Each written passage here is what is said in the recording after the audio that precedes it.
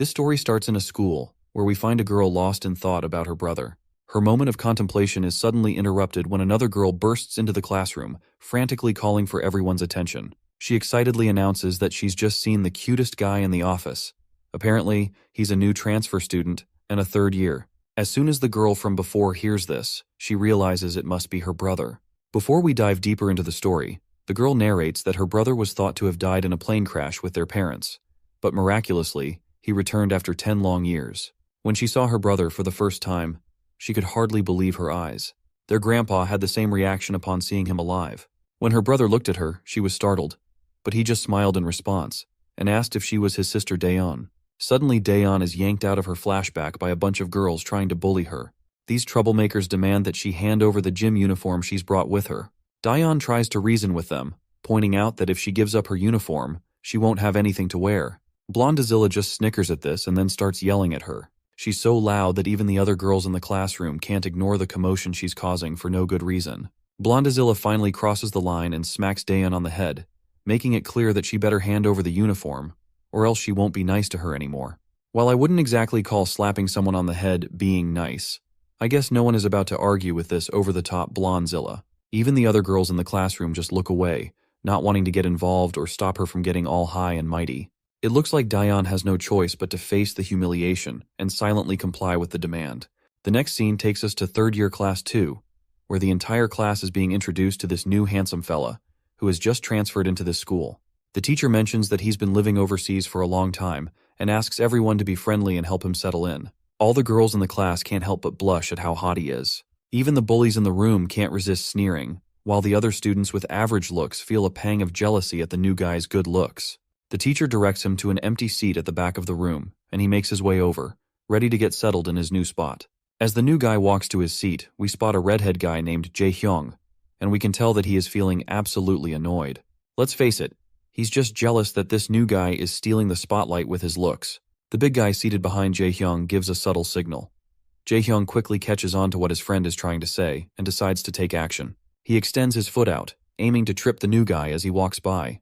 But Jae-hyung's plan doesn't go as smoothly as he'd hoped, because this new guy quickly halts, leaving Jae-hyung gritting his teeth in frustration. He had timed his foot extension perfectly, but it still didn't work at all. Meanwhile, the new guy, who goes by the name Jin by the way, just gives Jae-hyung a death glare for his pathetic attempt, though he does not say a word. The scene then flashes back to Jin's past, where we see a blonde guy advising Jin to avoid getting into fights once he returns to Korea. Jin lets out a sigh and responds that he's already aware of this much. The senior perks up to hear this, and curiously asks about how Jin knows. Jin then explains that he wouldn't enter any combat situation without having enough intel about his surroundings. Well, it looks like Jin's response isn't exactly what the senior was expecting to hear, because it sounds way too hardcore.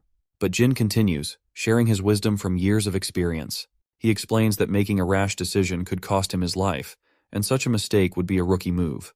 This makes the senior even more uncomfortable.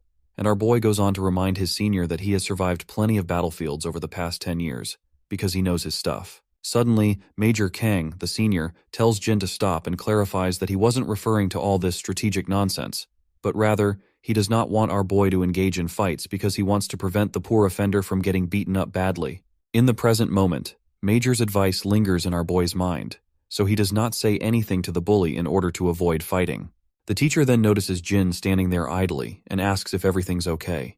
Jin simply flashes a pleasant smile, saying he is good, and continues past Jae-hyung, ignoring him. Jae-hyung snickers once again, thinking Jin is just a wimp afraid of getting picked on. Even the guy who tried to trip him earlier smiles, pleased with Jin's reaction. Once Jin reaches his seat, the teacher tells one of the students to help him get ready for the first class.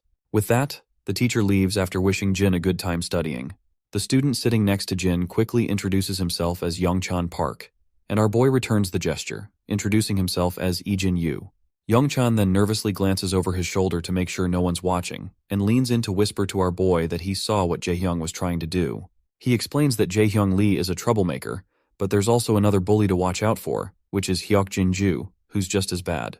Jin takes a closer look at both of the troublemakers, while Youngchan further reveals that the next class is math. Jin thanks his new friend for the heads up, and Youngchan is relieved to see that our boy isn't just another bully. He tells our boy to feel free to ask him anything, and he'll do his best to help out. The math teacher arrives and instructs everyone to open their textbooks. He starts solving math problems on the board, Some students are busy taking notes, while others look utterly bored. Jin takes in the scene, noticing that Young-chan is diligently paying attention, while some students are dozing off or messing around on their smartphones. He also glances out the window and sees a group of students playing in the playground. Jin's mind drifts back to his days as a mercenary. He remembers the heavy rain, feeling utterly exhausted and battered. The chaos of his past life, the constant roar of guns and explosions, seems to have left a permanent mark on his mind. Yet, in the present moment, as he closes his eyes, there's no unpleasant noise. Everything feels unexpectedly peaceful and serene. As dawn approaches, students start heading home. Among them is Dayan, who spots her brother standing nearby. She's momentarily startled and asks if he's been waiting for her. He replies that yes, he was hoping to walk her home. However, he adds that if she has other plans, she's welcome to go on her own. Dayan quickly glances around and insists she has no other plans, but we can tell that she is still really anxious about walking with our boy. Jin then states that if she doesn't have anything pressing, they'll walk home together. Eventually, the girl agrees. Later on the street, the siblings walk side by side, both clearly feeling awkward. Jin tries to break the ice and asks if she's feeling awkward too. Dayan is startled to hear this and quickly insists she's not awkward at all. But Jin reassures her that it's okay, as he's feeling pretty awkward himself. Thankfully, this remark finally makes our girl relaxed a bit. Jin then reveals that he was only 9 at the time of the accident, so he doesn't remember much about his remaining family, including his sister. He points out that it must be pretty strange for her too, since she was only 7 and probably doesn't remember much either. Dayan stays silent, because this is in fact true. Just then, she suddenly hears some familiar voices around the corner, and her feet suddenly come to a halt. When Dayan looks at the source of the voice, she spots one of the girls who bullied her in class. She is apparently the friend of that blonde girl who slapped Dayan in the school today. The bully girl immediately notices Dayan and calls her out. Dayan breaks into a sweat, feeling uncertain about how she is going to handle the situation. One of the guys sitting with the bully girl asks who Dayan is. The bully girl reveals that Dayan is the girl Huijin dislikes, and Huijin is the same blonde girl who slapped her earlier. The bully girl also spots her brother walking along with Dayan and starts teasing her, asking if she's out with her boyfriend. She adds some colorful remarks, saying she didn't know bitches could date as well. Our girl quickly gets timid and frantically tries to reassure her that Jin is just her brother. Well, this comes as a surprise to the bully girl, who didn't know Dayan had a brother. After hearing the rude comments, Jin asks Dayan if this girl is a friend of hers. Dayan timidly agrees and admits they know each other from their homeroom. But the cocky girl doesn't let up, calling Dayan a bitch again and asks since when they became friends. Dayan trembles as the bully continues her rant. Jin then gives the girl a cold stare, one that's enough to freeze the hell itself. The guy sitting next to the bully girl doesn't appreciate Jin's sharp glare. He gets annoyed and warns Jin to watch himself if he doesn't want to get his ass yanked. Jin continues to glare, which only annoys the fatty more. The bully girl starts egging him on and provokes him to pick a fight with Jin. Eventually, the fatty's patience wears thin and he strides over to our boy, and Jin quickly shoves Dayan back and gets face to face with this stupid head. The fatty demands to know if Jin is trying to act tough in front of his sister. Jin notices how defenseless the fatty is, standing so close that all his vital points are wide open for attack. What's even more amusing is that the fatty isn't carrying any weapons. All he has is this giant ass of his. Jin can't help but feel that this guy is being rash and leaving himself wide open. But then, Major Kang's words echo in his mind once again, which reminds him to not pick fights with anyone. Jin lets out a sigh, averts his gaze, and decides to walk away quietly. But Fatty isn't letting Jin off the hook so easily. He grabs Jin by the collar and raises his hand, ready to deliver a sharp slap to Jin's face. Before he can make contact, Dayan rushes to intervene. She quickly bows down her head and explains to the bully that Jin has been living overseas for most of his life and isn't used to the way things work in Korea. On the other hand, the bully girl snickers to see her begging, while Dayan continues to tremble with fear. The fatty, however, snaps at Dayan, saying he doesn't care if Jin was living overseas or not. Seeing his sister so terrified and shaking in fear boils Jin's blood. Fueled by anger, he grabs Fatty's wrist and yanks it. Fatty squirms in pain, even though Jin hasn't done anything particularly aggressive. Jin throws his bag down and takes off his school coat. Calmly, he tells his sister to wait for him and covers her face with the coat, assuring her it won't take more than a minute. Just then, the rowdy thug charges at him from behind. Jin effortlessly twirls around and delivers a solid slap to the thug's face. The single slap sends the thug staggering, blood spilling from his mouth as he stumbles backward and crashes to the ground like a sack of potatoes. The cocky girl and the other goon feel a chill run down their spines, and I can tell they are about to crap their pants if our boy continues like this. Meanwhile, Jin lets out a sigh of disappointment, knowing he's broken his promise to Major Kang. But I guess this is not his fault entirely, as this fatty bastard had this coming. The other goon is so terrified that he has started to reconsider making any move against our boy. The next scene takes us to the countryside, where military soldiers are training tirelessly. Among them is Major Kang, overseeing the rigorous exercises. A fellow soldier approaches from behind and reminds Kang that today is Jin's first day at school. Hearing this, Major Kang gets concerned that despite 6 months of lessons on leading a normal life, Jin might struggle to adapt to his normal school life after so many years as a mercenary. But still, Kang feels a sense of pride, and he's confident that the lessons he imparted to Jin will help him thrive in his new life. Well, it turns out Major Kang's teachings didn't quite do the trick, because Jin is making these bullies look like yesterday's trash. The other bullies watch in shock as the injured fatty lies unconscious, eyes rolled back. The bully girl and her sidekick are shaking with fear as Jin strides toward them. In a flash, Jin lunges and lands a devastating punch right in the gut of the other thug, sending him flying and crashing to the ground. The cocky girl's jaw drops in disbelief. When Jin turns his attention to her, his death glare makes her tremble with fear. Daeon pulls the coat off her face, her hands trembling as she takes in the sight of the 2 thugs down for the count. Even though it's only been a minute since she was covered, Jin notices his sister watching him and, after giving the cocky girl one last intimidating look, he walks away from her. He turns to Daeon and apologizes for covering her face so abruptly. The apology only makes Daeon feel more awkward, so Jin tries to lighten the mood by suggesting they grab some snacks from her favorite store. Daeon stammers that it's okay and they don't need to, so Jin decides they should just head home. As Daeon and Jin cozy up, the bully girl is left terrified to see this.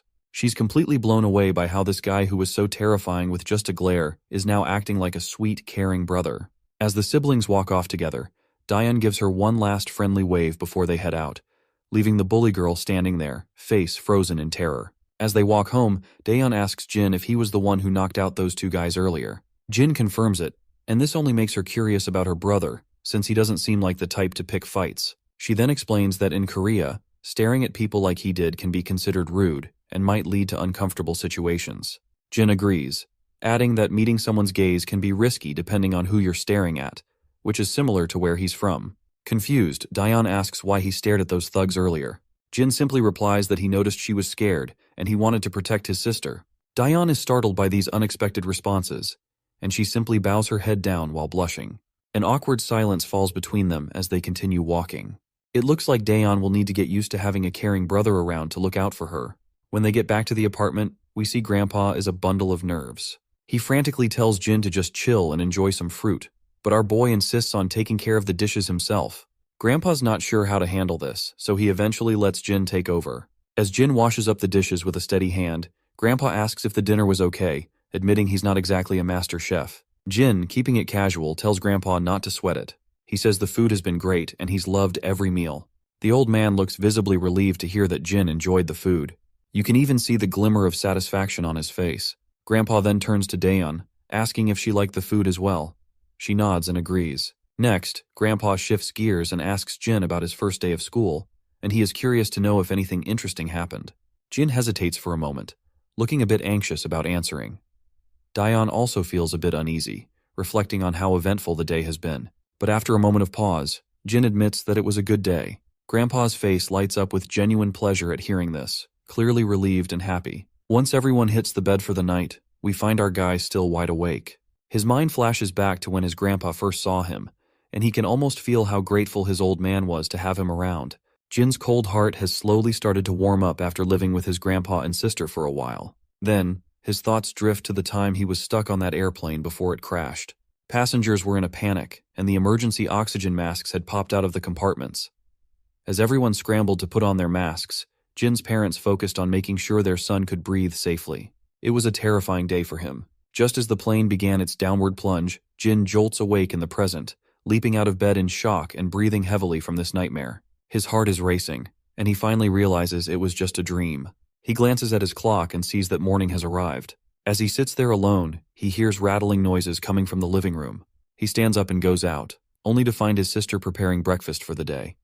He looks around and asks where Grandpa went. She tells him that Grandpa left for work at dawn. She explains that Grandpa took time off to be home when Jin arrived, but now his paid holidays are over, so he's back to work. She also puts on her uniform, and once she's done, she decides to leave for the day. She tells Jin that breakfast is laid out on the table and reminds him to make sure he eats.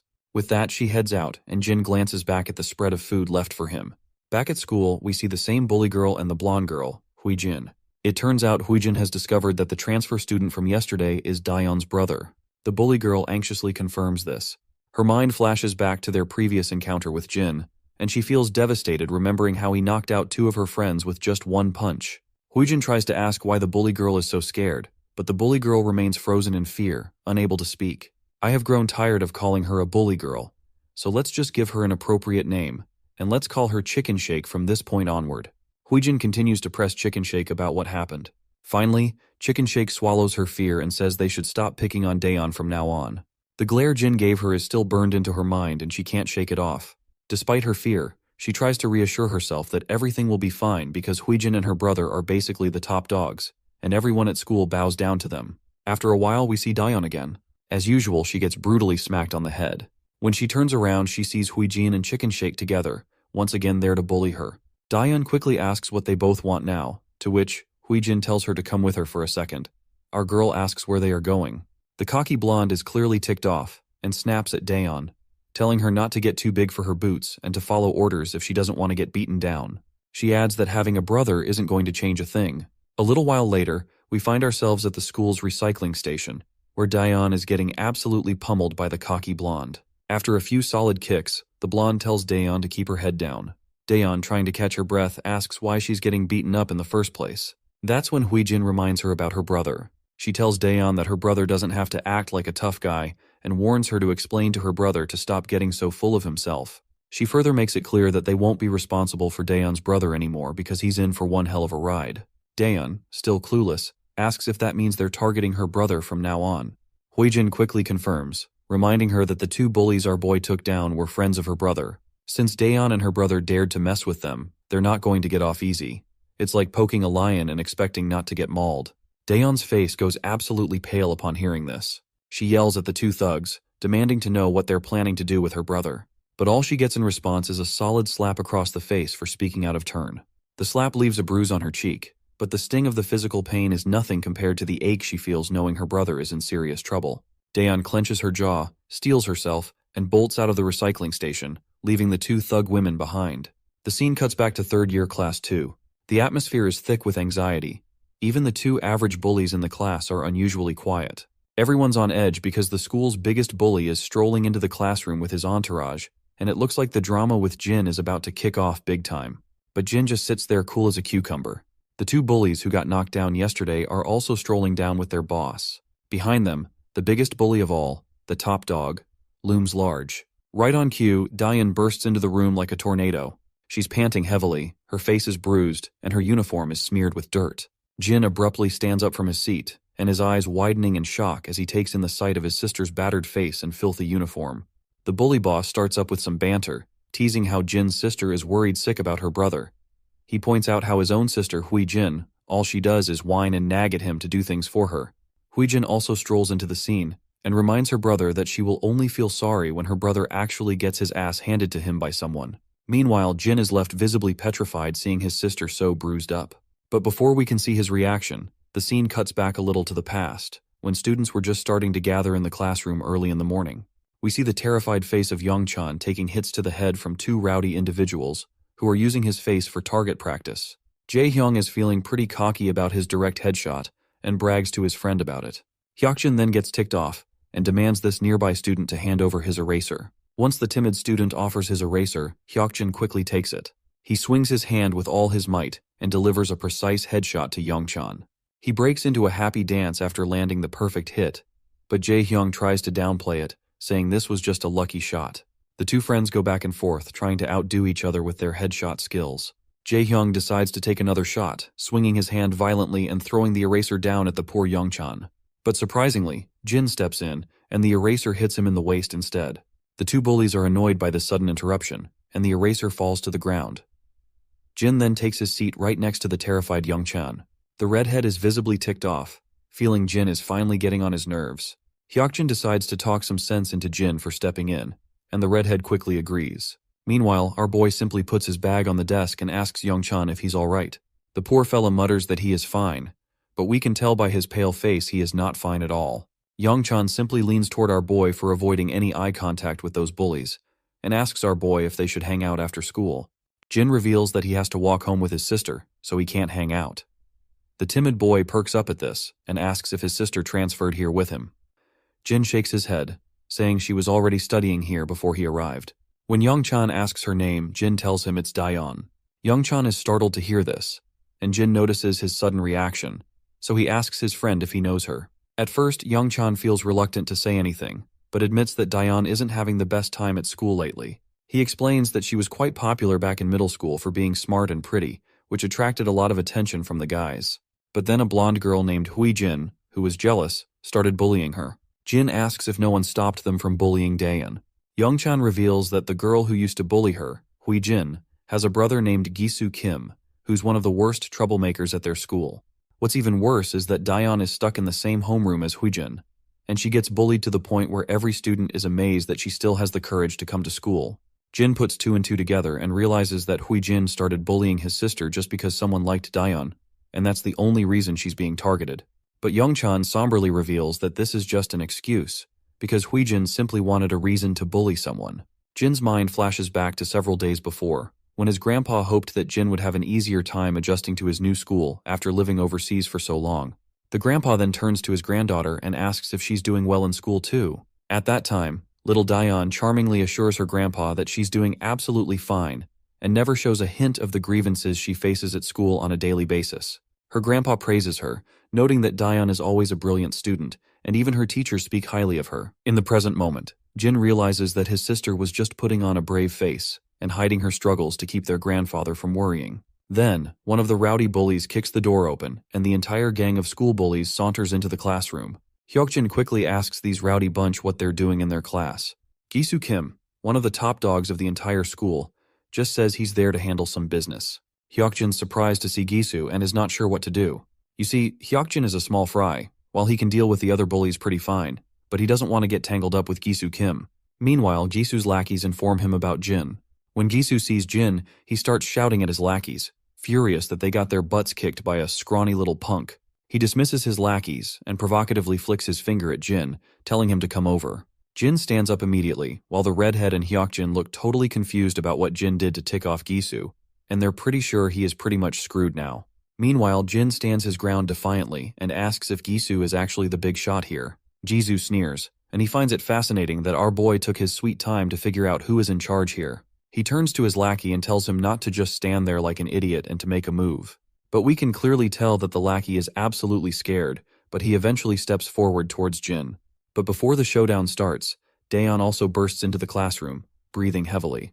In the current time, this is how Jin finds himself looking at his bruised-up sister. Tears well up in Daeyeon's eyes as she starts apologizing to Jin for putting him into trouble. Meanwhile, Huijin scoffs after seeing those tears and calls her the biggest drama queen ever. Jin, however, tells his sister she has nothing to apologize for. Before she can say another word, he loses it and slaps this lackey across the face with such force that he hits the ground, knocked out cold.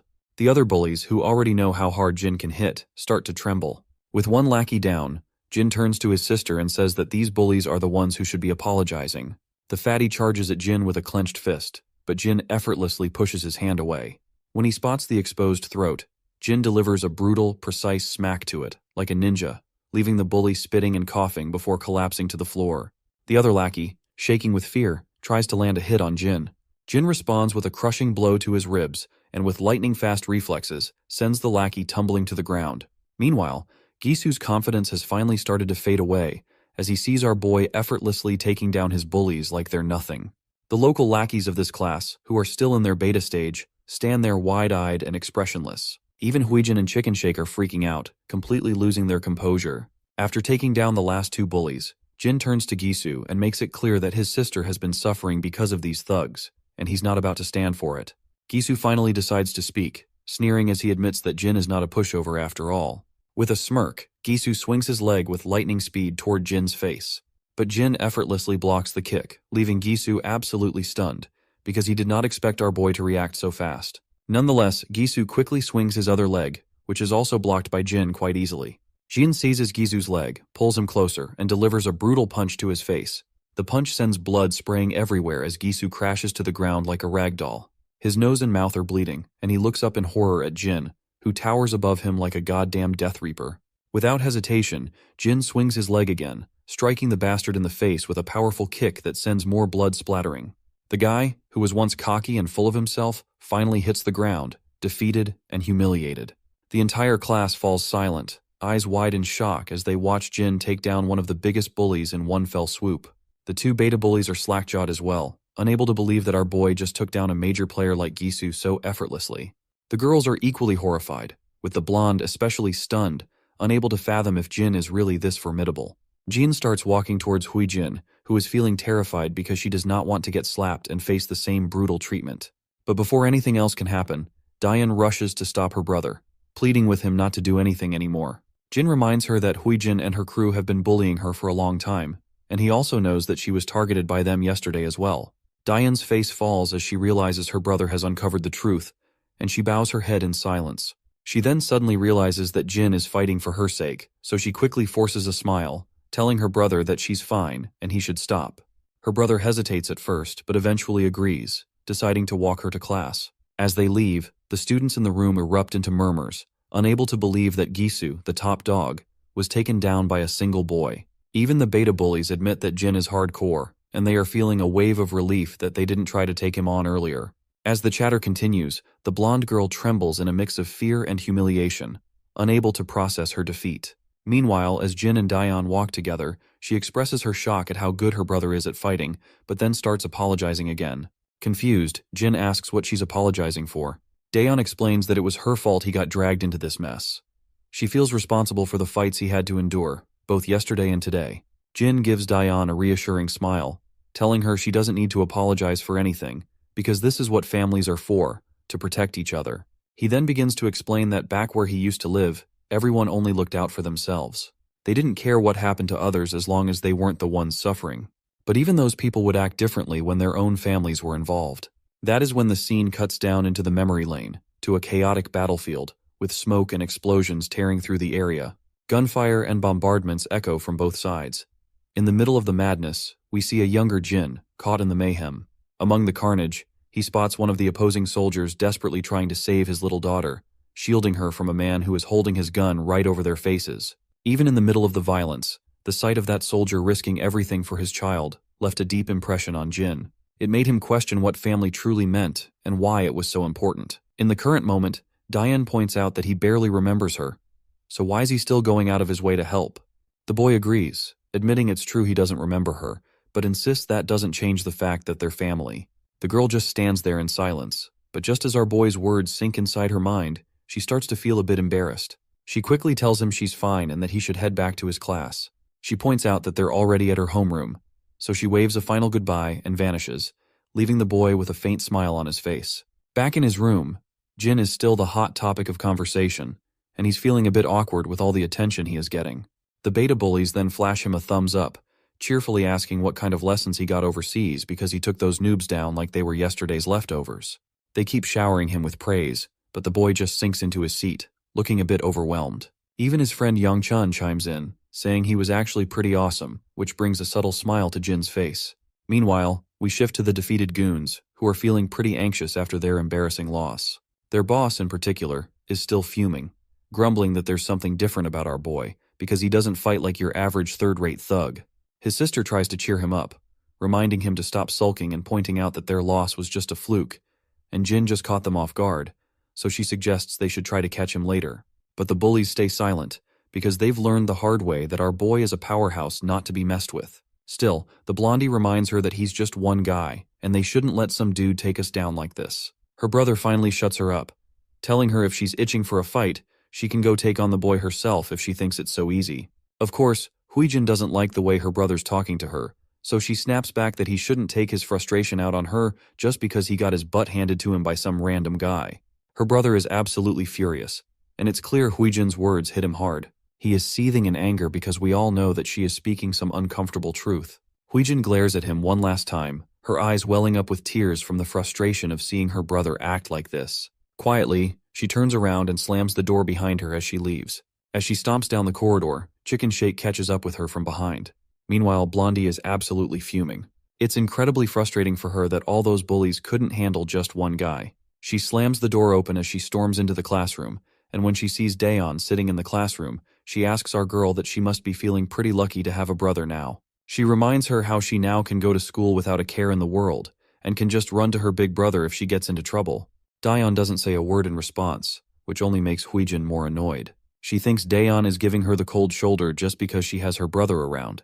She grits her teeth in frustration and makes it clear that she won't let Dayon do whatever she wants just because she has a brother. As dusk starts to settle, students begin heading home, and among the crowd is our girl, looking pretty dejected. She's lost in thought, recalling the scene where her brother stood up for her and fought those thugs. She remembers him saying they're a family, and wonders if this means she can finally go to school without worrying about getting bullied. Her mind drifts back to her miserable days under Huijin's rule, where she was constantly bossed around and obeyed every command like a faithful dog. Whenever she tried to speak up for herself, she'd get slapped down. Suddenly, her brother appears behind her and asks if something's bothering her. She is startled by this sudden call, but our boy reminds her that he'd called her a few times already. But she did not respond.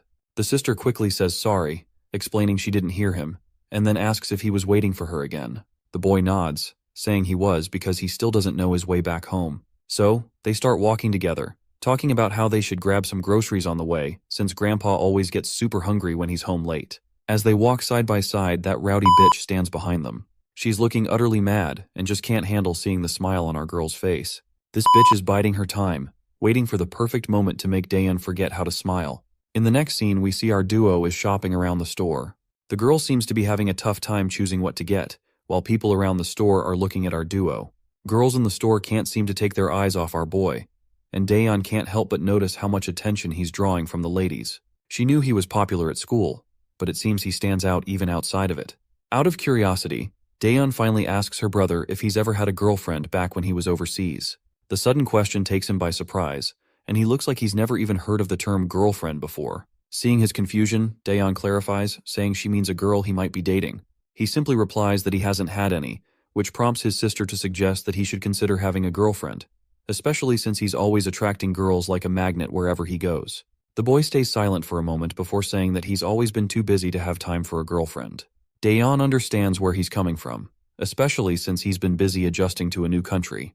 That's when the boy turns the question back on her, asking if she's ever had a boyfriend. The question catches her off guard, and she quickly replies that she hasn't had one either. When he asks why not, she just says she's been busy as well. When they finally get home, we see our boy has been gifted a Samsung Galaxy phone by his grandpa. He's a bit disappointed because he wanted an iPhone instead. Grandpa quickly educates his grandson that iPhones have lousy battery life, so it's better to use a Samsung instead, especially since all the kids nowadays have iPhones. It's kind of a funny jab, suggesting that having a Samsung might actually make him stand out. Dayon, on the other hand, is pretty excited because she wanted a Galaxy phone for herself, and she can tell it's the latest model. The boy starts playing around with the phone, while Grandpa reveals that he's already saved Dayon's and his own number in it. Dayon is surprised to find out that Grandpa saved the phone numbers himself since she usually helps with stuff like that. Grandpa quickly clears it up, saying he got some help from the salesperson. He adds with a grin that he's heard how the younger crowd loves to unbox new things themselves, so he hoped our boy wouldn't mind that he opened the box to save their numbers. In response, Jin quickly says he's totally fine with it. Grandpa then apologizes to Dayon, saying the store only had one of those phones, so he couldn't get one for her too. Dayon reassures him it's no big deal, and they end up having a great dinner, chatting and enjoying their family time. Later that night, the boy is still playing around with his new phone, and he is really digging into the Galaxy experience. He starts to think maybe Samsung phones aren't so bad after all, and could be even better than iPhones. The scene cuts to Major Kang, who's busy working at his computer when his phone rings. He picks it up and sees it's Jin, who lets his senior know that he's got a new phone and this is his new number from now on. The senior is a bit surprised by this news, and even the junior standing behind him asks if Major Kang didn't already give Jin a phone. Major Kang confirms that he did. That's when the senior gets tomato red with anger, pointing out that he had given Jin the most expensive iPhone they had, so he is kind of furious that Jin has changed his phone already. The next morning arrives, and Jin comes out of a cozy shower and notices his sister rushing out in her uniform. Before she leaves, Jin asks why she's heading out so early. She tells him she's actually running late and bolts out without wasting any time. She also reminds him that dinner is already set up, so all he has to do is put the dishes in the sink. As she's rushing down the street, she glances at her phone and is relieved to see that she'll make it on time. She had gotten delayed because she wanted to make a delicious soup for Grandpa, and seeing him smile after eating it made it all worth it. She's just happy to do something nice for him. Her moment of happiness is abruptly cut short when she gets a solid kick to her ribs and crashes to the ground. Standing over her are 3 girls, all decked out in hoodies and masks to hide their identities. The one at the front tells Dayon to watch where she's running and accuses her of nearly breaking her ankle. It's clear these girls are just looking for trouble and making excuses to pick a fight. They demand that Dayon apologize for her so-called blunder. The poor girl quickly nods and says she's really sorry. But the rowdy leader isn't satisfied and slaps Dayon across the face and insists she apologize like a whimpering dog. That's when one of the girls with a ponytail suggests they all head to a karaoke spot to blow off some steam. Another girl quickly agrees, saying that they definitely need to relax and have some fun. The ponytail girl crouches down to meet Dayon at eye level. With a smug grin, she invites our girl to join them in their karaoke session, and she is sure that they are going to have a blast there. The second Dayon hears that voice, she instantly recognizes that this is Huijin Kim, and she is definitely here to make our girl's life miserable. Before she knows it, they're all at a dingy karaoke place. The manager, catching sight of these shady-looking girls, can't help but feel uneasy. A while later, we see the manager again, who is pacing nervously toward the room where those girls had their karaoke session. He mutters to himself about how rowdy kids have gotten these days, and wonders what kind of mess those ladies might have left behind, because in their entire karaoke session, all he heard was loud screaming noises. The manager turns the lever and opens the door, only to find Dayon sprawled on the floor, clearly beaten up. Thankfully, she's conscious, and starts to slowly get up. She fumbles with her things, her hands shaking as she gathers her stuff. The manager is utterly confused to see this unexpected sight and decides to call an ambulance, but Dayon flatly refuses and stumbles out the door. Meanwhile, back in the classroom, the teacher is taking attendance and notices that Dayon is still missing. When the students confirm she's not there, everyone is confused since Dayon wouldn't just skip school without letting anyone know. In the background, Huijin Kim is smirking, clearly pleased with herself. Chicken Shake turns to her friend and asks if she thinks Dayon will be okay. In response, Huijin simply tells her friend not to panic. She reminds her that Dayon missing school has nothing to do with them. Chicken Shake nervously agrees, playing along and affirming that it's indeed true and has nothing to do with them. Finally, the school bell rings, signaling the end of the day. As usual, the boy waits outside for his sister, but he can't seem to spot her in the crowd of students.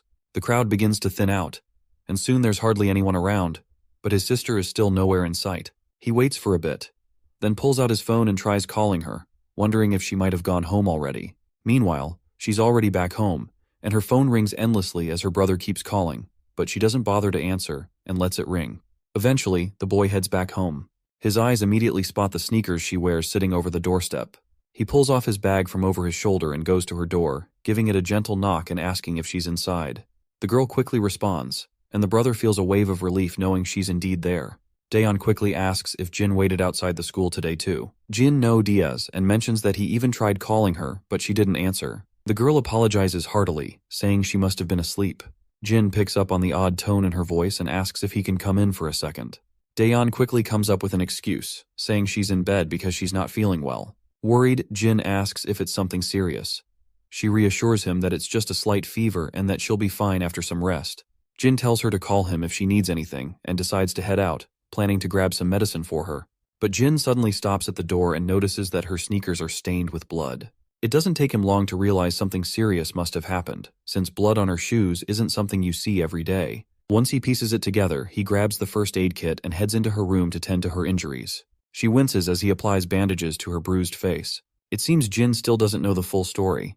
Dayon tells him she fell down the stairs while trying to dodge a bicycle. However, Jin points out that her injuries seem quite severe for a simple accident, and asks if she doesn't want to see a doctor. She hesitates for a moment before insisting she's totally fine. I guess her hesitation to visit the doctor is understandable, because if she goes to the hospital, they'll discover the bruises aren't from a fall down the stairs.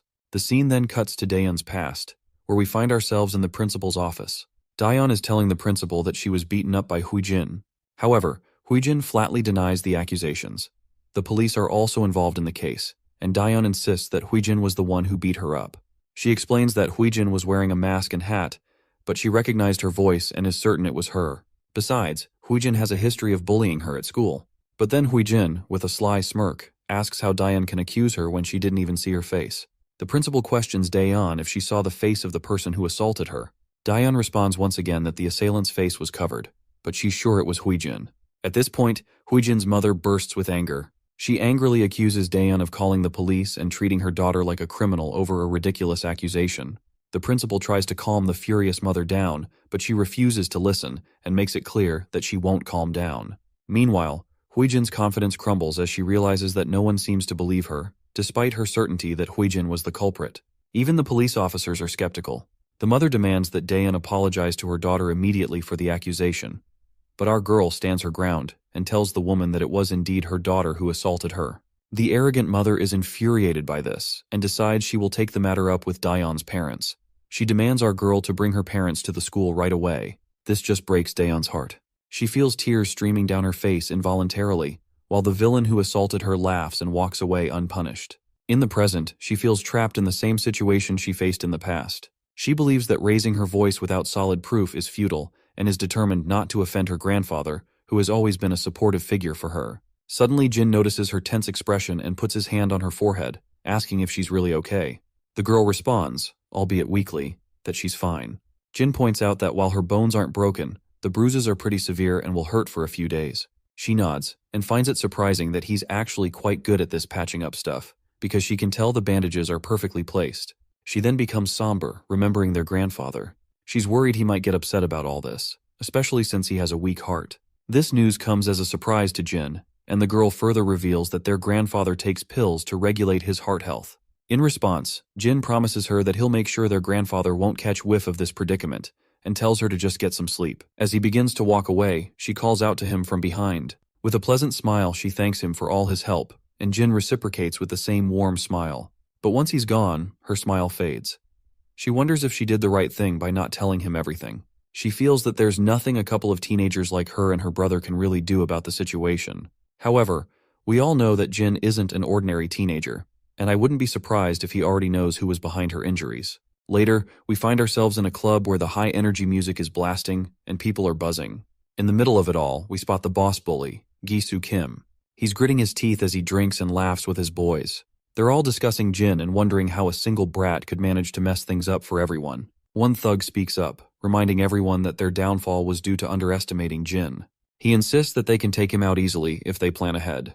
Another goon agrees, emphasizing that they can't just let him get away with this. A third adds that Jin won't stand a chance against all of them. Despite their enthusiasm, their boss knows that taking Jin down won't be a walk in the park. He's still seething from the humiliating defeat, but doesn't want to let it slide.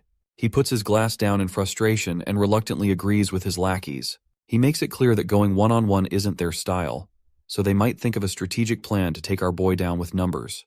The lackeys grin like Cheshire cats, clearly excited about their plan.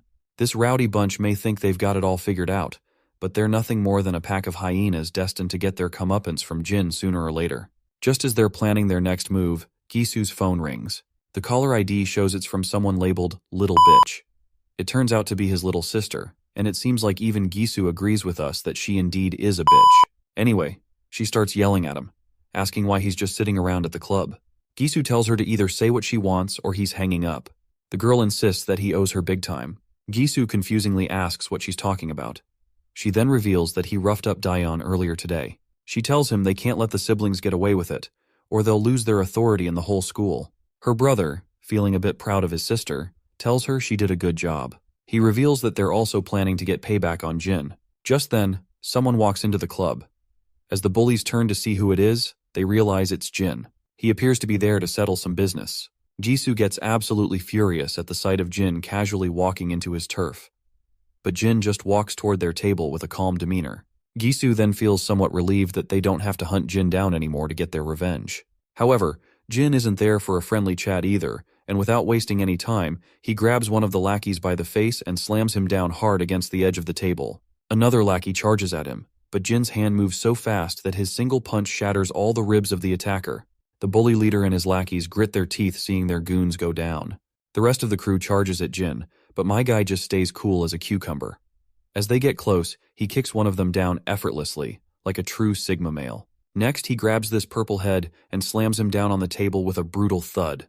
While this purple head is cowering for his life, Jin doesn't stop there and slams this dude against the wall like a rag doll. Then he balls up his fist and delivers a devastating blow to the fatty's face. One of the thugs grabs a glass bottle and swings it at Jin, but my guy casually knocks the bottle from his hand and follows up with a brutal whack to his face. which leaves the thug bleeding his mouth out.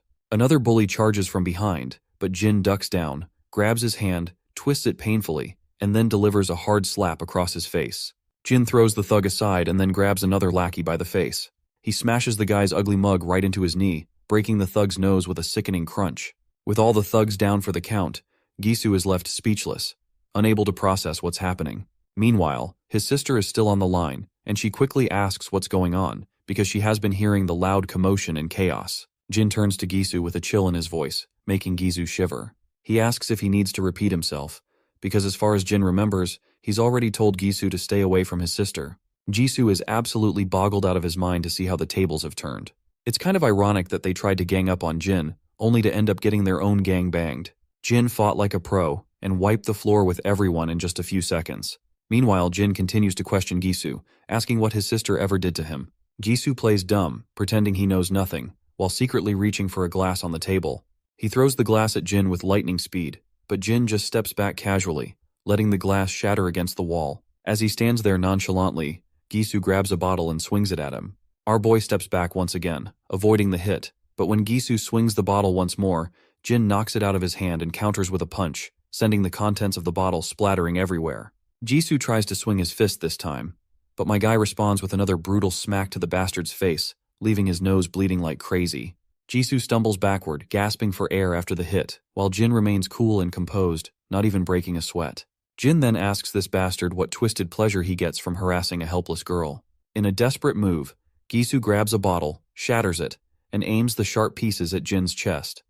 But our boy shows no fear, and he quickly slaps Gisu's hand hard, making the bottle drop. Then he grabs Gisu by the throat and squeezes, causing him to struggle for breath. Gisu's feet trip over themselves as he struggles helplessly, and Jin forcefully drives him to the ground. The bastard writhes and squirms, desperately trying to break free from Jin's iron grip, but my guy doesn't let up. His hand pressed firmly on Gisu's throat, ensuring the once cocky bully knows exactly who's in control now. Jin then leans in and asks Gisu what he should do with him. Gisu, barely clinging to consciousness after the brutal beating, can't muster a response. Jin delivers his final warning, making it clear this is the last time he'll spare him. He warns him to stay away from his sister and to keep Huijin, who is Gisu's sister, in check as well. He emphasizes that if he hears even a rumor about Gisu or Huijin bothering his sister again, he'll be back to finish what he started. To drive his point home, Jin tightens his grip on the bastard's throat even further, pushing him to the brink of unconsciousness. The bully is now desperate and on the edge, starts squirming and apologizing profusely. After that, Jin finally releases his grip, leaving Gisu gasping for air and coughing violently as Jin walks away. As Jin walks out of the club, the staff inside exchange nervous glances, unsure of what just went down. Meanwhile, Huijin and her friend Chicken Shake are strolling down the street. Huijin has got a bad vibe and starts worrying that her brother might be in trouble. When they reach the club, they hear footsteps coming up the stairs, and it's Jin, casually making his exit. Huijin is caught off guard and isn't sure what to do. She shouts for Jin to stop, thinking she can still play it cool because no one can pin the blame of what she did to Daeon. But Jin doesn't even slow down. Huijin, now really nervous, starts backing away, trips, and falls hard on her butt. While she's rubbing her sore shoulder, Jin's phone rings. He checks it and sees it's his grandpa calling. After a quick chat, he simply turns around and just heads home quietly, leaving them curious about what he is even thinking. When Huijin enters the clubroom, the scene is a mess. Her brother and his lackeys are all battered and bruised. She immediately starts shouting at him, demanding to know how he got whooped by Jin again. But her brother, too exhausted to argue, cuts her off and tells her to stay the hell away from Daeon from now on. Huijin, not grasping the seriousness of the situation, keeps pushing back, asking what the hell he's talking about. Her brother, visibly frustrated, finally loses it. He grits his teeth and yells at her to leave our boy's sister the fuck alone. But Huijin doesn't back down and keeps shouting, questioning why he's so afraid of that bastard. That's the breaking point, and her brother snaps with his eyes blazing with anger. He makes it crystal clear that if she doesn't steer clear of Daeon, he'll make sure to mess her up himself. Yikes, these siblings have a seriously twisted way of dealing with each other. It's wild how casually they talk about screwing each other over. Huijin is shaken by her brother's outburst, and she begins to tear up. We're back with our boy, who spots the grandfather once again. They sit down on a bench in the park. First off, Grandpa apologizes for pulling our boy away while he was having fun with his friends, but our boy says it's all good. The old man then gets a bit sad, mentioning that Daeon got injured, and our boy was the one who treated his injuries. Our boy confirms it, and the old man explains that her injuries are pretty serious, but she refuses to go to the hospital. He shares how tough it's been raising Dion on his own. He never really knew how to raise a young girl and was always working hard to put food on the table, and he is just grateful she's come this far on her own. Grandpa reflects on all those years and says that looking back, Dion has given him so much more than he's ever been able to give her. He lost everything in that accident, and Dion was the only thing that kept him going after the plane crash took everything away from him. It breaks his heart to see her so hurt and not even tell him the real reason behind it. He wonders if she thinks he's too old to understand. He mentions a saying about how kids become distant from their parents as they grow older, so it must be even harder for her to reach out to an old grandpa. But our boy quickly reassures the old man that he's just overthinking. He points out that it's clear how much Grandpa loves Dion, and he's sure Dion loves him just as much. He tells Grandpa to stop worrying so much and promises that he'll look out for her at school. Hearing this, the old man is finally a bit relieved and genuinely happy that Dion has a brother-like figure in her life. The next scene shifts to Omnia Medical Examination Center. Inside, we see Gisu with his injuries finally patched up. He's getting an earful from his father, who's clearly disappointed in him. His dad doesn't hold back, making it clear that Gisu deserves every one of those injuries because, as he puts it, if you're going to play stupid games, you're going to win stupid prizes. The arrogant mother starts yelling at her husband, clearly outraged. She reminds him that their son is in the hospital, and this is all he has to say? She tells him to go find the brute who did this and yell at him instead. She also points out that the same brute busted Huijin's arm too. Honestly, it's a real mess. Huijin is a bitch to the point that she even pinned the blame of her own mishap on our boy. We all know that she tripped and banged up her shoulder, but instead of taking responsibility, she's blaming him for everything. The angry father finally calms down and lets out a deep sigh. The concerned mother tells her son to just focus on resting and recovering. As they start to leave, the mother grumbles about making the kid who hurt their son pay if she ever gets her hands on him. Once they're gone, Gisu finally asks his sister why she had to tell their parents everything. He explains that by doing so, she's just made things worse for him. He feels humiliated that people will think he ran to their parents like a whining brat after getting beaten up. His sister then asks how she was supposed to hide the fact that her brother was in the hospital and that her arm was broken. Gisu gets pretty ticked off and demands to know if Jin was the one who did this to her arm. She remembers how she tripped and fell, but she doesn't mention that to him. Instead, she just says that Jin was responsible. It's messed up how she's shifting the blame so shamelessly. She then quickly stands up and tells him to just stay here and get better. She says she'll make sure they realize once and for all who they're dealing with. Jisoo sits there, unsure if they should mess with our boy again. Meanwhile, we're back with their parents. The woman reveals that she's just spoken to Mr. Cha, but her husband asks why she's complicating things and tells her to let the school handle it. The woman responds that it's Saturday already, and she doesn't want to sit back and twiddle her thumbs waiting for them. She starts yelling, pointing out that the school won't deliver real justice for what was done to their kids, and they'll likely only settle for a suspension or expulsion at best. The husband continues to argue, saying she has no business going to Mr. Cha to handle this personally. The woman reveals that she already knows Mr. Cha and that he's been handling his dirty work for years. Meanwhile, Huijin is eavesdropping and feeling pretty smug about her mother contacting Mr. Cha. She knows that Mr. Cha is the scary gangster who works for her father, and she's sure this will put an end to those troublemakers once and for all. The scene shifts to a rundown place where a man is fidgeting with his lighter, clearly on edge. Two goons walk by, looking pretty disappointed. They grumble about being ordered by their boss to handle some teenage drama, and none of them are thrilled about it. Even the boss himself isn't thrilled about dealing with this kid's squabble. But hey, a job's a job, even if it means wading through a mess of teenage nonsense. The scene flashes back to a time where a luxury Mercedes is zooming down the road. Inside the car, Mr. Cha, the mafia boss, takes a call from the woman. She fills him in on how her daughter's hand got fractured, and her son got beaten up by some teenager. She's insisting that he needs to handle it. Cutting back to the present, Mr. Cha is puffing out smoke from his cigarette, clearly fuming. He's beyond frustrated that he has to deal with this kind of nonsense as well.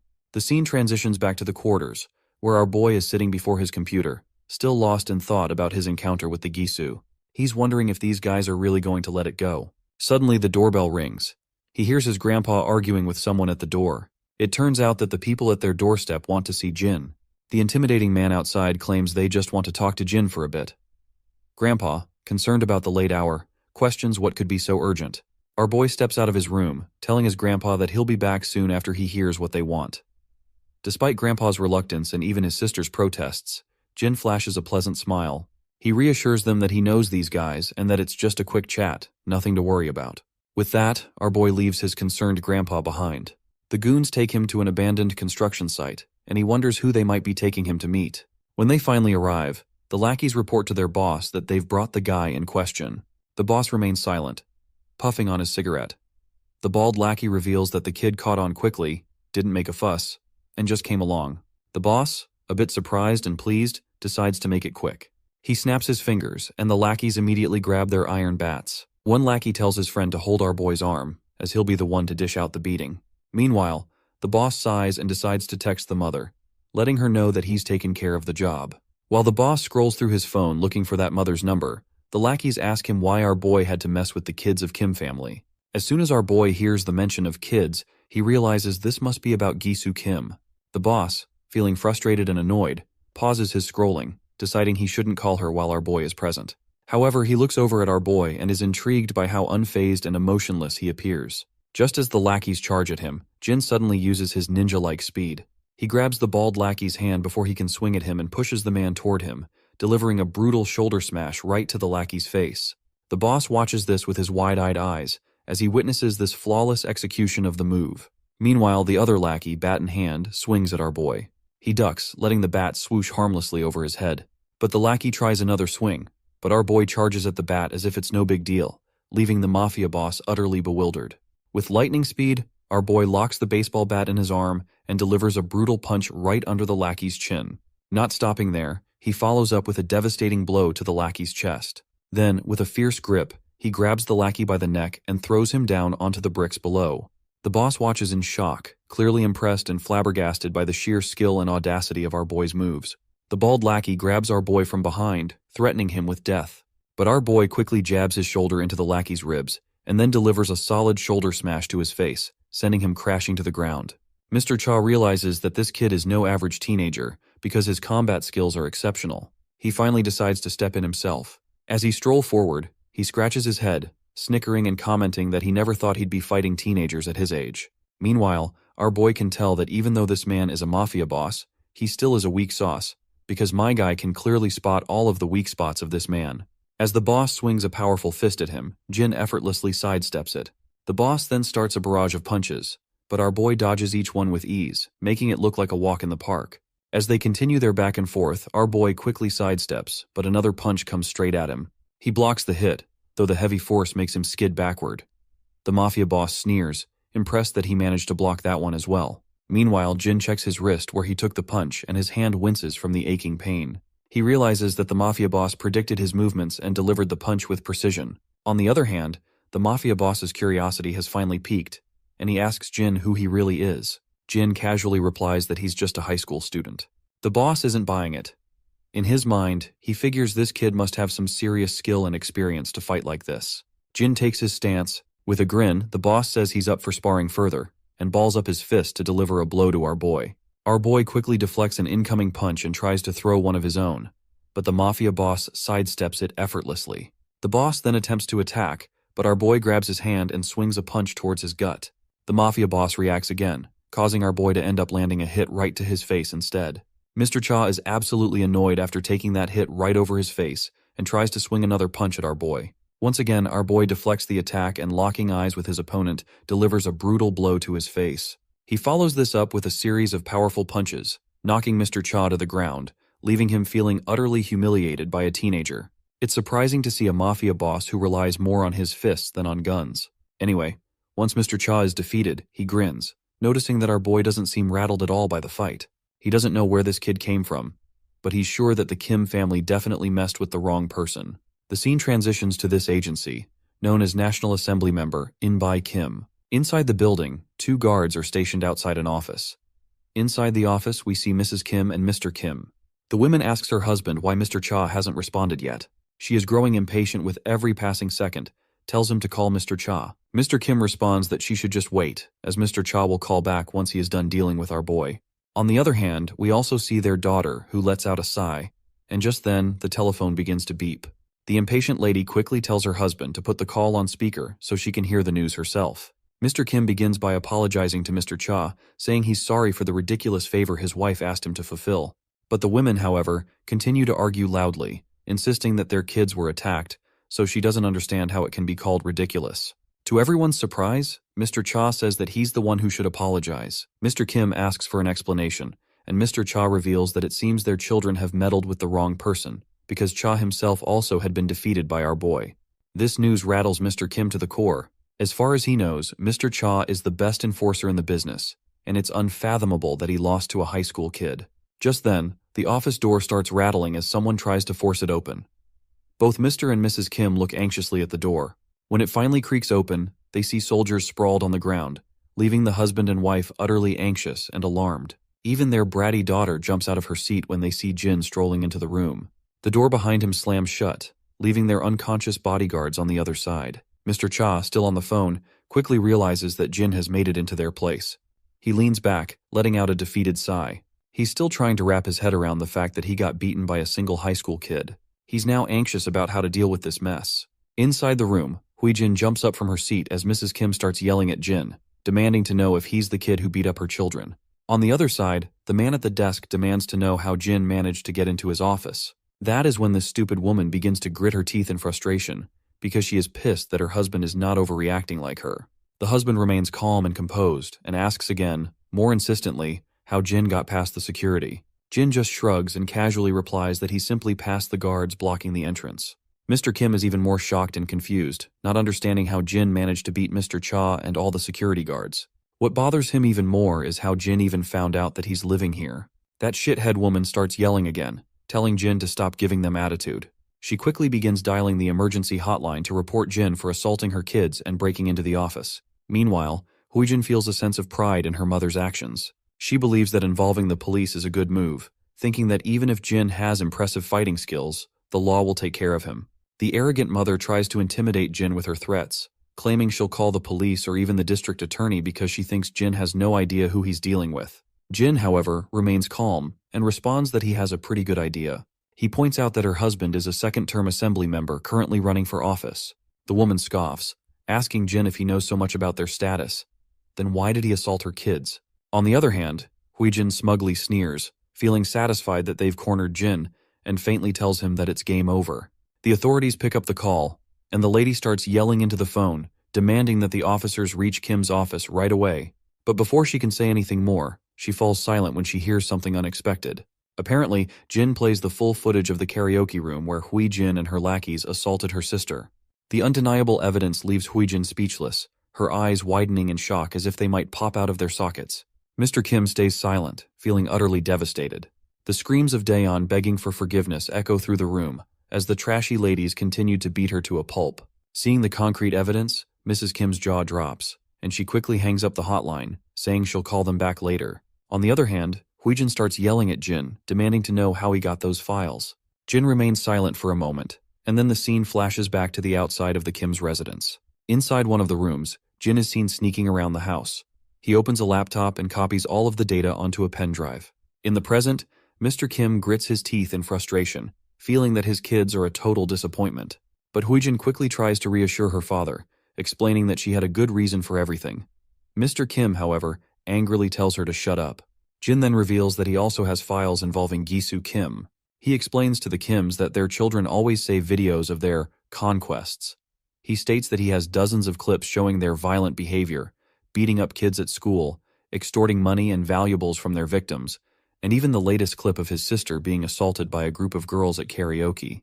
Hui-jin is shaking like a leaf with all these truth bombs exploding around her, but her mother quickly jumps in to defend her daughter, claiming that our boy is just trying to threaten them and that he won't get away with it.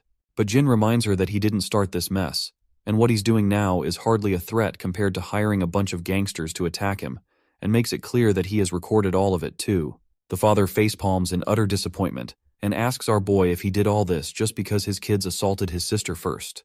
Jin responds that, as a parent, they have the right to take their children's side at all costs, so as a brother, he will do whatever it takes to protect his sister as well. The man understands where he's coming from and points out that they'll cover her treatment and offer a hefty settlement to make amends. But our boy makes it clear that this isn't necessary. The father is puzzled and asks what he means by that. He then inquires if Jin would like his kids to apologize to his sister. Hearing her father, Hui-jin grits her teeth and thinks to herself that she'd rather bite her tongue and bleed to death than apologize. On the other hand, our boy makes it clear that an apology won't undo the time his sister spent in fear and pain. So he insists that if they really want to compensate him, he wants his sister to never have to see Jisoo or Hui-jin Kim again. This demand rattles Huijin's nerves, but her father quickly agrees, stating that he'll have his kids transfer schools or perhaps even send them abroad to study. Naturally, the mother and daughter let out a piercing scream in protest, but the father quickly shuts them down and turns his attention back to our boy, asking if this would be enough to satisfy him. Our boy states that he wants them gone from the school starting tomorrow. In response, the father says he'll inform the school, and once that's settled, Huijin begins to cry, and her tears flow out involuntarily. Just as our boy starts to leave, the father quickly stops him and reminds him that, since he agreed to the demands, he'd like our boy to delete all of the videos he found. Our boy shoots the old man a death glare, and the father can tell from the intensity of his eyes that this kind of deadly glare doesn't belong to a high schooler.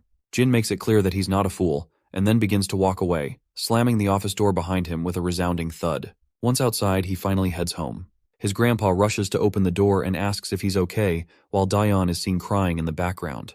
Jin is startled to see them so worried about him, but he smiles and reassures them that no one hurt him. As he begins to enter the house, the old man points out that the people they encountered seemed dangerous. Jin replies that they just stopped by to talk, nothing more. The sister then mentions that something about those people didn't feel right, and that she and Grandpa were very worried. Jin quickly tells her not to worry about anything other than getting better. Jin then hints to his sister that, from now on, she'll never have to walk down the stairs again because he's taken care of it. Of course, this doesn't make much sense to her at the moment, but she'll likely figure out what he meant soon enough. The next morning, they head to the school. Once inside, they part ways to go to their respective classes. As Daeon enters her classroom, she tries to avoid making eye contact with Huijin. However, her steps falter when she hears students talking about how Huijin won't be coming to school anymore. The entire class buzzes with curiosity about what happened, and one of the girls explains that Huijin and her brother are both going to study abroad. This news hits Daeon like a thunderbolt out of blue, because her biggest obstacle is finally quitting school. The words Jin had said about taking care of the stairs she had fallen down replay in her mind. She quickly realizes that he must have known about Huijin's transfer all along. Daeon rushes out of the classroom in order to talk to him about this. When she finds him and calls out to him, he turns around, but as soon as she tries to speak, she's at a loss for words and remains silent. Jin simply smiles and says, "See you later," leaving Daeon to tear up. She manages to reciprocate with a soft, "See you later," before she breaks down, her emotions overwhelming her. A while later, we find ourselves in an apartment where a blonde girl is asking her friends if it's true that Huijin is moving overseas. One of the other girls confirms that it's true, saying she was shocked when she first heard but has no idea why they're leaving suddenly, as Huijin never mentioned anything about moving abroad. The blonde girl then turns to Chicken Shake, who is sitting silently and seems too preoccupied with herself to respond. One of the girls snaps her out of her reverie and asks if she has nothing to say about it. This rattles the timid girl to her core, and the blonde girl asks her directly if Huijin is really moving overseas, figuring that since they're in the same class, Chicken Shake might know more about it. Timidly and nervously, the girl confirms that it's true, and that their teacher announced it to the class earlier. The blonde girl then asks if she tried reaching Huijin directly. Chicken Shake admits she did, but Huijin didn't pick up the call. Hearing this, all the girls start to believe it might be true. Meanwhile, Chicken Shake nervously checks her phone, biting her nails in anxiety. The last message she got from Huijin was that her mother was going to take care of our boy, and ever since, Chicken Shake has been freaking out, wondering if Huijin's sudden move has anything to do with him. Just then, Huijin herself arrives in the room, looking absolutely furious. The girls are shocked to see her, and Huijin just takes a seat on the sofa, grumbling about how she barely managed to sneak out of the house. The girls ask Huijin if she's really moving overseas. Frustrated, Huijin grabs her head and says it just happened, but she explains she'll be back after one semester. We then flash back into the past, where her dad told her to spend a semester abroad, promising he'd sort everything out by the time she gets back, because he doesn't want those videos going public either. She keeps this part to herself though, and the other girls just laugh and tease her, saying she's going to enjoy her vacation. The blonde sneers, clearly annoyed by their attitude. Another girl asks why the sudden move and if Gisu is going too. Huijin simply says it's a family matter, and she doesn't need to go into details. The redhead girl then asks about Daeyeon and her brother, curious about how things went and if Gisu managed to beat our boy or not. Huijin tells them not to ask, insisting that Gisu probably has handled the situation already. However, we all know that she just doesn't want to admit that her brother and his lackeys got thoroughly defeated by our boy, as it would be too humiliating. She grows even more agitated thinking about how pleased Daeyeon will be to see her leaving the school. This irritation sparks an idea in her mind, and she decides to mess with Daeyeon one last time, asking her friends to help with her plan. Her friends question whether it's really necessary, and even Chicken Shake jumps in shock and expresses her reluctance. But Huijin insists they should consider how cocky Daeon will be without anyone to bully her. She plans to deal with Daeon before she leaves Korea, wanting to make sure she gets her revenge. Chicken Shake grows increasingly anxious and terrified as Huijin continues to reveal her twisted plan. Huijin gets cocky, boasting that Daeon's grandpa is a security guard somewhere, and she plans to have her mom get him fired. She believes this will teach Daeon a lesson not to mess with anyone from the Kim family. This is seriously messed up. Daeon is just an innocent girl, and Huijin's plotting is enough to make anyone sick. But before this trash woman can act on her disturbing thoughts, her face goes pale when she sees a figure standing before her, cloaked in a hoodie with a mask over their face. It doesn't take long for her to recognize that it must be Jin. However, Jin pulls a classic card move and asks her who Jin is, questioning how she can be so sure when he's wearing a mask and she can't see his face. He casually explains that he's just here to check if everyone's having a good time and is quite pleased to see that everyone from the karaoke room video is present. One of the girls starts trembling and asks what he's talking about. That's when the boy reminds them he's referring to the place where they all filmed his sister getting beaten up. Huijin's face turns ashen as she realizes he might have been there waiting all along just to mess with her. Chicken Shake is visibly sweating and trembling, clearly aware of what might come next. The other two girls just sit there, utterly silent. The boy starts to shut the door, asking why no one's singing, since he thought everyone here loved to scream along to loud music. With that, he slams the door shut, leaving us with no clue about what he might do next. The scene takes us to the hospital, where the Kim family is gathered. The father, In-by Kim, is clearly annoyed, asking where Huijin went. Her brother explains that she stepped out to say goodbye to her friends. In-by's irritation grows as he asks why she left when she was supposed to stay put until they had everything sorted out. Just then, a guy bursts into the room, quickly turning on the TV and telling his master he needs to see what's going on. On the screen, it's clear that our boy has already made the videos of what Huijin did go viral. The footage is spreading fast, and the situation is quickly becoming a public spectacle. The entire Kim family falls silent as they watch the news. The reporter continues to drop bombshells, revealing that there are dozens of violent videos circulating, with many more incidents likely unrecorded. Civic groups and politicians are now proposing a special bill to bring the culprits to justice. Gisu starts to lose his composure, and the reporter adds that the nation is especially appalled by the revelation that the culprits are the children of candidate In-by Kim. It's clear that the father is in deep trouble, and it's all thanks to his outrageous wife who pushed everything to this point. Given Huijin's plan to make our grandpa jobless, it seems they're getting exactly what they deserve. We cut back to our boy being grilled by Mr. Cha, who demands to know why he went ahead with his plan when he had already come to terms with the Kim family. Our boy's mind flashes back to the past, where we find him learning all about the Kim family's deep political connections. He reveals that it was highly unlikely everything would have gone smoothly, so he did what he felt had to be done. In the present, he admits he did not honor the agreement they had. Mr. Cha questions whether he really thinks the Kim family would just let him walk away. Our boy confidently asserts that he's probably the last thing on their minds right now. It seems our boy might be right. The reporter continues to drop more bombshells, revealing recent evidence of In-by Kim's involvement in money laundering, bribery, and election fraud. The evidence is so damning that even his fellow party members are calling for a strict investigation, with everyone trying to cut ties to avoid any damage to their party. As soon as Mr. Kim hears this, he slumps down on the bed like a lifeless doll. Back with Mr. Cha, he seems to suspect that our boy has dug up some data about his past as well, and Cha does not want to get exposed to the law just like the Kim family. So he quickly asks who our MC really is. Our boy responds simply, saying he's just an average teenager. Mr. Cha smirks at this ridiculous remark, noting that nothing about Jin is average. The scene shifts to the classroom, where the girls are feeling anxious and blushing as they see Jin. They whisper among themselves, trying to muster the courage to approach him and ask him something, but everyone remains too shy to make a move.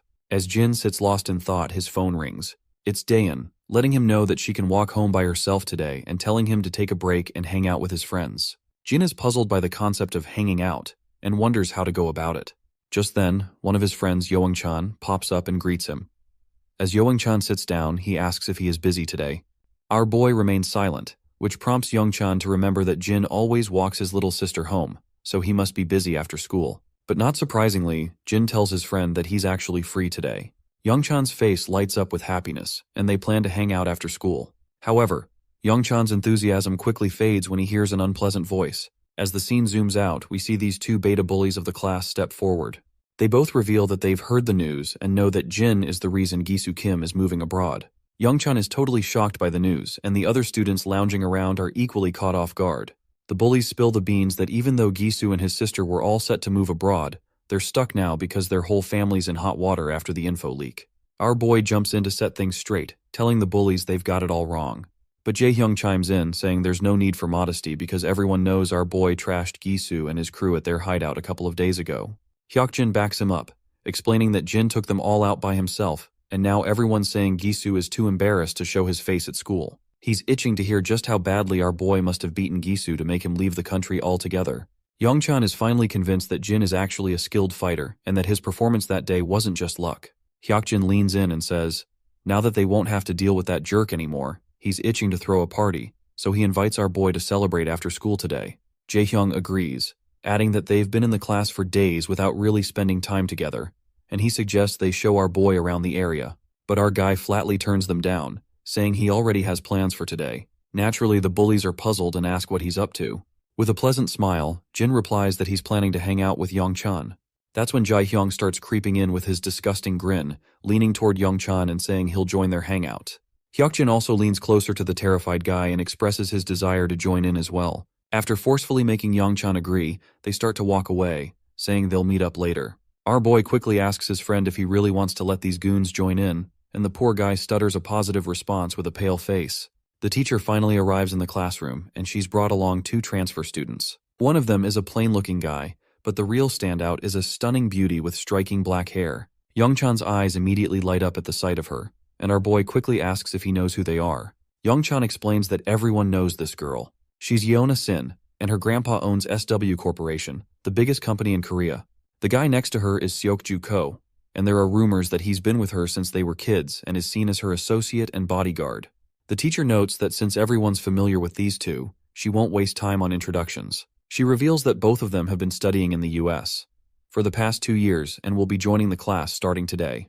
The beta lackeys don't seem too thrilled about these 2 newcomers in the classroom.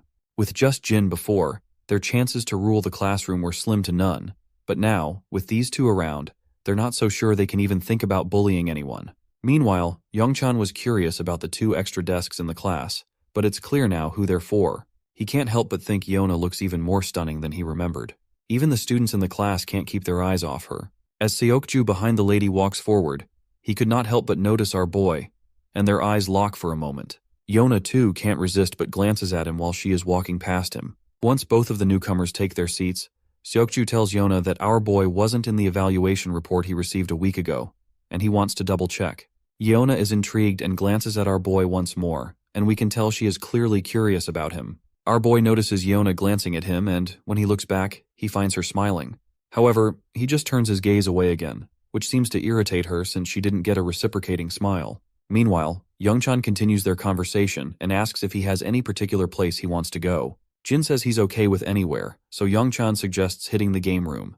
Well, it seems like the word gaming room triggers some memories for our boy, while his friends explain that it's nearby and just upgraded their PCs.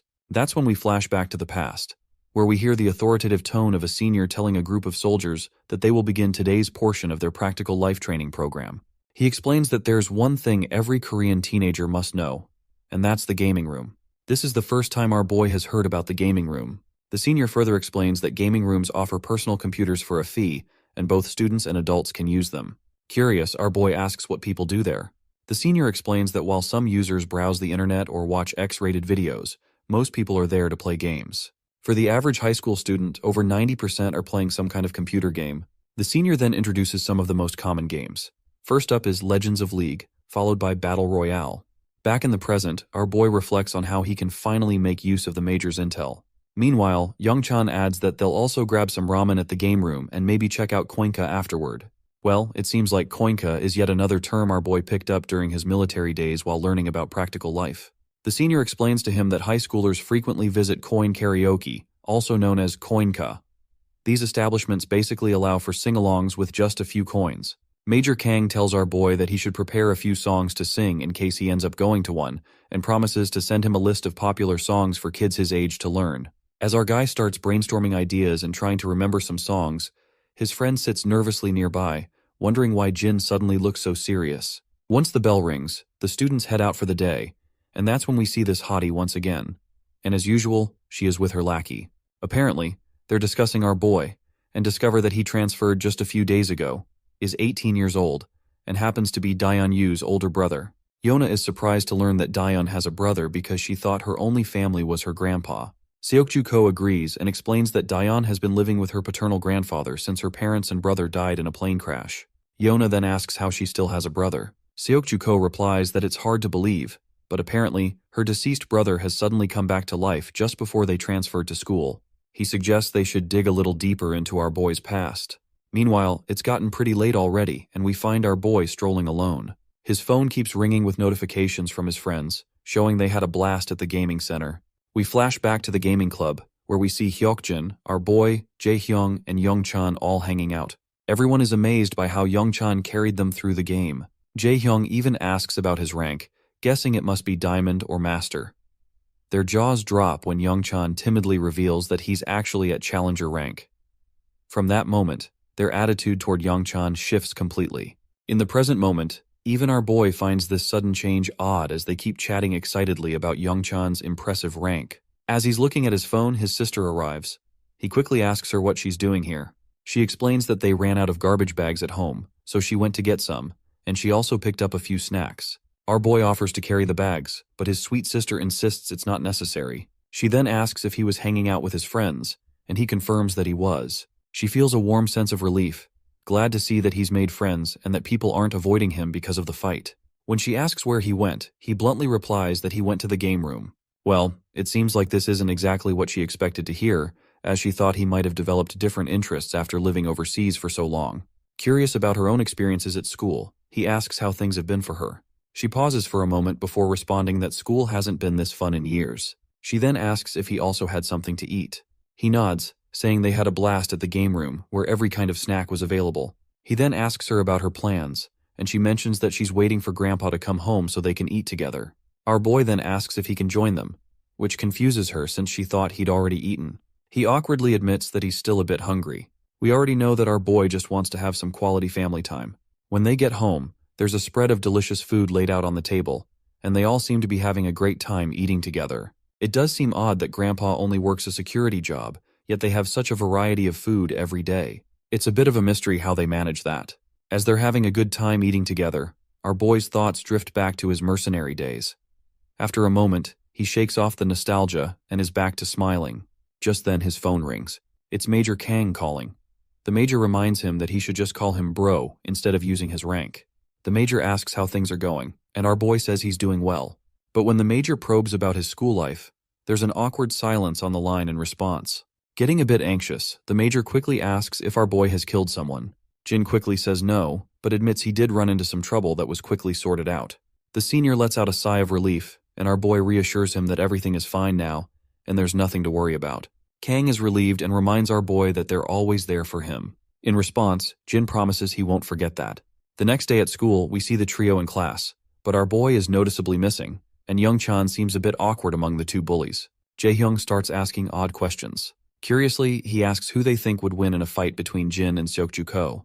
Hyokjin points out that while Jin is good, he probably couldn't beat Seokju-ko, who's been training in combat since he was a kid. To him, our boy seems like an amateur in comparison. Jae-hyung agrees, adding that Seokju-ko is one tough motherfudger. Young-chan then asks if it's true that Seokju-ko fought against 20 dudes and won. Blonde quickly corrects him, saying it was actually 30 guys. The number leaves Young-chan momentarily stunned. He even forget to breathe for a second. Brownhead explains that when a group of street thugs was harassing Yona Sin, Seokju-ko took them all out. He says it started with 10 guys, but they kept coming. By the time 30 guys showed up, Seokju was still going strong. He walked off without a scratch while the 30 thugs were left unconscious on the street, like discarded toys. The timid boy then asks about the rumors he heard, about Seokju catching the kidnappers who took Yona. He's heard that the people behind it were all retired soldiers. The blonde quickly confirms that the story about Seokju-ko catching the kidnappers is probably true as well. He insists that Jin doesn't stand a chance against Seokju because he is on a whole other level. It's sometimes hilarious to think that teenagers in these Korean manhwa are taking down entire gangs single-handedly, making the government and all those intelligence and law enforcement departments look like they're just wasting taxpayer money. In the meantime, our boy suddenly stops in the corridor when he comes face to face with Seokju. Without wasting any time, Seokju asks him straightforwardly what he's doing here. Confused, our boy makes it clear that he doesn't understand what he is getting at.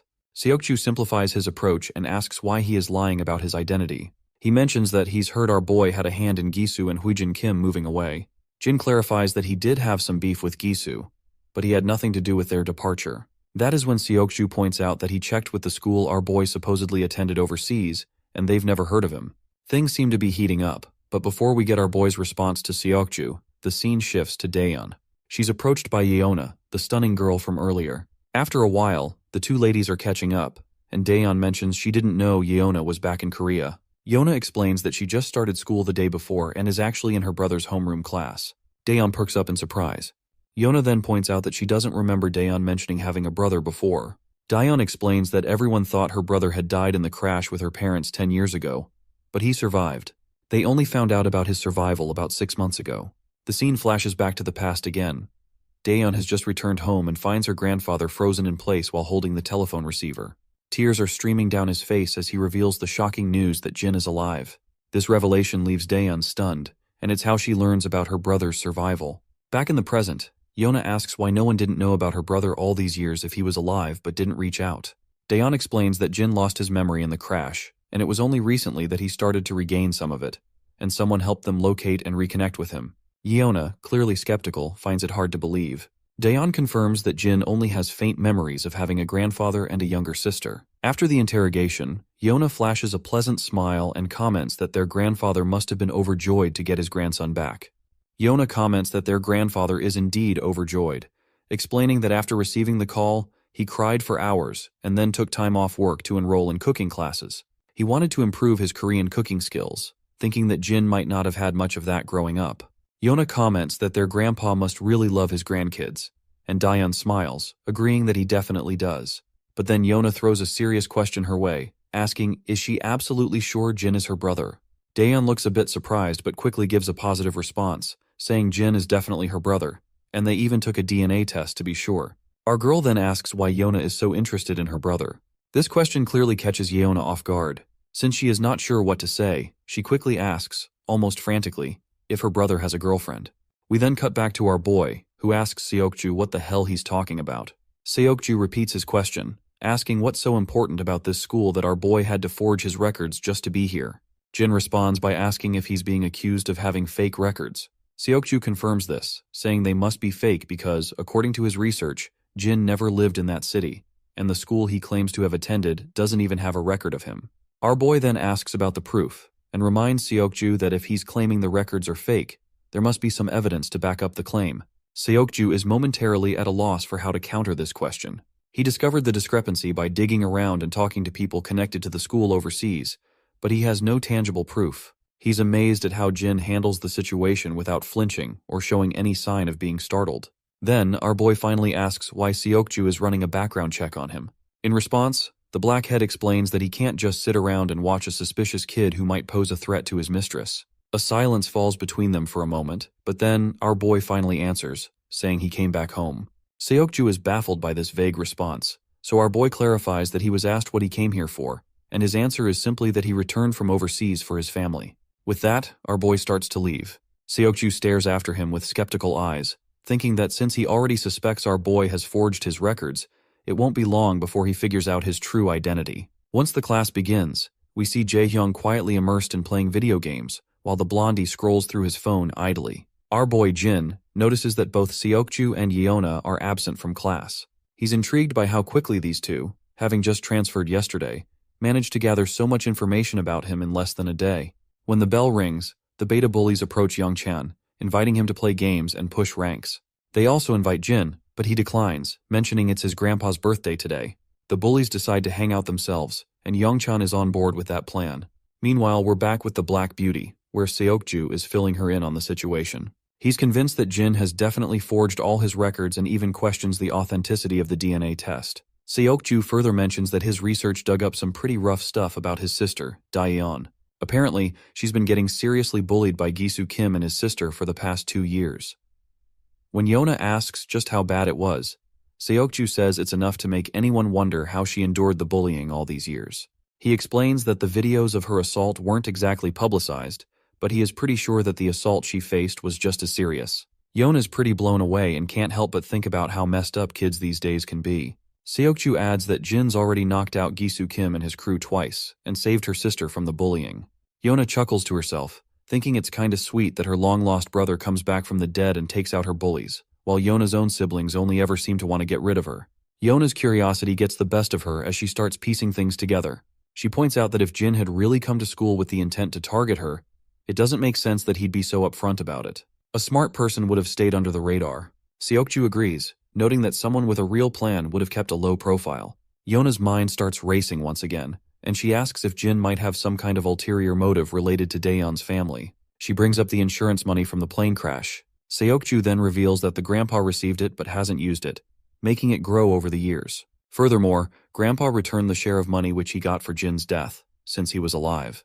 But there's still a substantial amount left, so there is still a possibility that he might be after the money. Yona connects the dots and highlights that if Jin might actually be after the money, then it could mean Daeyeon is in danger from her own brother. The scene shifts back to the grocery store where our duo can be seen shopping, and as usual, Jin is drawing a lot of attention from the girls around. While they browse for items, Daeyeon takes a deep breath and admits she hesitates to ask. But her curiosity is overwhelming, so she desperately wants to know what his life was like after the crash. Our boy remains quiet for a moment, and the girl starts apologizing frantically, saying he doesn't have to answer if it's uncomfortable. But he just smiles and reassures her that it's okay. He begins his story, explaining that he was deeply traumatized and could barely think straight. He did whatever he could to survive in a place where he didn't even speak the language, staying constantly busy just to get by. The girl falls silent, absorbing this heavy revelation. Then she starts to chuckle and asks if he was too busy to have a girlfriend during that time. He nods, agreeing with a laugh. She then reveals that she was surprised to learn he's in the same homeroom as Yeona, something Yeona herself had mentioned to her. Jin is surprised to hear this and quickly asks her if she knows her. Daeyeon explains that Yeona was really nice to her before she moved to the US, and she had missed her a lot. So, when she saw her again today, it was a happy reunion. Then, with a playful grin, Daeyeon reveals that Yeona even asked her if he has a girlfriend. And of course, our boy just gives a somewhat typical reaction upon hearing this. Later, back at home, the birthday celebrations are in full swing. The siblings present their grandpa with a gift. As he unwraps it, he discovers a high-quality wallet inside, and his face lights up with joy. He's genuinely touched and feels a bit guilty for the low pocket money they have, thinking they must have spent more than they could afford. But his granddaughter just smiles warmly and reassures him that they had more than enough to get him a gift.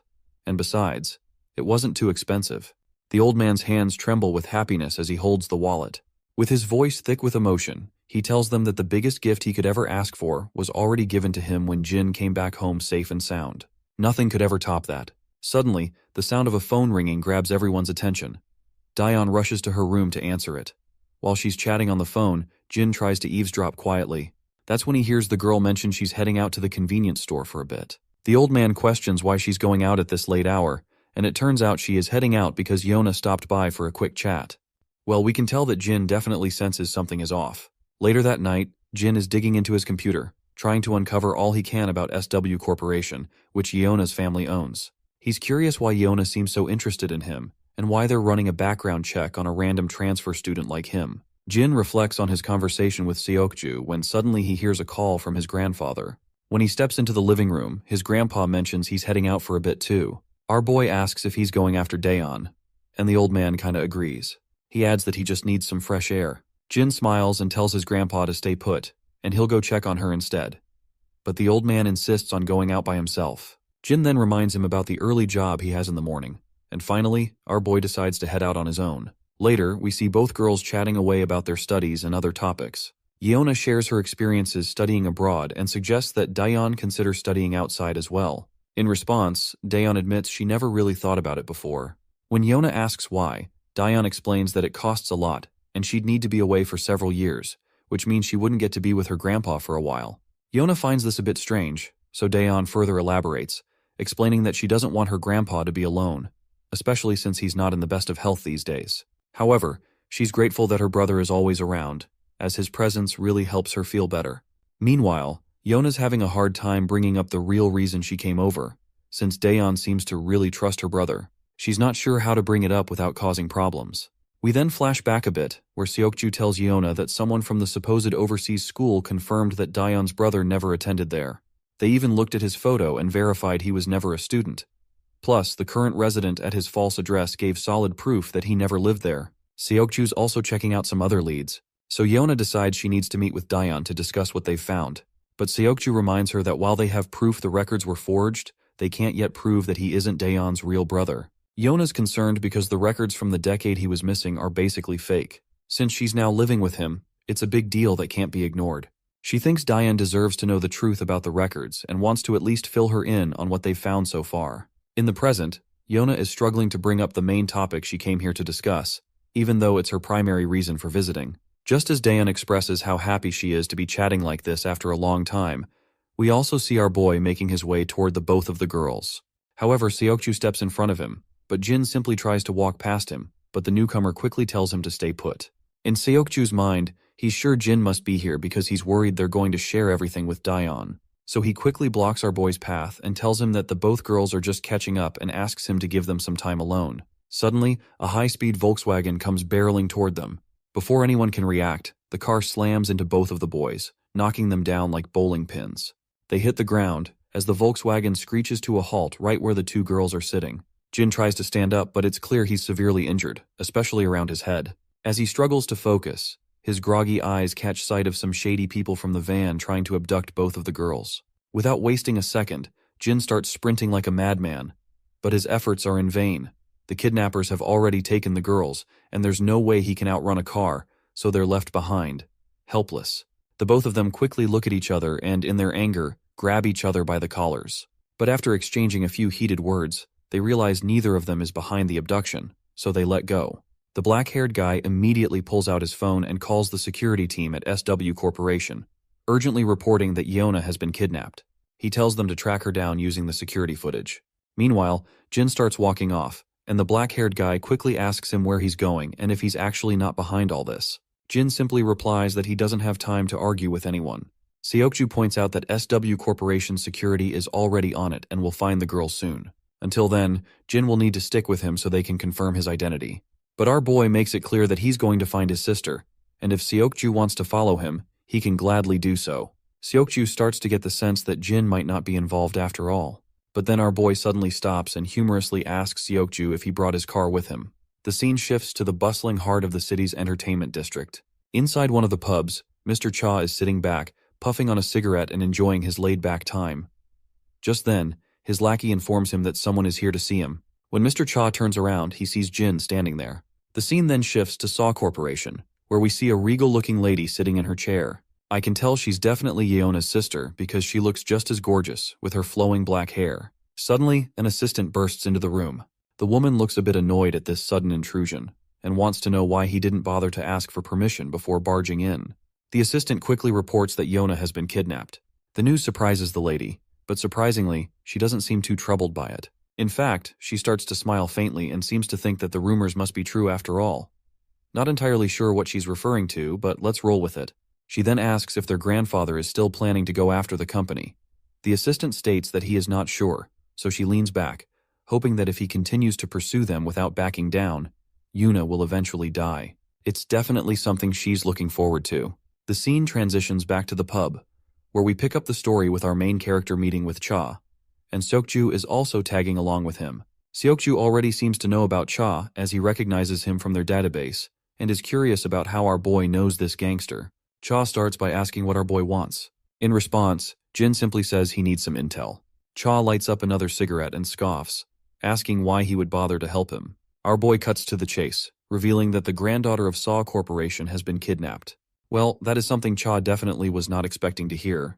However, he quickly brushes it off, saying it's not their problem and that they don't deal with such issues because it would be incredibly risky to mess with Saw Corporation. Our boy asks if Cha has any leads to offer. But the mafia boss makes it clear that there's no reason for him to share anything, especially since he's already in a difficult situation thanks to our boy. That's when our boy reveals that his younger sister was also taken along with Saw's granddaughter. Cha finally realizes he's in a tough spot now, as messing with our boy's sister is like messing with John Wick's dog. Both are equally dangerous. So he then starts explaining, and mentions that some people speaking broken Korean were asking around for untraceable warehouses, as well as for burners, cars, and a few extra hands. The offer was tempting, but he turned them down because dealing with this kind of trouble isn't something you can easily wash off. He adds that he's heard another crew took the job, and all he knows is they're working out of Incheon. That's all the info he's got. It wouldn't be surprising if Seokju had already figured out who's behind this mess. Meanwhile, our boy starts to walk away after giving a final thanks. But then, the mafia boss tosses his phone to our boy and tells him to save his number. Jin cluelessly looks at him, puzzled about why he'd need his number. The mafia boss gets a bit agitated and clarifies that he'll need it to contact him once he digs into the warehouse for more info. With that, our boy starts entering his digits. He also asks if the bike outside the door belongs to him. Cha knows exactly what our boy is planning to do with it, so he feels hesitant to respond. But eventually, my guy takes the heavy bike, and before leaving, he tells Seokju figure his own way out to get there, because he's taking the bike. Seokju questions whether he is going to trust this shady half-baked info and going to chase those kidnappers based on that. Our boy explains that he doesn't have time to waste, because Yeona will probably be safe until the kidnappers get what they want, but there's no telling what they might do with Daeon. Seokju gets the logic behind Jin's reasoning and stays quiet, and he can tell that he is a quick and sharp thinker. Seokju then tells him that he's already passed the info to his security team and will follow him in his car. Jin just gives a cold response, saying Seokju can do whatever he wants. With that, he puts on his helmet, revs up the gas pedal, and speeds off through the streets. The scene then switches back to the girls, where we see Daeon waking up with a headache and, as she becomes aware of her surroundings, Yeona quickly apologizes, saying it's probably her fault that Daeon got dragged into this. Daeon's mind starts to recall the recent event, and she is shocked to remember that they have been kidnapped, and Yeona sadly confirms it, adding that she didn't expect this to happen so soon after returning to Korea. Just then, the kidnappers arrive, and Yeona coldly asks them why they had been abducted. One of the kidnappers snaps at her to shut up and stay quiet, and it'll be over soon enough. Of course, it does not take her long to realize that these filthy people must be planning to use her as leverage against her grandfather. One of the lackeys then asks the boss what they should do with Daeon, who was kidnapped simply because she was with Yeona. Unsurprisingly, the boss decides she is useless to them and orders his lackeys to get rid of her. But Yeona immediately speaks up, insisting she won't let them harm Daeon. The boss asks what she can possibly do, and Yeona threatens that she'll bite her tongue and bleed to death, making it impossible for them to use her as a bargaining chip. The mafia boss finds it hilarious that she's willing to risk her life for someone she barely knows. He further taunts her, urging her to go ahead and try biting her tongue. Well, the mafia boss should have been more careful with his words because Yeona doesn't hesitate and bites her tongue, leaving blood pouring from her mouth. The boss yells in surprise, while the other lackey watches in silence, clearly startled to see her steel-like guts. The boss quickly stands up and tells her that her guts have bought her some time. The lackeys ask what the next order is. The boss tells them to get rid of Daeon later and instructs them to stuff her mouth shut so she can't make any noise. The scene then flashes back to our boy and Seokju. It looks like they've arrived at the location Mr. Cha mentioned. Seokju points out that the location seems legit because SW security tracked the minivan footage to this area. As our boy starts to move forward, Seokju tells him to stop and wait for backup, since he sent their coordinates to SW security and they should arrive soon. But our boy reminds him that Daeon doesn't have much time left, so he gotta make it quick. There's no room for argument, so they proceed forward and spot a bunch of goons patrolling the area. Suddenly, our boy leaps over one of the goons, grabs him by the throat, and starts choking him out. The lackey eventually loses consciousness, and our boy quietly drags him into the shadows, adding him to a pile of other goons he's already taken down. Seokju is also helping out, and he's blown away by Jin's ability to take down opponents silently. He's so impressed that he asks Jin who the heck he is. Jin just casually replies that he's an average student at the same school. The scene shifts to SW Corporation, where we finally meet the big boss, the grandpa of the company. He's getting a report from the black-suited guy about the kidnappers' demands. The guy explains that the kidnappers want SW Corp to cancel their recent contract.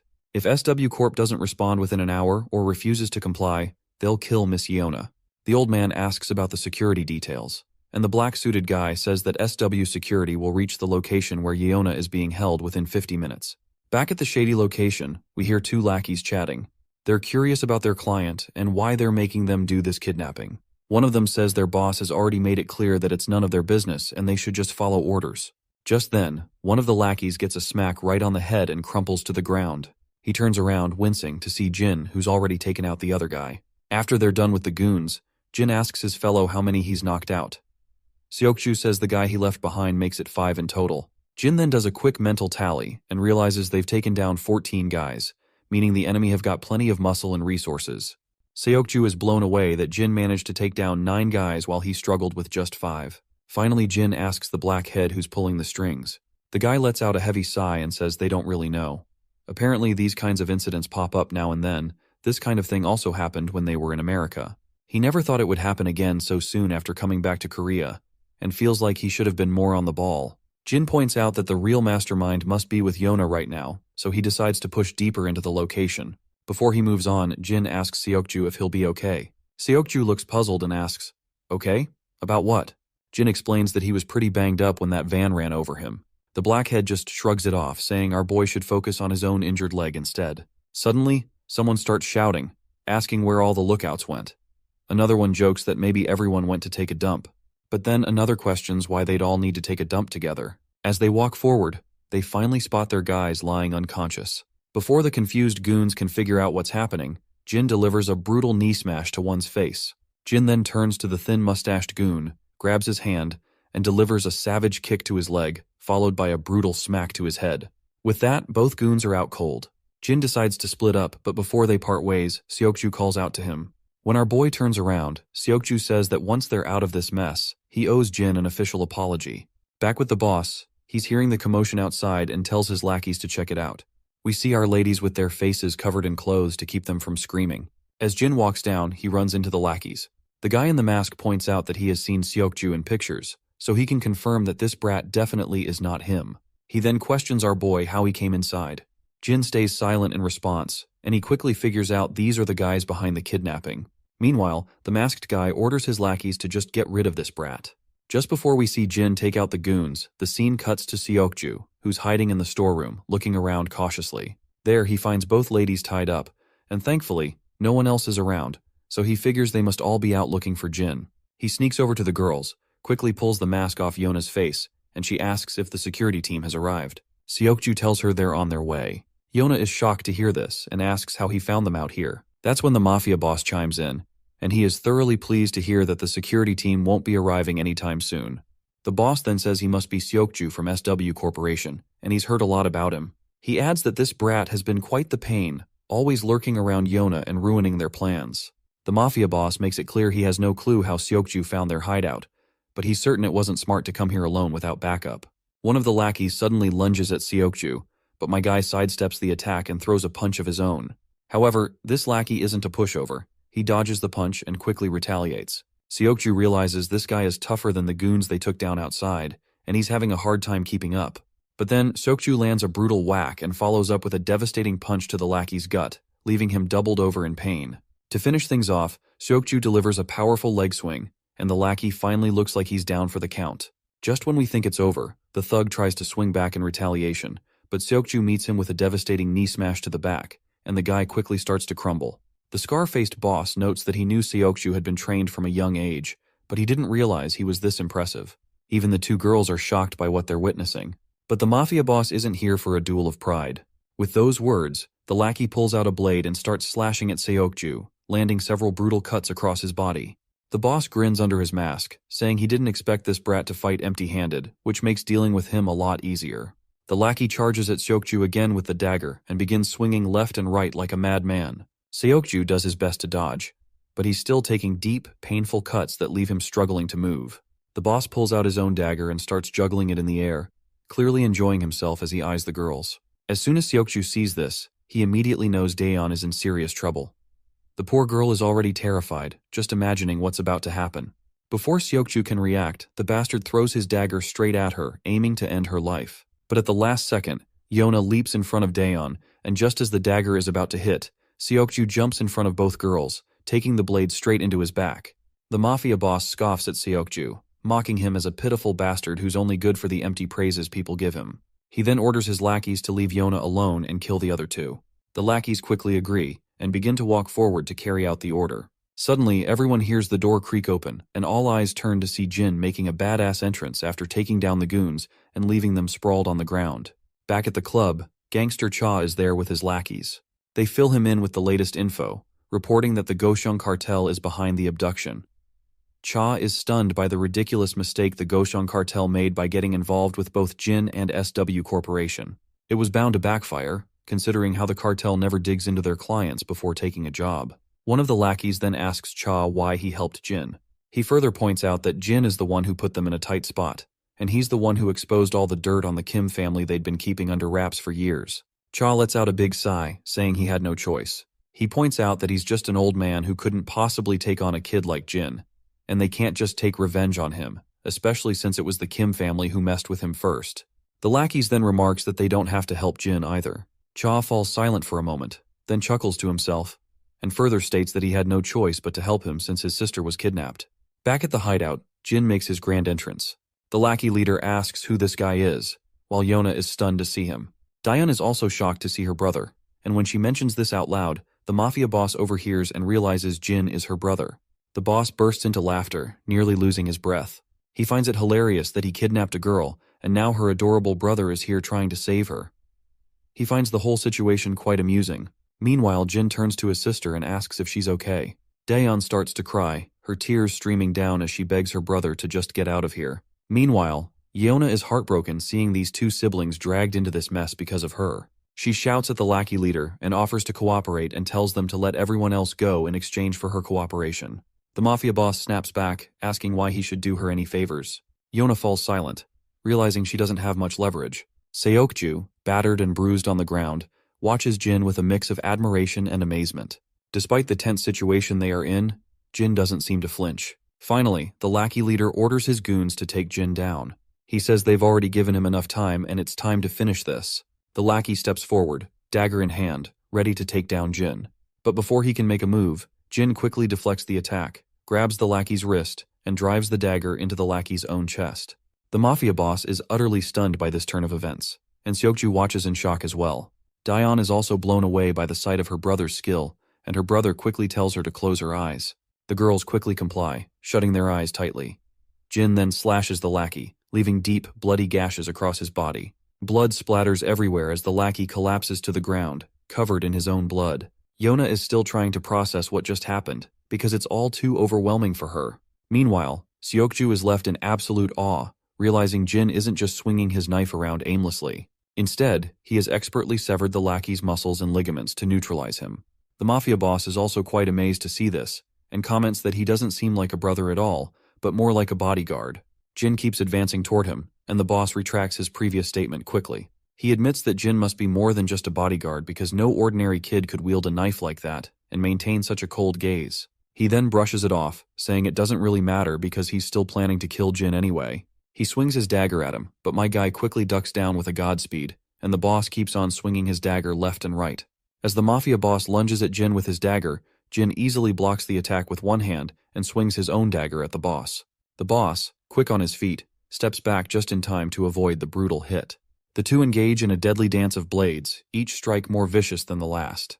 But this time, Jin's blade finds its mark, slicing through the boss's hand, leaving it temporarily useless.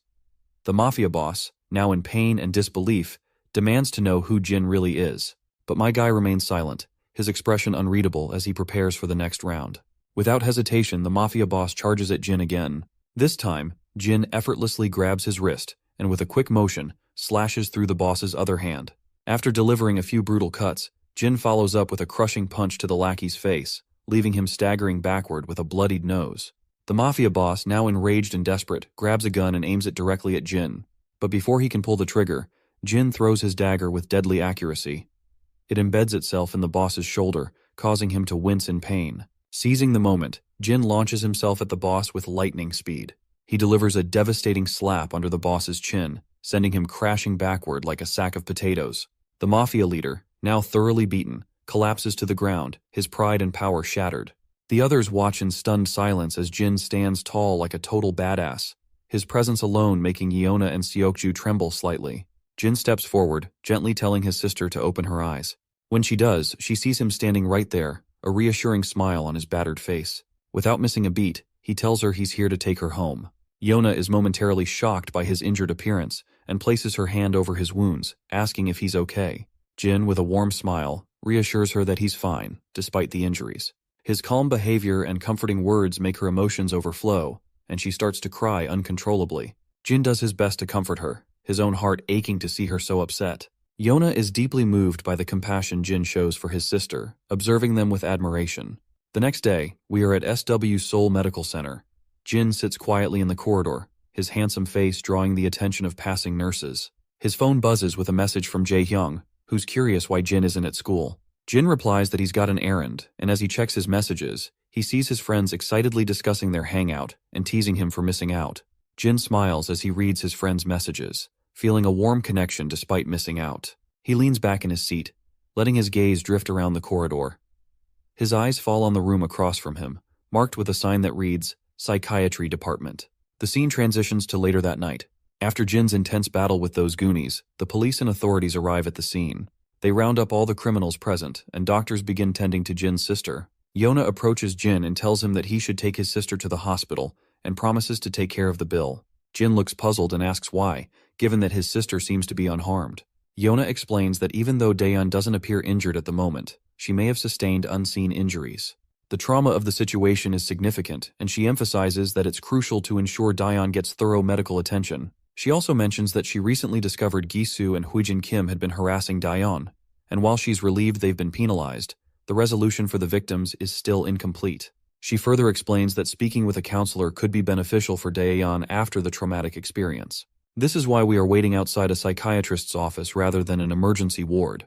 As Daeyeon exits the room, she approaches Jin and asks if he's been waiting long. Jin reassures her that he just came here a few minutes ago. He then inquires about what the doctor said. In response, she explains that there's nothing serious to worry about. She will need to attend sessions once a week for a while, but overall, she's fine. Jin also shares that his own injuries are minor, just a few light bruises. The girl also let out a sigh of relief. She is relieved that he's okay. Jin's mind drifts back to how she was so emotional after being bullied, a tough reminder of everything she went through. She calls out to him, and he flashes her a smile, asking what's up. She just smiles back and says she forgot for a moment what she was going to ask. But inside her head, we can tell she's hesitant to bring up her question. The scene shifts back to earlier when the doctor was checking on her well-being. In the background, she overhears soldiers talking, completely amazed that a kid took down most of the kidnappers on his own. It just doesn't make sense to them. At that moment, Daeyeon is just as stunned by what the soldiers are saying. She's curious about how Jin can fight so well and what his life was like before coming back to Korea, but she can't make herself ask her any of these questions. As they walk down the corridor, they run into Yeona. The moment Daeyeon spots her, she lights up with happiness. Upon seeing each other, Yeona quickly asks her about how the therapy went. Daeyeon says it went well and mentions she heard Yeona covered the bill for her treatment, so she tells her she really didn't have to do that. Yeona waves it off, saying it's no big deal, and reminds her friend that she's the one who got her into this mess. She then apologizes to her sincerely. Daeyeon laughs it off, saying she's already apologized plenty. Besides, Yeona herself was a victim too. That's when Jin notices a massive bodyguard standing behind Yeona with a seriously intimidating look on his face. Despite the intense stare he is giving our boy, Jin remains totally unfazed. Yeona then turns to Jin and asks if he's had his checkup.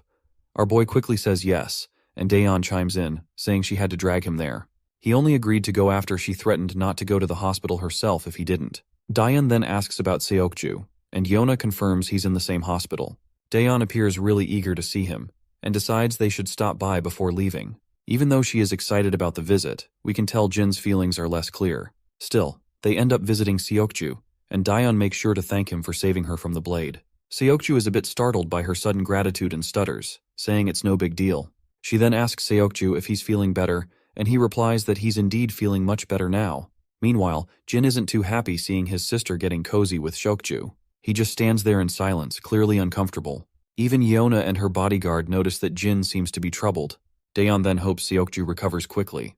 With that, they decide to leave. Yeona waves them goodbye, and they walk away through the main door. Once they're gone, the bodyguard is deep in thought, remarking how hard it is to believe that someone like this seemingly scrawny kid could take down a bunch of people at once. It's just unbelievable. Yeona chuckles and admits she's pretty amazed herself, but she isn't sure if it's something that would even surprise a pro like the bodyguard. The bodyguard shrugs and says it's not just about the kid beating up a group of guys, because there appears to be something way deeper about our boy. The bodyguard explains that our boy quickly and quietly neutralized over 10 guards, which is no easy feat. Even a trained pro would struggle to do that without some kind of backup. What's even more mind-blowing is that he didn't kill any of them. He just made them unfit for combat. And judging by the cuts on the 2 men found in the cargo container, his knife skills are insanely advanced, especially considering those guys were retired soldiers, not just a bunch of common thugs. He wraps it up by saying that, based on Seokju's report and the state of those thugs, It's pretty clear that Jin Yu is a highly trained pro with a ton of combat experience. Both Seokju and Daeon are completely blown away by this. A while later, we catch up with Daeon and Jin. Daeon quickly apologizes, feeling really ashamed that she always seems to need his help. Jin tells her she doesn't need to apologize at all, and that he should be the one thanking her. Daeon is startled to hear this, and Jin continues, saying he understands what it feels like to have a family now. You see, it is for the first time in his life he put someone else's safety above his own without any calculations. Something he'd never experienced before coming to this country. So, he's starting to get what family really means. We then see the same woman with short black hair again, and I will say it once again, she's likely Yona's sister, and she looks utterly distraught that Yona was rescued safely. The reporter details that there is suspicious rumor going around. He elaborates that while Seokju played a key role in the rescue, the exploits of another student who accompanied him were even more extraordinary. She asks how that's possible, and the reporter responds that even the chairman has taken an interest in this student, and we already know that this student is our boy, of course.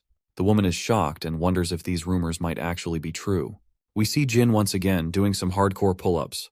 As he works out, his mind flashes with images of the people he fought that day. Just as he's lost in the intensity of the exercise, Daeon knocks on the door and mentions that she's brought some fruit.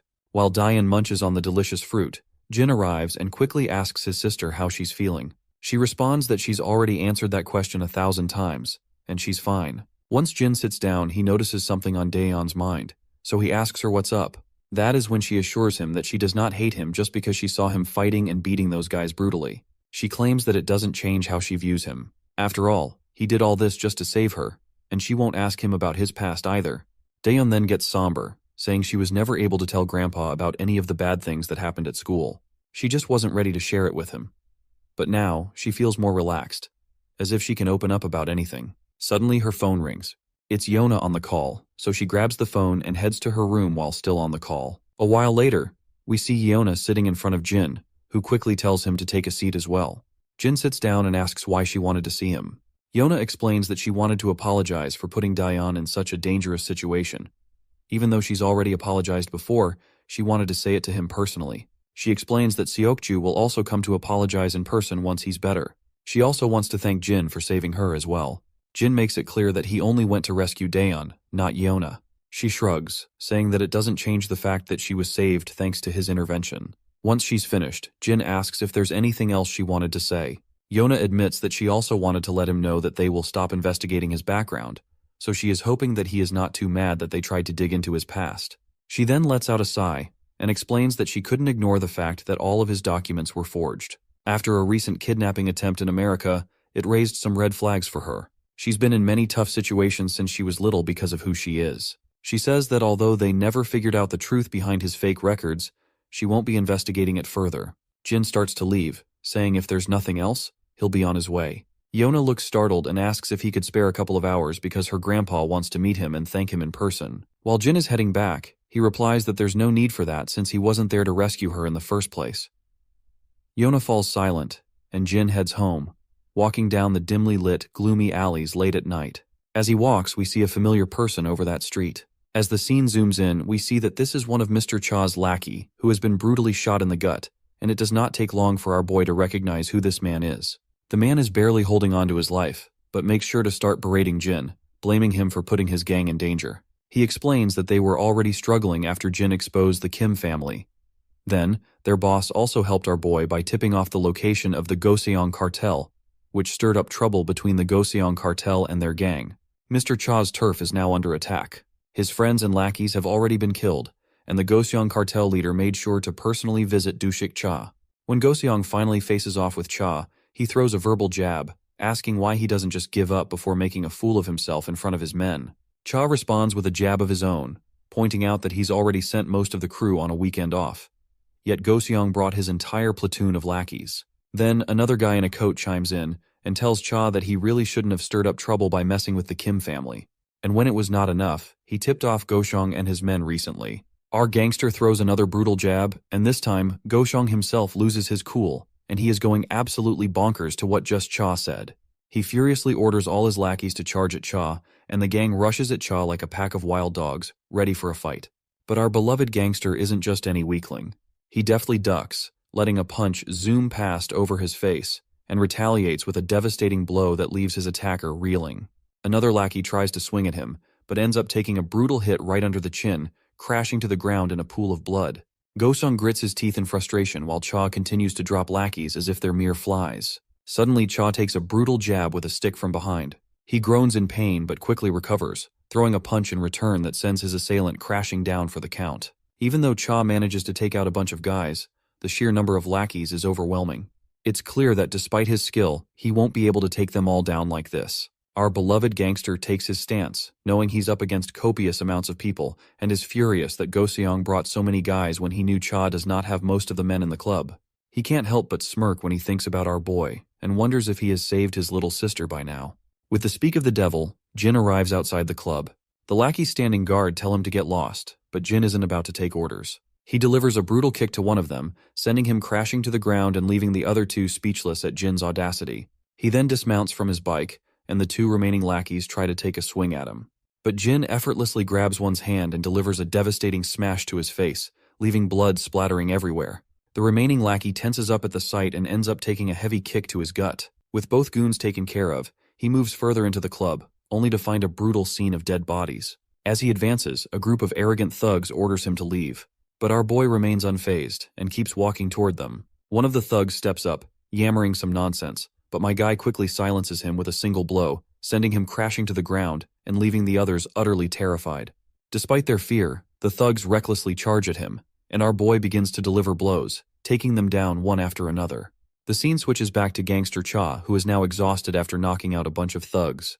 Go-seong is absolutely livid, unable to believe that Cha is holding his own for so long by himself. On the other hand, Go-seong's assistant feels a sense of relief that they only attacked Cha while he was alone. Otherwise, it would have been a massacre. More lackeys charge at our gangster, but he quickly takes out the one in front of him. Before he can fully move around, he receives a devastating punch to the face. Cha responds in kind, delivering a powerful punch back with equal force. At this point, Cha is barely hanging on. Even Go-seong reluctantly admits that he is a tough nut to crack and deserves praise for his efforts. However, he makes it clear that Cha looks like he's at the end of his rope and should just give up now. They'll make it worth his while. Cha spits out a mouthful of blood and asks why he should do that. Wiping the blood off his face, he decides he's going to finish what he started, no matter what. We can tell that the big cheese is not impressed by Cha's gutsy display, and the swarm of lackeys surrounding the place are visibly shaking to hear his bold statement. Suddenly, there's a commotion at the entrance, with the lackeys screaming their heads off. Go-seong, bewildered, asks what the hell is going on and why his men are screeching like dogs. They turn around, initially seeing nothing, but then they hear footsteps. Out steps Jin, and the entire crowd of lackeys is stunned to see a kid in their midst. Cha is equally shocked to see him, and quickly asks what the hell he is doing there. To which Jin casually responds that he's just there to return the motorcycle he borrowed. Well, Cha was literally not expecting to hear this kind of crap while they are surrounded by death itself. Meanwhile, Go-seong's assistant sneers once he realizes that Cha knows this kid, so he promptly orders his lackeys to take Jin down as well. The lackey proudly complies, and begins to walk toward our boy as if he is about to scold the toddler. Cha then tells them that it would be better if they just leave him alone. But the assistant insists they can't just let Jin go since he's seen everything. Cha snaps back once again, saying they should pray to God that Jin feels generous enough to let them go, not the other way around. The assistant has no clue what this stupid head is yammering about, but he soon gets a wake-up call when Jin takes down one of his guys with a single punch. Our boy then follows up with a kick that cracks another lackey's leg and a headbutt to another, sending him sprawling. One of the thugs tries to swing a bat at Jin from behind, but Jin quickly grabs his hand and delivers a brutal smash to his face, leaving him bloodied. The bat clatters to the ground. Go-seong is completely blown away by Jin's display, and Cha just smirks, saying it's their fault for not listening earlier. He adds that even though Cha himself is tough, he wouldn't stand a chance against this kid. The big cheese simply commands his lackeys to take Jin down, and they quickly charge at him. But as usual, Jin effortlessly takes them down, making them look like amateurs in the process. Growing impatient, the big cheese shouts at his lackeys to stop letting a little punk beat them. But just as he's about to make another command, he suddenly falls silent when he sees Cha charging at him. At this point, Go-seong is pretty sure things are about to get even messier for him. Shortly after, the big cheese and his lackeys are all on the ground, looking like they've kissed the dirt, while Cha slumps back, utterly exhausted. Jin strides over to him, and when Cha looks up, he sees the wreckage of the fight. People scattered around like discarded wrappers, with Jin standing triumphantly. Jin starts heading out, casually saying that Cha has now paid his dues. Cha is shocked and still trying to wrap his head around how this kid is so fixated on the same bullcrap after all this. He then asks if Jin saved his sister. Jin calmly replies that he did, and it's all thanks to Cha. The next scene shifts to a hospital room where one of Cha's lackeys suddenly jolts awake. As he looks around, he spots Cha on the other side of the room, all patched up, but clearly still in rough shape. The lackey is stunned to see his boss there, and Cha quickly tells him to stop calling him boss while they're in the hospital. Confused, the junior asks how his boss ended up here. Cha casually mentions he got roughed up and just took a cab to get treated. The lackey then inquires about Go-seong and the rest of the lackeys. Cha, with a nonchalant shrug, says he took care of them all. The junior simply can't believe it and calls this BS, prompting the senior to get a bit annoyed and asks why his junior thinks he'd lie.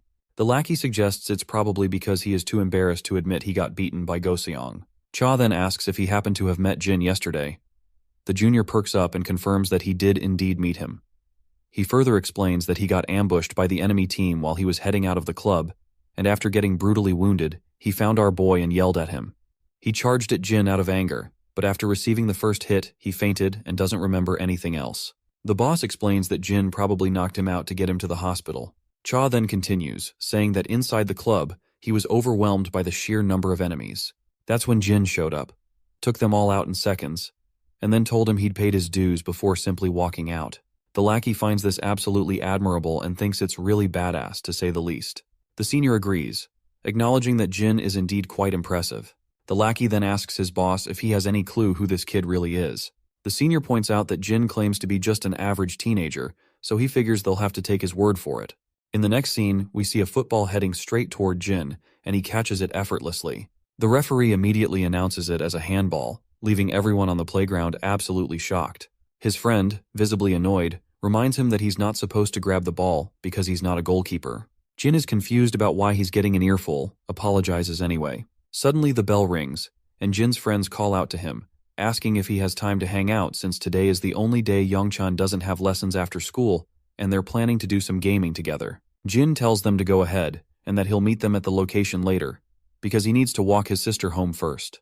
His friends are a bit bewildered and ask if he's started to babysit his sister again. Jin explains that she's not feeling well lately. Blondie decides to save a spot for Jin, and meanwhile, Daeon is preparing to leave her class. She's thinking about making kimchi stew for Jin because he loved it the last time. However, she's unsure if he can handle spicy food, so she's considering making a milder soybean paste stew instead. Suddenly, she hears a buzz of excitement from the other girls in her class. They're all gathered by the window, swooning over Jin. Some find him hot, while others are hoping he'll become their boyfriend. The girls even turn to Daeon and ask if her brother is dating anyone. Daeon is caught off guard by their dripping enthusiasm about her brother, so she hesitates, and then reluctantly says that he mentioned he's not dating anyone. As the ladies dash back over the window, Daeon smiles faintly, clearly pleased that her brother is well known among the girls. Walking outside the school, she wonders why Jin doesn't have a girlfriend, and if he might not be interested in girls at all. Suddenly, she hears some voices nearby and discovers that it's Jin with his friends. Startled, she quickly tries to greet them as politely as possible. One of the more bashful lackeys blushes at her cuteness and just waves in response to her greeting. The boys decide to head off to the game room, hoping Jin will meet them there. Once they're gone, Daeon asks if Jin is hanging out with his friends. He confirms that he is, but adds that he'll stop at home first. When she asks if it's because of her, Jin explains that he just left something at home, but she still insists that she can walk home on her own since it's still bright outside. However, Jin claims that he really needs to pick up something he left at home. She then points out that he doesn't need to go out of his way for her, just like she told Yona when she offered to have security escort her. All she wants is to lead a normal life. Jin stays quiet, but agrees to her request, saying he'll do as she says, though he suggests they still walk home together from time to time. Daeon pouts, saying he worries too much, but Jin explains he's not just worried, he actually enjoys their walks. In the end, she finally agrees to keep walking with him. As they're walking, Jin suddenly stops when he spots that same woman with black hair which we suspect to be Yona's sister. Anyway, she greets Jin, but he doesn't bother to respond to her greetings. Meanwhile, Daeon is just as clueless about the woman with the black hair. The woman then pretends to notice Daeon for the first time, puts on an exaggeratedly concerned look and says she must be the one who went through so much because of Yeona's abduction. Daeon is seriously confused by now and asks who she is. The woman introduces herself as Yeona's cousin and says she's here to thank Daeon for helping Yeona, and offers to treat her to dinner if she has some time.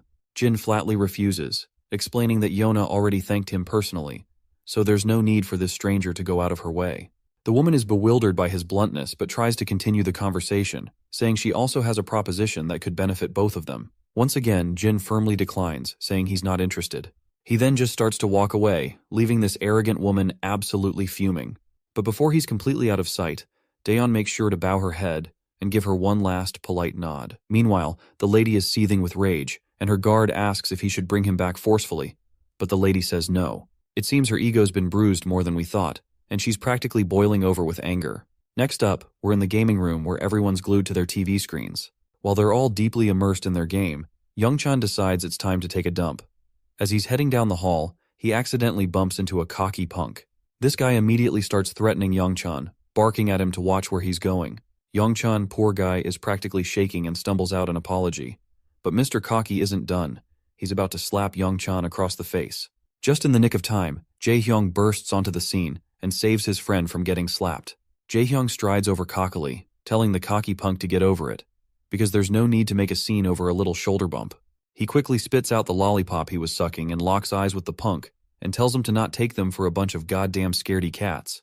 The punk's nerves are clearly rattled by Jae-hyung's deadly glare, and my guy continues to stare him down and demands this crazy punk why the hell he is staring. Once the punk is thoroughly intimidated, he finally walks off with whatever pride he has left. Jae-hyung lets out a puff of air through his nostrils, looking pretty pleased with himself. On the other hand, Youngchan still appears to be in shock, watching his friend and reflecting on the turn of events. It's a bit of a shock to him, considering Jae-hyung used to be the one bullying him, and now he's the one coming to his rescue. Orangehead tells them they'd better hurry, or Hyokjin will start giving them grief for being late. So, they head toward the toilet, while Youngchan still can't believe his eyes that this dude saved him. When they finally return, Hyokjin asks why taking a dump took so long. Orangehead explains there was some idiot trying to mess with Youngchan. Hyokjin's interest peaks, and he quickly asks who it was. Orangehead says the guy was wearing a Gosok Tech uniform. Blondie then turns to Youngchan, checking if he's okay. The timid fella simply replies that he's fine, because nothing had happened since Jae-hyung interrupted just in time. Orangehead decides it's time to just dive into the game. But then, a bunch of rowdy people burst into the gaming room. It's the same guy Jae-hyung bumped into earlier, and he's brought his lackeys to get revenge for the humiliation. Hyokjin is completely absorbed in his game, and doesn't notice the people standing over his left shoulder. When he finally looks up, he sees a bunch of goons towering over him, and the leader of the gang quickly tells him to step outside. Both Hyokjin and Jae-hyung realize that shit is about to get real, and Youngchan is shaking, terrified just thinking about what's coming next. Once they head outside, Youngchan is trembling with fear, feeling utterly terrified because they've gotten into this mess because of him. The cocky guy from before starts bragging about how Orangehead was all talk and no action, claiming it'll be easy to take down him and his other friend. But our Orangehead doesn't back down. He mocks the cocky guy, pointing out how he was scared and walked off quietly earlier, only to come back with his lackeys. The cocky guy doesn't appreciate the jab and gets furious. He tries to land a punch on Orangehead, but Jae-hyung quickly ducks and delivers a brutal punch to the cocky guy's face, showing him who's boss. The cocky leader staggers backward, and Youngchan, on the other hand, is practically panicking, convinced it's all his fault they're caught up in this mess. That's when Jae-hyung speaks up, telling his terrified friend that he doesn't need to feel guilty about anything, because these bastards are the ones who should be sorry. Those words absolutely melt Youngchan's heart, because seeing his friend looking so badass while saying that is almost overwhelming. But then, Hyokjin chimes in, pointing out that it's the exact same line Jin used a while back, and even the way Jae-hyung said it had the same energy. He jokes that he basically copied Jin, and now he feels like he needs to bleach his eyes after seeing his copycat friend in action. Orangehead starts blushing, feeling totally embarrassed, and admits that Jin looked so cool when he said those words that they stuck in his head, and he couldn't help but repeat them. While the trio is caught up in their own back and forth, they momentarily forget they're actually facing off against a gang, and they are too distracted to pay much attention to the goons. But soon enough, the lackeys charge at them, because they are not here just to be simply ignored in the middle of the fight. The Orangehead stands his ground.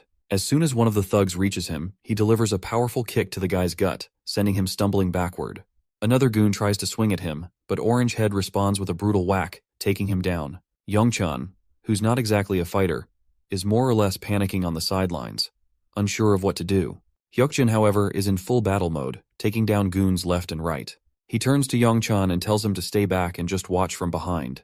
Orangehead agrees, pointing out that while Youngchan might be a pro gamer, he is out of his element in this fight, so they have got things under control. Youngchan is completely blown away by this. He can't believe they're fighting because of him, and yet they're telling him to stay back.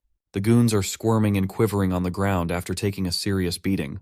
Our boys, on the other hand, are starting to struggle a bit, exhausted from the fight and outnumbered. Eventually, Jae-hyung takes a solid hit to the gut and feels the pain. He's sure that he is screwed because the cocky guy is about to land a punch right on his face, but before the punch can connect, Young-chan jumps onto the cocky guy, grabbing him tightly like he's found his brother from another mother. They both crash to the ground, and the cocky guy starts shoving Young-chan aside. But Young-chan holds on tightly despite the fear. That's when Orangehead takes his chance and swings his leg, delivering a devastating blow to the cocky guy's head.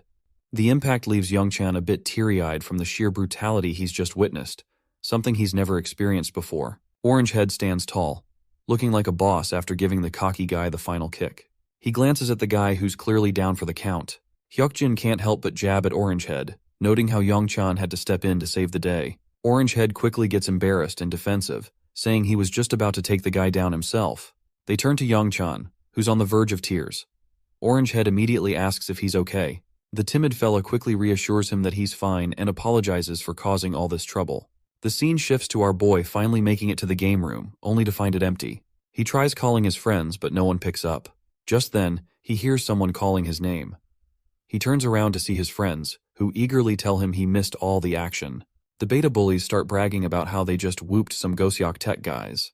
They head inside, and as they climb the stairs, they point out to Jin that while he might not be familiar with the Goseok Tech guys, they're pretty tough, but not a match for them. As they head into the gaming room, they're shocked to find a bunch of people lying unconscious on the ground. The beta lackeys are blown away by the sight and quickly ask who took down all these Goseok Tech guys. Our boy casually points out that he came looking for everyone and was jumped by these guys when they saw his uniform. The three of them are absolutely stunned to realize that our boy took out all these men single-handedly. After their mindless fun at the arcade, the group heads out to grab some grub. The beta bullies have brought the same delicious food Young-chan usually eats, but Orangehead forgets to grab drinks and decides to go get some as soon as possible. Young-chan decides to go with him, but Orangehead opts to go himself. As they start eating, Hyukjin feels proud and laughs about how they took down the Goseok Tech goons. Orangehead agrees, saying the goons came in trying to act tough but ended up getting beaten like dogs. Meanwhile, our boy looks at the tuna mayo food with no clue how to proceed. He watches as Jae-hyung tears off the seal and pops the snack out of its wrapper. He mimics Jae-hyung and starts to take a bite. While eating, he asks his friends who started the fight. Jae-hyung explains that one of the goons was messing with Young-chan outside the game room, which triggered the whole scene. Our boy checks in on his timid friend, asking if he's alright. The friend says he's good, because Jae-hyung showed up to rescue him just in time. Orangehead then shares some advice, telling Young-chan that in situations like this, he should never back down. Young-chan looks a bit confused to hear this, so Orangehead explains that you shouldn't flinch in front of a bully.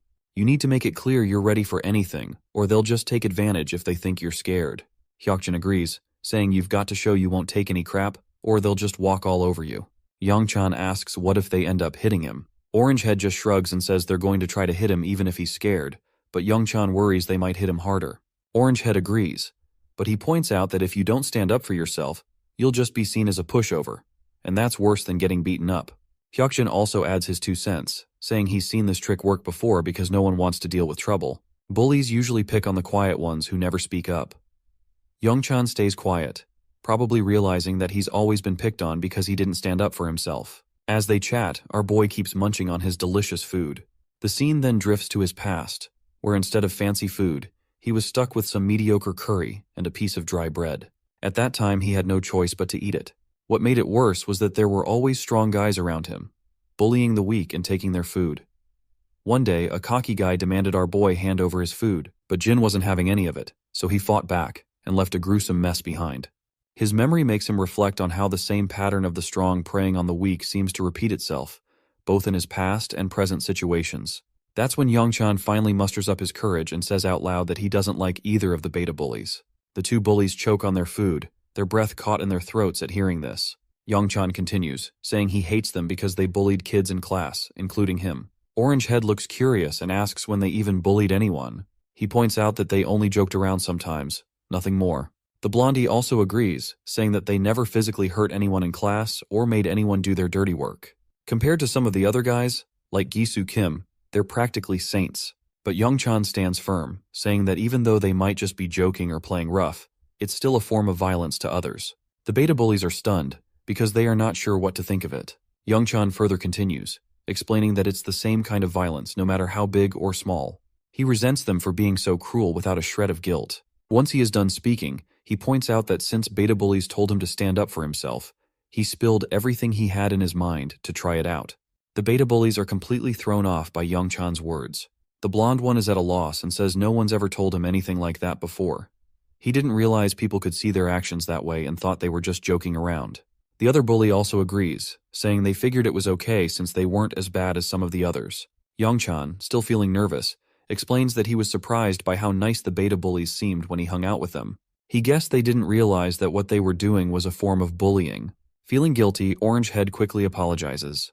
The blonde also says sorry, admitting they're not sure how to fix things but at least want to offer an apology. On the other hand, our boy is still messing with his food. When he takes off the shell of his rice ball, it drops to the ground, and he's totally bummed out to see his meal ruined. His friends don't really know how to react, and they end up yelling at him when he tries to eat the rice ball after picking it up. In the bustling heart of the city, we find ourselves back at SW Corporation. There, we see that same woman who claimed to be Yona's cousin is sitting at her desk. Suddenly, Yona storms into the room, clearly fuming, and she yells this woman's name, Jie. The sassy lady looks up and smiles at Yona, but before she can say much, Yona cuts her off with a sharp tone, demanding to know if she met Jin recently. Jie tries to play it cool and reminds Yona that it was actually Yona who was tracking Jin's background because she was suspicious of him.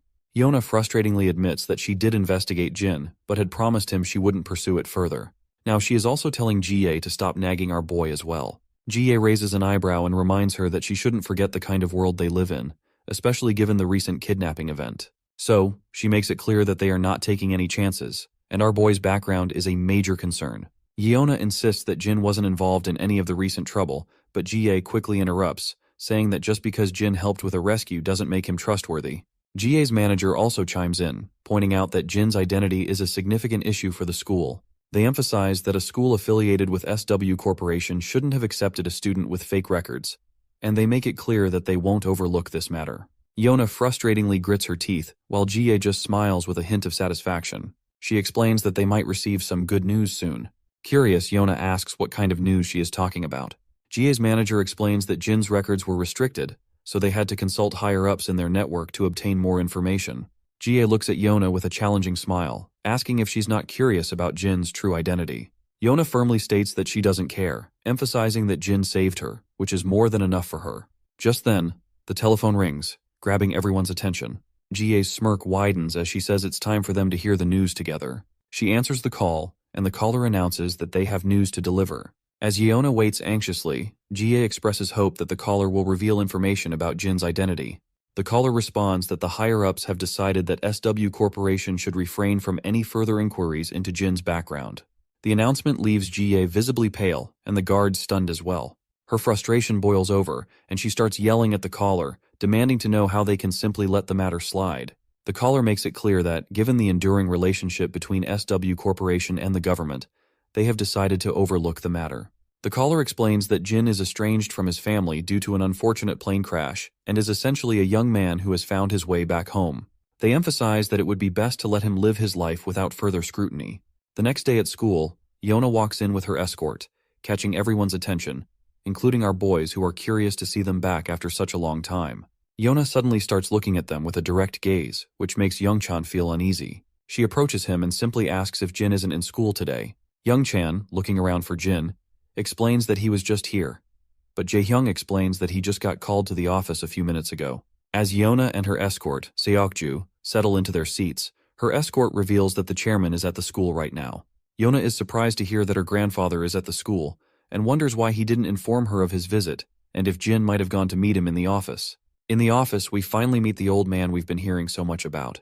He's thrilled to finally meet our boy in person, especially since our boy had previously turned down a meeting, so he came by himself to thank him for saving Yona. Our boy responds that there's no need for thanks. He was just trying to rescue his sister, and Yona happened to be there too. The old man acknowledges that he knows, but he still wanted to express his gratitude for saving his granddaughter and apologize for involving his sister. Our boy clears things up again, letting the old man know that he doesn't need to worry about that since Yona has already apologized. The old man stays silent after hearing this, and our boy starts to head into the classroom. That's when Grandpa finally asks if he will become Yona's bodyguard. Not surprisingly, he flatly refuses and makes it clear that this isn't something an average teenager like him can handle. The old man reminds our boy that an average teenager couldn't really handle a unit of kidnappers made up of former Special Forces soldiers either. Jin then points out that Yona already has an internal security team guarding her 24/7. The old man agrees but says that a security team can't be with her at school. And besides, she wouldn't be able to live normally with a team trailing her all the time. He explains that Seokju was in charge of her security, but the recent incident made him realize he isn't the right person to protect her, so he's thinking of giving the job to our boy. Jin starts to walk away again, saying he can't help. The old man goes quiet for a moment, and then says he wasn't just here to thank him for saving Yona. He also wanted to thank him for what he did 3 years ago. As soon as our boy hears this, he freezes and quickly turns back toward the old man. The old man keeps going with his thanks, saying he's wanted to express his gratitude for a long time, because without our boy's efforts, he wouldn't have had the chance to see his son before he passed away. It's clear that Jin remembers what the old man is talking about, but he stays nonchalant, saying it was just another job. The old man insists it was a dangerous job that no one else would take on. Thanks to our boy's success in the mission, he was able to see his son again, and his son spoke about Jin often. The old man reveals that his son was worried and asked him to find out why our boy had become a mercenary. So, the old man tried to track him down but couldn't find any leads. Now, as fate would have it, they're face to face, and he adds that Yona is his daughter. Jin's mind quickly flashes back to the past, recalling the man mentioning that he had a daughter around his age. Still, Jin makes it clear that he can't be Yona's bodyguard. However, he adds that he won't turn a blind eye if something happens to her. The old man is a bit taken aback but then smiles and says that would be more than enough. He then adds that there's one more thing he'd like to request. He points out that he would like to hear Jin's thoughts on the security team at SW. Jin asks what he means, and the old man explains that SW's security team is part of a long-standing and proud tradition, maybe too proud for their own good. They believe that Yona's recent kidnapping would have been contained even without Jin's help. However, as SW continues to expand, the threats are growing, and their security division is lacking in innovation. The old man wants Jin's honest assessment of their skills, and it will be a paid assignment, of course. Jin lets out a sigh, feeling like all of this is just a drag. He then finally heads back into his classroom. As soon as he enters, Yona greets him, but he clearly ignores her and walks to his seat as the teacher starts the class for the day. Jin sits quietly in his chair, thinking about the old man's words. He realizes that Yona's father must have died since the old man mentioned he'd seen his son before he passed away. The scene then cuts back to the past. We see Jin as a mercenary, with all the site workers gathered around eating. Jin is munching on some kind of food bar when a voice calls out to him, asking how a kid like him ended up working as a mercenary. It's clear this man is Yona's father, and after he sees our boy's face, he comments that he didn't realize Jin was so young. Jin quickly covers his face and starts to walk away, but the man offers him his platter full of delicious and appetizing food. He tells Jin to throw away his trash and eat this instead, saying that what he eats really matters at his age. Meanwhile, the other mercenaries chat about how their new client seems really wealthy and explain how they're building roads, a school, and a clinic in the town they're all stationed in. As they chat, Jin listens quietly. While he's on guard duty, the man walks up to him again, offering him a chocolate bar. Jin just looks away. Later that night, the man offers him food once more, but Jin turns away again. On a particularly rainy day, the man brings an umbrella and coat, but Jin refuses them as well. One day, as Jin is packing up his stuff to leave, the same man approaches him again. He says he'll miss having Jin around and invites him to stop by if he can since they'll be there for at least another month. The man then tosses a bag to Jin, explaining that he's packed some snacks and basic medical supplies inside. Finally, Jin speaks up and asks why he's giving him all this. The question catches the man off guard, and he's surprised to hear Jin speak Korean. He adds that he tried speaking in Jin's native language and in English before, but didn't get a response. The man explains that he's giving these things because he has a daughter around Jin's age, and he reminds him of her, so he can't help but worry. Later, we found ourselves in a rundown place where conflict is ongoing. We then see Jin with his fellow mercenary. His fellow informs him that the town where Jin was stationed as a guard has been taken over by a resistance group. He explains that they were waiting for the foreigners to finish their construction so they could take over the buildings, and most of the people at the site had been killed. Jin is jolted out of his flashback by the sudden ringing of the bell, and he notices Yona calling out to him, asking if he's free right now. A while later, they're in the lounging area, where Seokju is bowing his head in respect and offering a late apology in person. Jin tells him there's no need for that, as he understands the reason behind his actions. Yona then says she's pretty sure Jin will deny it, and explains that Grandpa asked her to invite him on his behalf. Jin agrees without hesitation, leaving Yeona quite puzzled to see that he actually agrees without protest for the first time. The scene then shifts to Jie, who is gritting her teeth in frustration. She's fuming mad that the higher-ups aren't releasing Jin's true identity. Just then, her manager enters and mentions that the same student has arrived, which shocks Jie a little. In the SW Corporation's men's locker room, Jin is getting suited up in the company's dress code. Seokju asks how Jin ended up landing a job with SW Corporation. The scene transitions to the past, where Jin is reviewing the records of all the security personnel working for SW Corporation. The old man had told him to spend a few days with the team and share his thoughts since arrangements had been made to accommodate him. It should be fairly easy for Jin to get a sense of the program. Back in the present, Jin tells Seokju that he simply wanted to experience what being in the security team is like, so ended up here with a job. Seokju wonders if that means Jin wants to be a bodyguard. Jin then asks if Seokju isn't joining the training. In response, Seokju explains that today's session is for Team 2, and he is part of Team 3. He adds that Team 3 escorts Yeona exclusively, while Team 2 escorts Ms. Jie and her parents. The scene transitions to a training hall where all the personnel are sitting on the ground. One of the instructors introduces Jin to everyone, explaining that Jin will be joining them for the next few days. He's in the same class as Seokju, and the chairman has allowed him to participate in their program to learn about their field. One of the men raises his hand and asks if Jin is the one who handled the kidnapping situation with Seokju. The senior confirms that he is indeed the same person. Jin introduces himself and thanks everyone for letting him participate. As the students begin their training, we see Yeona standing above, observing our boy. Seokju reveals to her that our boy is here because he wanted to experience what it's like to be a bodyguard, or at least that is what Jin told him. Meanwhile, the guards are running down the halls, engaged in their training. As Yeona watches our boy, she also notices someone else in the hall, and it's Jie along with her guard. Yeona curiously wonders what she is doing there. Meanwhile, Jin is running across the hall with the other soldiers. The senior leading the pack takes a quick look back and sees that Jin is keeping up well, so he decides to pick up the pace, running even more intensely. After several rounds, all the soldiers are completely out of breath, and the senior looks utterly exhausted, as if he might faint any moment. Jin, however, looks as if nothing has happened, taking just a simple, casual breath.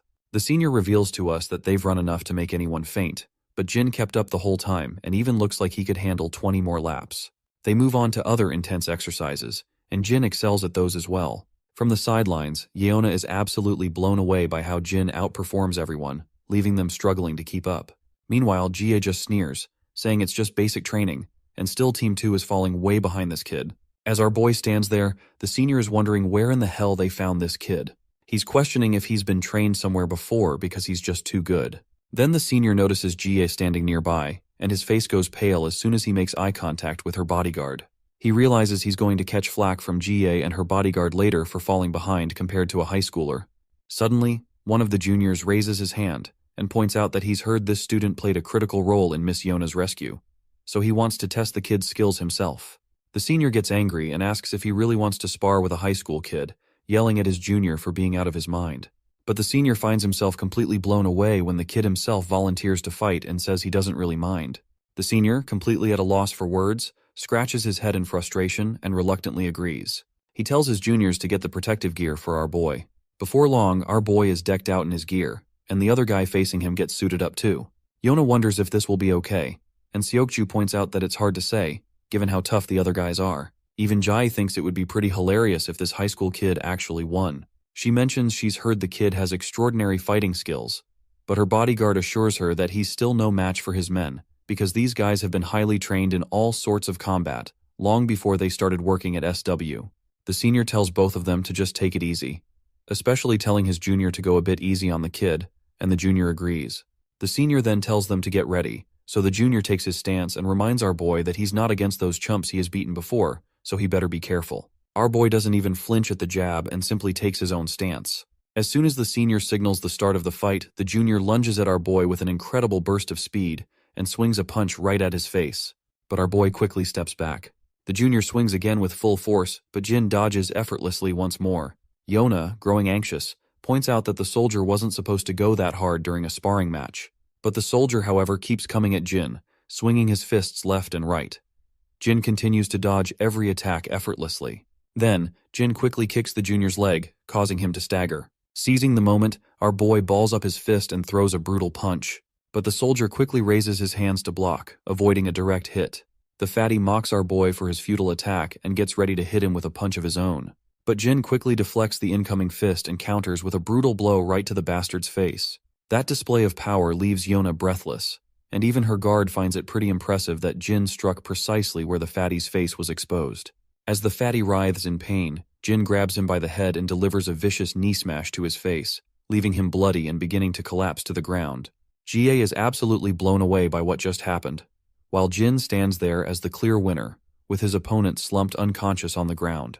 He removes the protective gear from his head, and both the senior and the other soldiers are stunned by the turn of events. Seokju notes that they were clearly instructed to take it easy, but this was just too intense. Jie speaks up again, questioning if this kid is really the 19-year-old they claimed he was. Meanwhile, her bodyguard is fuming at the top of his head, as Team 2 is part of his crew, and he is not at all happy to see one of his soldiers going down like flies after being beaten by a teenager. The other soldiers drag their incapacitated buddy off the ground, while Jin remains the center of attention. By now, the senior has no doubt about Jin's role in saving Yeona from the kidnappers. Meanwhile, Jie's bodyguard is giving his soldiers death glares. They're all panicking, especially the senior, who's sweating bullets because he's sure he's in big trouble. Then, another soldier, Beomseok Choi, raises his hand and volunteers to spar with Jin too. The senior reminds him that they've already lost to a kid once, and doesn't want to look foolish by losing again. But Beomseok, brimming with confidence, says he's really itching to fight Jin after seeing his impressive skills. The senior points out that they can't all just rush at Jin, but Jin says he's totally fine and not exhausted at all. He even adds that he hasn't moved around enough to be tired. This freaks everyone out a bit because after taking down one of their top soldiers, he's practically saying he hasn't even broken a sweat. Seokju lets out a sigh, clearly not surprised by our boy's antics. Beomseok finally steps into the ring, face to face with Jin. While stretching his muscles, he casually asks our boy where he learned to fight like that. Jin then asks if Beomseok isn't going to wear his headgear, to which the soldier confidently replies that he doesn't need it. He tells Jin to go ahead and use one if he wants to. But Jin was only asking for the guy's sake. He doesn't care about headgear either. So he just tosses it aside, surprising Beomseok and even Yeona. That's when Beomseok starts getting cocky, calling Jin a punk and saying he likes his spirit. Jie then curiously asks her bodyguard what he thinks will happen this time. In response, he admits they made the mistake of underestimating Jin earlier, but he's confident they can take him down now. He takes major pride in his men, who train tirelessly every single day. Not to mention, our boy is about to face the ace of the team this time. Jie cracks a smile, eagerly anticipating how Beomseok will handle Jin. Meanwhile, Yona's bodyguard is starting to think Jin might actually lose this round. In a weapon-free fight like this, it all boils down to physical strength, and Beomseok Choi is a jacked-up dude. There's no telling what kind of rigorous training Jin has had, but nothing can make up for the raw strength Beomseok is rocking. As the fight begins, Beomseok, full of bravado, takes his stance and swings at Jin, but our boy casually sidesteps the punch with ease. Jin tries to land a punch on Beomseok, but this dude isn't here to mess around. He dodges Jin's attack quickly and counters with a punch of his own. Jin also tilts to the side to save him and throws another punch, but Beomseok grabs Jin's fist and smirks. He acknowledges that Jin's punch is stronger than he expected based on his appearance. But Jin isn't interested in mid-fight chit-chat. He throws another punch, but Beomseok blocks it effortlessly. He gives Jin props for his great timing, but smirks and scoffs that no one can break his guard with pesky blows like that. But that's where he's dead wrong. Jin quickly swings his leg and lands a solid kick to Beomseok's thigh. The cocky guy is now totally stunned, and the senior's jaw practically hits the floor to see our boy making an hardcore comeback. Then Jin follows up with another brutal kick to Beomseok's leg. By now, Beomseok is absolutely fuming and throws a punch in a fit of frustration, but Jin calmly takes his stance and lands a nasty whack to Beomseok's chin, followed by a few more blows that leave the cocky guy clenching his teeth in frustration. Beomseok tries to swing at Jin again, but our boy deflects it with some slick ninja-like moves. Then, he delivers a solid slap to Beomseok's throat, making him cough up and spit. With a heavy thud, the once muscular guy drops to his knees. The first shocked face we see is Yeona's, quickly followed by Jie and her bodyguard. Meanwhile, Jin just stands there while the muscular guy coughs violently on the ground. Yeona's bodyguard is blown away by how strategically Jin broke Beomseok's upper guard. By striking his knee and then immediately going for the neck, he effectively narrowed the gap in their physical strength. Further attacks on vital points would have completely neutralized Beomseok's advantages. Jin then asks if anyone else is itching for a throwdown, but it's clear no one's eager to step forward. That's when the senior chimes in, telling Jin he shouldn't go for the neck or knees when sparring. Jin, looking genuinely puzzled, asks if there are rules to sparring and apologizes if he broke any since he wasn't aware. The senior quickly clarifies that there aren't really any specific rules, but it's just something he felt like mentioning. Well, deep down, the senior feels like he is just trying to save his sorry face after getting his butt handed over by a high schooler. After witnessing the entire battle, GA is absolutely certain that it wasn't just a stroke of luck that Jin was able to rescue Yona, and she wants her bodyguard's take on the matter. The man, clearly pissed off after seeing his soldiers drop like flies, reluctantly admits that from basic training to serious combat, Jin excels in every aspect. GA smiles thoroughly at this, and then quickly tells everyone to move on to the next course. Everyone is startled, especially Yeona, who has no clue what GA even means by that. GA then walks over to Jin and reminds him that since he's here to experience real security duties, it's finally time to see what it's like to be a real bodyguard. Jin listens intently as she explains that since he's paired with Team 2, he'll be escorting her, and she's looking forward to his service. Yona, however, can tell from a mile away that this woman is cooking up something shady. The next scene takes us into one of the offices inside SW Corp, where we meet the grandpa, who's with a suited guy. This suited guy is amazed that Jin is in the same class as Yona. He explains that he learned about Jin's background during their research, but it's still a shock to see that codename Jin is actually this young kid. The suited guy adds that Jin's name only came to light a few years ago, which means he was even younger when he first gained recognition. He just can't wrap his head around how this kid could be the same ruthless individual he's heard about. The scene then shifts back to the locker room, where Jin is finally suited up in a real bodyguard outfit, and he looks seriously badass. Evening has arrived, and we find Diane and her grandpa together. The old man asks her if Jin is still out with friends. In response, she explains that Jin had to take care of something and said he'd be a little late. The grandpa is concerned, saying Jin shouldn't stay out too late. He's sure Jin will be fine, but if he runs into any trouble with hooligans late at night, it could be a problem. The next scene shows the two defeated soldiers who were getting pretty cocky before fighting Jin. They're now getting an earful from their superior, and everyone is feeling ashamed after getting their butts kicked by Jin. The senior is so livid his veins are practically bulging, and he makes it crystal clear that they're about to face training like they've never seen before. The soldiers' faces fall when they hear this, and the senior lets out a sigh of relief that they didn't get chewed out by their boss today. Meanwhile, Yona is absolutely blown away when she sees Jin stepping out in his bodyguard uniform, looking like he's about to hit the town for a date. Even GA is really pleased to see him, and those defeated soldiers can't help but feel a bit jealous of our boy. As we head outside the building, Jin and two other guards are escorting GA. There are several other guards as well, making sure she gets into her luxurious Bentley without any issues. Once she's inside, the guards follow, while Jin stands outside until the senior bodyguard tells him to just get in the car. With that command, Jin takes a seat in the back alongside Yona. Once inside, he notices how two guards are always at GA's side. Out of the blue, GA asks our boy if he's ever thought about singing or acting as a career. She explains that one of the SW subsidiaries she runs is an entertainment agency, which is where they're headed right now. Jin, however, simply states that he's not interested. She then asks him why he's interested in becoming a bodyguard. As soon as our guy hears this, he realizes these folks probably don't know the real reason behind his involvement, so he just goes with the flow and says he wanted to experience life as a bodyguard. She then gives him props, saying he's pretty good at this job. Judging by how well he did in training today and how easily he beat the guards in Team 2, she's impressed. But when his bodyguard hears about his Team 2's defeat, he's absolutely livid, turning red with anger. He's embarrassed to get reminded that his team got trounced by a high schooler. On the other hand, Jin points out that he only won because Team 2 let their guard down. They had to hold back because he's just an inexperienced kid, so he had a greater advantage from the start. If they had taken him seriously as a real opponent, he's pretty sure he would have lost both duels. The woman acknowledges the situation, but deep down, she thought Jin would be more boastful about beating working guards. Turns out he's not like that at all.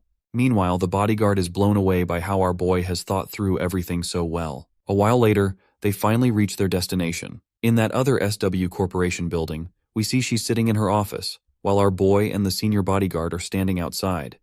The senior is amazed that after standing there for an hour, our boy hasn't even flinched. So out of curiosity, he asks where he received such intense training. Our boy simply looks at him and stays silent. The senior asks again where he picked up those moves from the sparring session, because this isn't something you can just pull off by luck. In response, Jin just says he learned on the streets where he grew up. This vague answer really ruffles the senior bodyguard's feathers, who wasn't expecting such a brush-off. Well, his answer wasn't too far from the truth. The scene then transitions to his past, showing how he really did learn these skills on the streets. We see him running alongside his buddy, while a hail of bullets rains down from behind. He's climbing ropes to reach the treetops in harsh weather and facing off against highly trained soldiers and killers. But he never flinches. Once they head out again, their car zooms down the highway. Jie asks if he's feeling alright since it's been a long day. He says he's fine, and she finds it odd because it's his first day on the job for this line of work. But he confirms once again that this is indeed his first time. Meanwhile, the senior bodyguard reflects on how this is typical of our boy. He hasn't asked a single question since they started the route, and hasn't shown any signs of being affected, even when they deliberately skipped dinner to test him. It's as if he's fully aware that these things can happen in security work. He never budged from his position until he was instructed to do so. Suddenly, Jin notices something serious up ahead. There's a truck coming, and the driver inside looks either drunk or sleepy. It's hard to tell. What is clear is that the truck veers out of its lane and heads straight for the car Jin and Jie are in. The truck skids across the road and crashes into their car. Once the car comes to a stop, the bodyguards from the other car rushes over. The airbags have deployed, and the senior bodyguard quickly checks the back seat, asking if Jie is all right, and what he sees there blows his mind. Jin has managed to hold Jie close, saving her just in time to avoid the worst of the crash. The bodyguard is amazed that Jin could react so quickly and protect her in that split second before impact. But then Jie yanks herself away from Jin and creates some distance. The other bodyguard rushes to her, asking if she's okay. The other guards quickly gather around to discuss what just happened. One of them reports that the truck driver was definitely drunk. The junior guard adds that the driver appears unconscious, and they're currently pulling him out of the vehicle. The senior guard tells everyone to call an ambulance, secure the driver, and make sure to get to the bottom of this incident. Meanwhile, inside the car, Jie looks at Jin, who's sitting quietly. She's startled and asks if he's okay. Jin simply nods in affirmation. But Jie points out that he might have been hurt and suggests he should come with them to the hospital to get checked out. Instead of responding to this, Jin reminds her that she should always wear her seatbelt, even when sitting in the back seat. Seems like this is not what she was expecting to hear at such a critical moment, so she has no clue how to respond to this brutal truth bomb. Back at home, Daeon is busy preparing some delicious food, and Jin also walks into the living room and asks if she's making lunch. She responds that she's cooking for Grandpa and will save some for him to have later too. Jin reminds her that Grandpa is already at work. Daeon explains she plans to take it to his workplace, just like she used to visit him there often, but hasn't ever since our boy came back home. Jin decides to tag along with her and seals the deal with a warm smile. Later, in the bustling city, we find Grandpa happily chatting with his fellow officer. The officer is teasing him, asking if he won the lottery or something, since he looks so cheerful since returning from vacation. Grandpa looks puzzled and asks what he means. The officer points out that he just looks unusually happy lately. Grandpa is confused by the teasing, and his friend further reveals that apartment 703 just gave them some snacks to share. He's told to drop by to grab him after his shift. Grandpa replies that he'll come by after he finishes sorting out the recycling. As the old man starts shoving down the trash into the bins, he reflects that he might have let himself get too excited about Jin's return, to the point where others have started to notice his happiness. Suddenly, Grandpa hears some commotion. He sees a thug slam on the brakes in the middle of the road and get out of his car. Another person behind him tells him to move his car instead of blocking the road. But this cocky guy just gets out of his sports car, holding 2 disposable glasses. With a smug attitude, he uses every name in the book to tell the other guy to shut up, saying he'll be back in a minute after tossing these glasses. The man in the car is visibly scared by the thug's attitude. The thug strides over to Grandpa and drops the 2 disposable glasses into the dustbin, but he's so careless that they just fall to the ground instead of making it into the bin, leaving Grandpa with extra work. The old promptly picks up the scattered trash. Meanwhile, the thug's girlfriend, who's still in the car, tells her boyfriend to throw this bag of trash as well. Reluctantly, he grabs the trash bag and throws it from a distance, not bothering to walk over to the bin. As expected, Grandpa ends up picking up the mess left behind by the inconsiderate duo. The thug zooms out of the place in his car, and just as Grandpa is busy putting the garbage to its rightful place, he hears a familiar voice and turns to find his children arriving to visit him. Although Grandpa is thrilled to see his children, he still asks what they're doing there. They reveal they brought lunch for him, but he insists they shouldn't have gone to the trouble. He can just buy something nearby. Daeon looks around and notices Grandpa is sorting out the recycling. He agrees, saying it's better to take care of it before it piles up and gets out of hand. The charming girl offers to help with the job, but Grandpa quickly tells her she doesn't need to get her clothes dirty. Daeon, however, has already made up her mind and brushes off his concern, saying she'll just wash them later. So they start sorting out the trash, with our hero quietly standing behind, beaming with happiness to be with the family. After a while, we see the girls blushing while looking in a certain direction. It wouldn't be surprising if they're admiring our boy's handsome face. In the background, we catch sight of Mr. Cha and his lackey, who have finally been discharged from the hospital and have been walking out from his apartment. Suddenly, Mr. Cha perks up when his eyes wanders at front and spots our boy sorting out some trash and he has no clue what the hell he is doing there. Cha's lackey recognizes the old man and realizes he's the grandpa they saw when they went to get the kid. Hearing this, Cha quickly pieces it together and figures out that the girl must be our boy's sister. Seeing our boy smiling so warmly, Cha finds it fascinating that he knows how to smile after all, and he can finally see that he really does look like an average teenager. The lackey suggests they go over and say hello, but Cha decides against it, saying guys like them usually just end up ruining moments like that. Instead, he decides they should grab a bite to eat. We then see the sweet family having their lunch in the park. The three of them are enjoying themselves, eating and chatting away. Once they're done, Dayan waves goodbye, and they decide to head out. Once the evening strikes, the old grandpa is also done with his duty, and walks to his home while smiling pleasantly. Then, he notices that same Corvette he had seen in the noon when that thug came to throw that trash.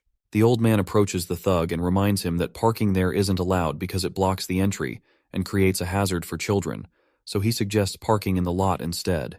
The thug sneers and asks why he should listen to an old guy like him, making it clear he'll park his damn car wherever he wants. The old man tries to reason with him, but the blonde woman beside the thug threatens him, saying he's just a guard and wonders if he's trying to get fired.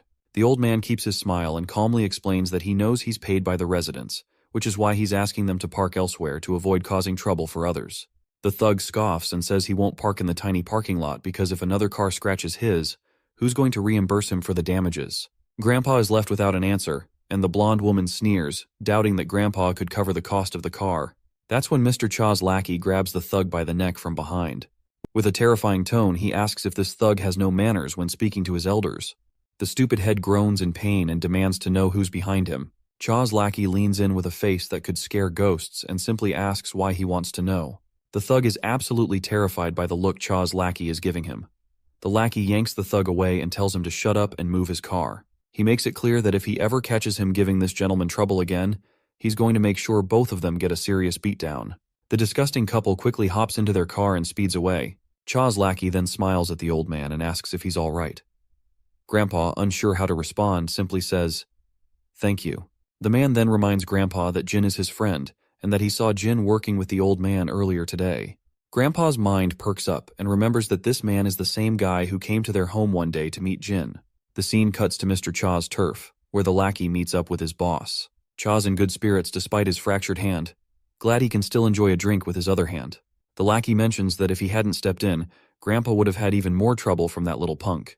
Cha chuckles and gives his friend a nod for his solid work, noting how disrespectful punks can be these days. Suddenly Jin barges in abruptly and he looks quite terrifying at first glance. Cha immediately starts sweating to see our guy this serious, because Jin is the last person he would want to mess with. He asks Jin why he's giving them this insane look. By the way, we've been referring to this man as Cha's lackey for a while now. Since we don't know his name yet, let's give him one and call him Muscle Man. Jin pulls out his phone and shows a selfie of Muscle Man with Grandpa. Grandpa also had told our boy that one of his friends lives in the apartment where he works.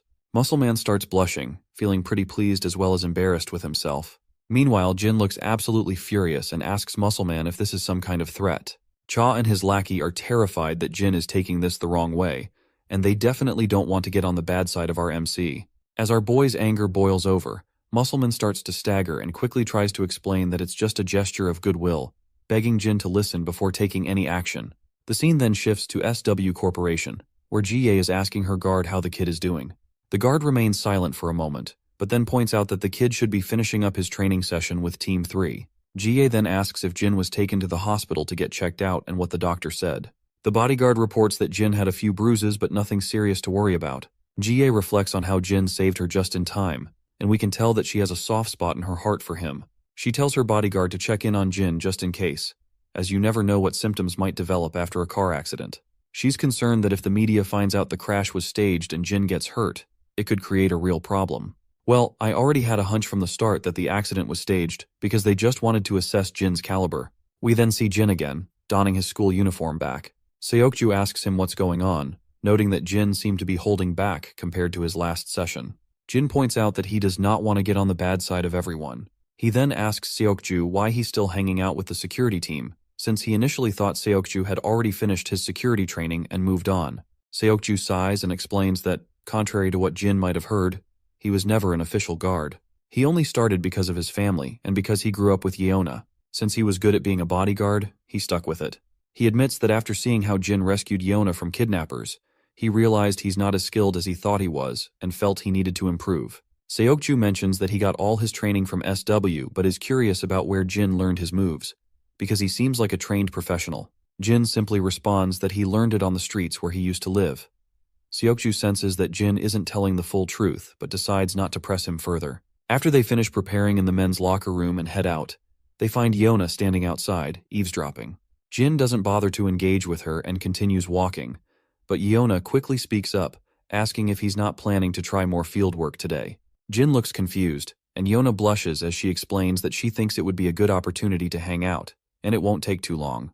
Jin remains silent, and both her guard and Seokju stay quiet as well after hearing her odd wish. Later, a bunch of guards are stationed outside while Yona and Jin stop by a stall to grab some food. Yona excitedly explains that she missed cup noodles and triangle kimbaps so much while she was in the US. As Jin looks at his triangle kimbaps, he has a flashback to an unpleasant memory where his food fell out of the wrapper and hit the ground. Seokju looks a bit bewildered by the rundown spot they've chosen for eating. Yona notices and asks Jin if he's not going to eat anything. Our boy then replies that he doesn't think he should eat with her since he's supposed to be guarding her. Yona is startled by this, and Seokju quickly explains that Team 3 is responsible for escorting Yona right now, and their job is to blend in as her companions while guarding her from close by. Yona charmingly agrees and tells everyone to just dig into the food. Meanwhile, Seokju reflects on how Yona picked the convenience store near his home on purpose because she knew he would decline if she took him somewhere nicer. Yona then brings up the accident that happened while Jin was escorting Jaye and asks if he's okay. Jin replies that he's fine, all while staring at his triangle kimbaps inside the packaging. Yona then asks if Jie gave him a hard time, noting that Jie is known for being super demanding and harsh. In response, Jin simply says everything went smoothly. Yona finds this hard to believe, as it doesn't sound like Jie at all.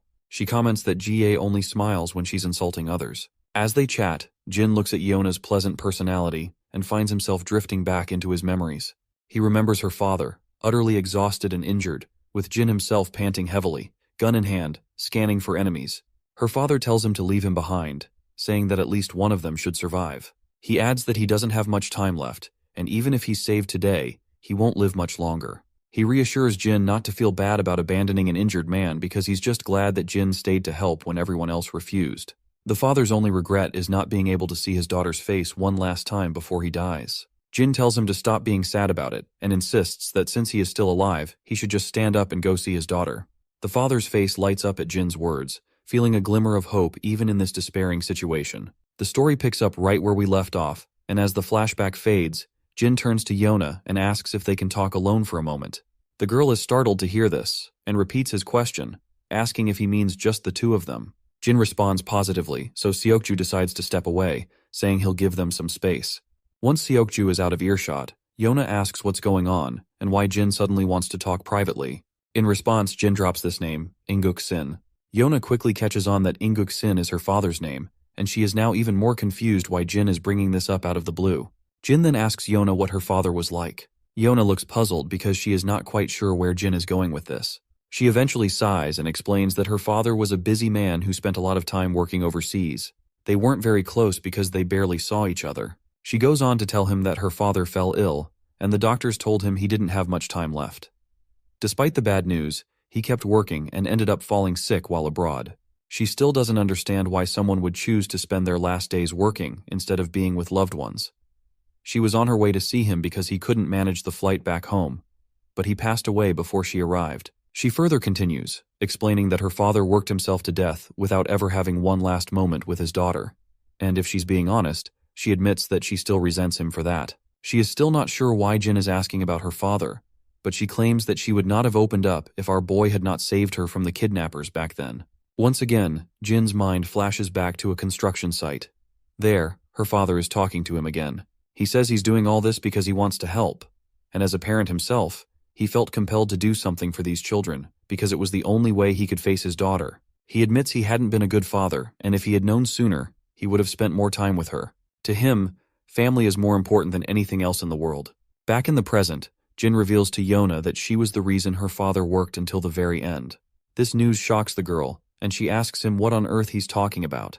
Jin then explains that he's here to deliver the final request of his client. He reveals that her father wanted to tell her that he wanted to see her one last time before he died, and that he's sorry he couldn't make it happen. These are the words her father wanted Jin to deliver to her.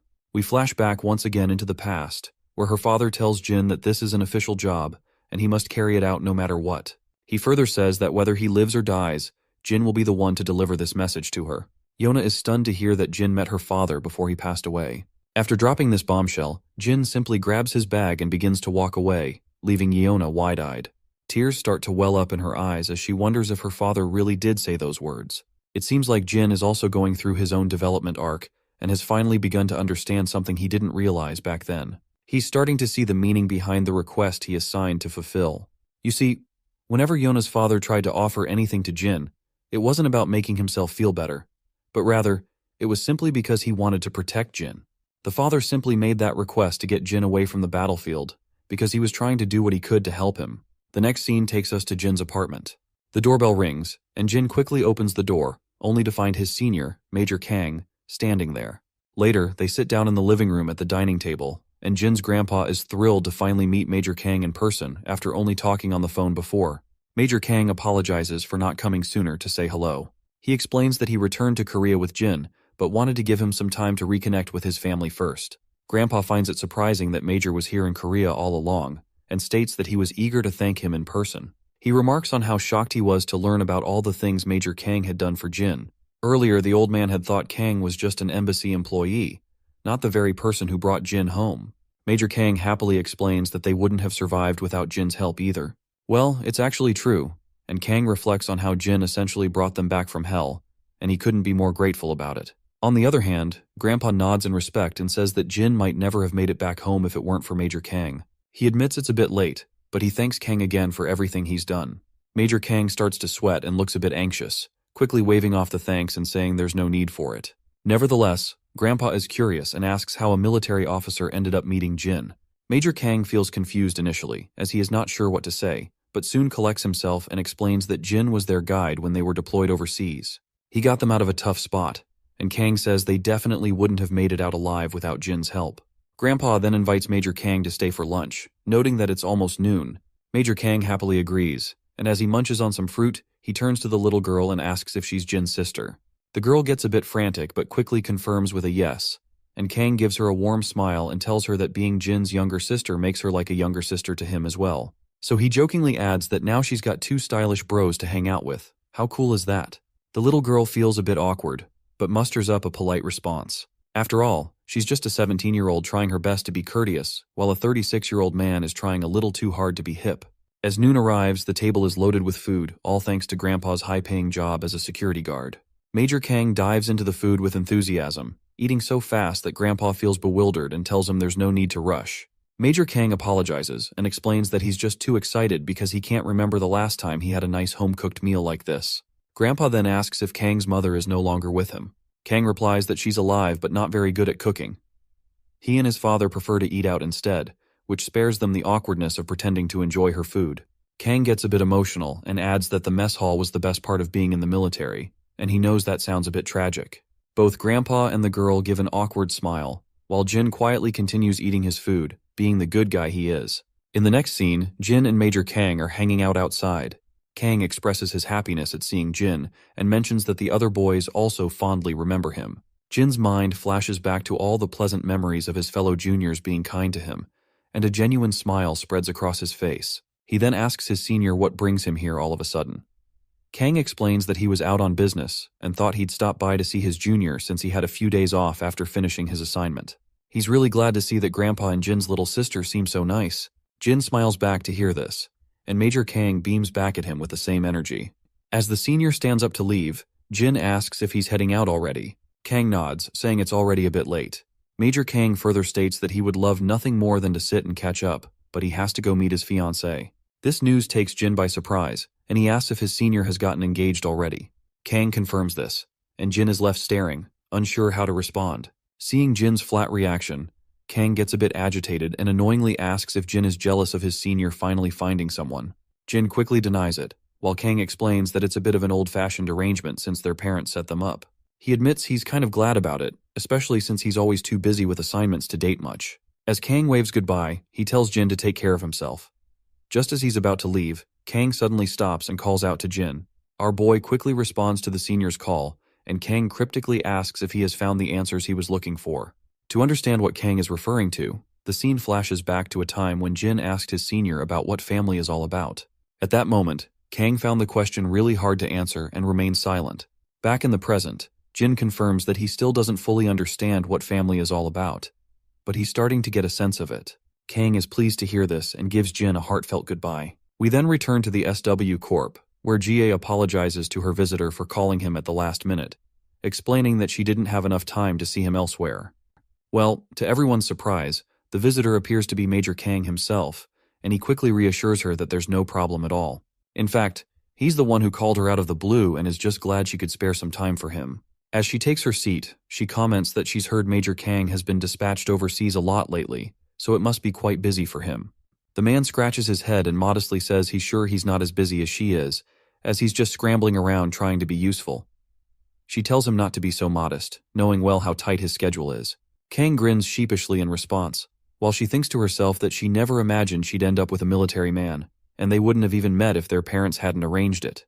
She then wonders how many times they've seen each other, and Kang responds that it's exactly 14 times. She then points out that this much time is just far too little given the fact that they had been engaged for over a year. She then remembers another think, and she states that she has a favor to ask. The man quickly perks up and tells her to just say the words. That is when she slides across the profile of our boy, and when he looks at the document, she points out that it's about this boy in the picture, and she wants him to look into his records.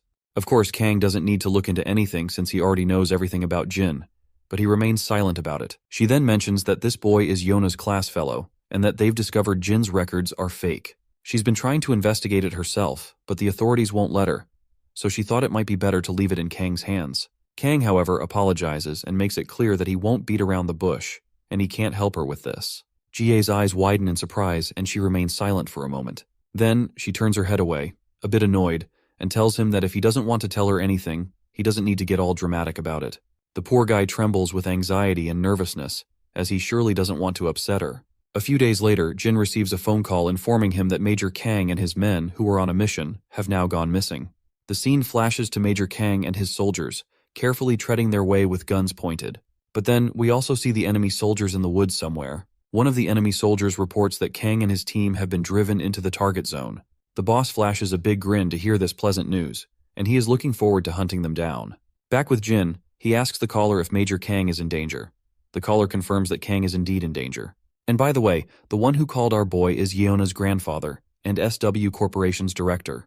According to their sources, Major Kang and his men were ambushed by armed forces during their mission. They're being chased by the enemy and are forced to engage in combat. Meanwhile, the military is preparing to extricate Major Kang and his troops. The director further explains that he's sharing this information because he knows Jin has a close relationship with Major Kang. Jin quickly catches on and realizes that if the director felt the need to inform him, it likely means the chances of Kang's survival aren't very promising. The old man sadly agrees, saying he called Jin to prepare him for the worst. Jin remains silent, and the caller advises him not to jump to any rash conclusions and to leave the matter in the hands of the military. He reminds Jin to keep in mind that he has a family to think about now. At the end, our boy agrees and ends the call. As he stands there, his mind flashes back to memories with Major Kang. In the infirmary, Kang, with a big grin, reminds his fellow soldiers that he had already told them that Jin was Korean, and indeed, he is. The other injured soldiers happily chime in, and they all find it really hard to believe, and they wonder if Jin has actually gotten his memories back. Once Jin was sitting alone, Major Kang approached him and told him to take his time and not force himself to remember anything. He then asked Jin if Ijin Yu was his real name, which Jin confirmed right away. In another memory, Jin and his colleagues are in the game room, struggling to win a single game. The atmosphere is lighthearted and filled with despair as they continue to lose one game after another. In one particularly vivid memory, Major Kang comes rushing in with excitement and hastily reveals to Jin that they have found his family. He explains that they discovered Jin has a grandfather and a younger sister. Our boy remains quiet and seemingly unshocked, but his other friends are overjoyed. They smile and congratulate him warmly, and they are happy for him that he will be now able to lead a normal life once again. In the present moment, Jin feels a pang of sadness from the news about Major Kang. He's lost in his thoughts when Daeon calls him for dinner, and Grandpa reminds him to hurry before the food gets cold. Jin finally exits his room and stands silently. The others are puzzled to see his unusual behavior, and ask if he's not going to take his seat. Jin snaps out of his contemplation and eagerly sits down next to his sister. As they settle in, Grandpa shares that the other guards are envious that his grandkids come to eat with him. Daeun finds it odd that anyone would be jealous about that and assumes all kids visit their grandparents. But sadly, the old man shares that's not the case, and none of the other grandkids visit as often as she does. Daeun is pleasantly surprised and excitedly declares that she'll visit again soon with lunchboxes. Meanwhile, Jin isn't quite in sync with the current mood. He suddenly calls out to Grandpa, who asks what's on his mind. Jin asks how Grandpa feels about helping someone who once helped him. The old man thinks for a moment and replies that there's no simple answer. It depends on the nature of the help he received and how he can offer assistance in return. What is clear is that the person who helped you had a lot more to lose and didn't expect anything in return while helping. He further explains that the true value of a kind deed is not measurable, and eventually Jin will find that there will come a time when he needs to repay someone for their kindness. All in all, if you can't help someone entirely, you should at least try his best to return the favor. Grandpa starts feeling a bit embarrassed after his heartfelt words, and apologizes if he rambled too much, because he's not the best at putting perspectives into words. Jin simply responds that he understands everything very well, and is genuinely glad to have met someone like Grandpa. The old man looks unsure from where all this flattery is coming from, but he thanks his grandson, and states that hearing Jin's words means a lot to him. Suddenly Daeun notices her brother looking at her, and Jin also tells her that he's also glad to have a sister like her. Daeun goes silent for a moment, then blushes deeply, because she is not the type to handle this much flattery all at once. Later, once Jin gets into the room, he talks to his senior, and lets him know that he is going to help Major Kang, and he appeals to his senior to please make any arrangements if he can. Well, it seems like the director isn't too sure about sending our guy into the fight, but it looks like he doesn't really have a choice. The next scene cuts back to the woods, where we see Major Kang completely exhausted, taking deep breaths to catch his breath. He then instructs everyone to rest for a bit and tells one of the soldiers, Seokun, to scan the perimeter, while Ji-seok and Sucheol are sent to check how close the enemy is. One of the soldiers speaks up, mentioning that everyone is pretty wiped out, and Gwangsik has lost a lot of blood, but the senior responds that they've got to reach the next checkpoint to wait for rescue. The soldier asks if they can even make it since they're almost out of rations. The senior feels agitated and begins gritting his teeth.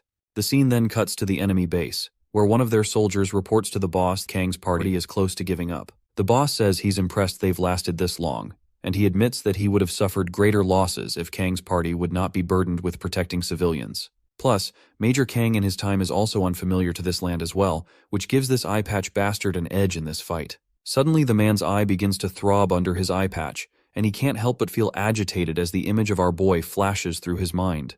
Looks like our guy is the one who took this bastard's eye. Later, we see a plane zooming through the skies, and inside, our boy sits in his soldier uniform, gun in hand. It's clear he's familiar with the land he's headed to. You see, this region is known as Grian, one of the places where Jin had operated as a mercenary before. Before he boarded the plane, the director's assistant explained that Major Kang and his men were deployed to extricate a group of researchers gathering data on the region's minerals. The rescue mission was successfully underway, but then the troops were ambushed by an unidentified armed force. The assistant also mentioned that they've prepared the list of items our boy requested, and the military forces of both nations have agreed to assist in securing his passage to the region. Lastly, the director himself asks our boy one final question, inquiring if he's absolutely sure about his decision, and Jin quickly replies that he is. With that, we're back in the plane, and the sirens start blaring as they reach the checkpoint. It's finally time for our boy to jump into action. The scene cuts to the school where the lecture is going as usual. Our beta bullies are slacking off, and not surprisingly, Young Chan is busy taking notes. Yona, on the other hand, is puzzled and wondering why Jin isn't in class and hasn't responded to her messages. We're back in the woods again. As our guy moves cautiously, he spots bullet cartridges scattered around. Scanning the area, he realizes that Major Kang hasn't made it to the second foothold. But after seeing the remnant of the battles here, he figures that the Major might have moved on to the third foothold from the second foothold already. Meanwhile, in the dense woods, soldiers are exchanging heavy fire. Major Kang is reloading his magazine while the enemy keeps up a relentless barrage. One of the enemy soldiers is even armed with an RPG. Seeing this, Kang is momentarily shocked, but he does not waste any time and quickly takes aim at the soldier with the RPG and fires, hitting him right in the head. The RPG also detonates for some reason after the soldier is shot in the head, creating a massive explosion and sending debris flying everywhere. Many enemy soldiers are down, and Major Kang and his squad continue their relentless barrage of bullets. Once all the current soldiers are dealt with, Those hiding behind hesitate to advance and eventually retreat. Kang quickly calls for a status report. The soldier reports that no one else has been injured, but their ammunition is running low. It's hard to say for sure, but they might not have enough for another skirmish. Kang then asks how far the next foothold is. The soldier replies it's about 8 kilometers southwest, with an estimated travel time of 3 hours and 20 minutes. Kang isn't thrilled to hear this, because covering that distance on foot with civilians and wounded men, especially in such a dense jungle, is far from easy. The soldier also notes that the enemy seems to be using a pattern of ambush and retreat instead of launching a full-on attack. Kang grits his teeth after realizing that the enemy is deliberately trying to wear him down from the start, and they are even ready to sacrifice as many men as it takes to achieve their objective. He reflects that these men aren't fighting like trained soldiers, but are being strategically deployed by someone skilled in tactics. The attack seemed random at first, but after a few skirmishes, Kang noticed a pattern. The enemy's pursuit forced him to retreat from the first foothold to the second, and now they're driving him back from the second foothold as well. Also, the enemy is chasing him down as if they are already familiar with the path. His best option now is to defend the third foothold and hope that the rescue party arrives in time. No matter what it takes, Kang is determined to get his men back home safely. Back at the enemy base camp, a soldier reports to his leader that the enemy is following the predicted course, and he has already positioned the troops to block their way. The man with the eye patch grins, not surprised by this development. After all, there aren't many routes the enemy could have taken. Suddenly, a mercenary bursts into the tent, asking how many more of his men will have to die needlessly. He questions why the eye patch guy won't just let them charge in full force instead of sacrificing themselves just to retreat. The eye patch then shoots this mercenary a deathly glare, causing him to tremble and fall silent immediately. The eye patch's aura becomes even more intimidating as he explains that they are up against a highly experienced special forces unit, and charging at them without a strategic maneuver would have already decimated all their troops, leaving them with no men to fight and no territory to call their own. But then, the eye patch man starts smiling again and returns to his normal behavior. He assures his mercenary friend that none of them will matter to him from this point onward. With those chilling words, someone shoots the poor man in the head, and he falls to the ground. I guess he really won't have to worry about anything from now on. The leader exits his tent, and we see that other members of the mercenary group have also been captured. He finally gives the green light to hunt down Major Kang and his party, but also orders his soldiers to dispose of these useless fools before they go. A while later, we see Kang's party, all looking exhausted. One of the soldiers comments that they've covered half the distance and will definitely reach the foothold on time if they keep this pace. Kang decides to stay on guard and slow their pace slightly. You see, the enemy knows this terrain well, but they don't, and they're aware of the exact path Kang's party is taking right now. Back with the eye patch man, he's practically brimming with joy. He's reveling in the hunt and eagerly anticipates the moment he'll capture his prey, just when they think they've escaped. He can barely contain his excitement, imagining how the fools will feel when they realize they've been screwed from the start. He's so thrilled that he orders his soldiers to inform the others that their prey will be arriving soon. Meanwhile, Kang and his party make their way through the terrain and come across the slaughtered bodies of the mercenaries scattered on the ground. Every one of them is dead, and Kang is left bewildered, with no clue about what's happening. It seems like our boy is the one who took all those soldiers down. Back at the enemy base, a soldier delivers some bad news to the leader. Apparently the Alpha unit was waiting for the ambush, but they've lost contact with them. The boss is jolted in shock, demanding to know how this could possibly be true. The soldier explains that they've tried multiple times to reach the Alpha unit but have been unsuccessful. The eye patch man grits his teeth in frustration and angrily asks about the Delta unit, demanding to know if they are right behind the Alpha unit. The soldier replies that the Delta unit is closing in on the target, with almost 2 kilometers left to go. The boss orders his men to get in touch with the Delta unit and ensure they catch the prey no matter what. But then, he decides to contact them himself. Once the transmission is set up, he tells the Delta unit to report back. The man from the Delta unit reports back promptly, saying they're under heavy fire. The big boss is absolutely stunned to hear this, and demands to know what the hell he's talking about. In response, the man explains that they were ambushed while en route to the target. The big boss then asks who they're fighting, and the reporter responds that they have no clue about their enemy, but before he can say anything more, there's a loud bang, and the transmission abruptly ends. The big cheese is left gritting his teeth in utter frustration, absolutely annoyed by the fact that they're the ones being hunted. Meanwhile, we see our boy, and it's clear he is the one causing havoc among the enemy ranks. The soldiers from the enemy team are unleashing a barrage of bullets, but Jin is dodging them with such finesse that it's almost unbelievable. Jin knows it will take Major Kang about 30 minutes to reach the third foothold, so he plans to keep the enemy soldiers engaged until then, ensuring his friend and the rest of the team can escape safely. He then slides across the ground, swiftly aiming his gun at the enemy. He locks onto his target and takes the shot, dropping one of them instantly.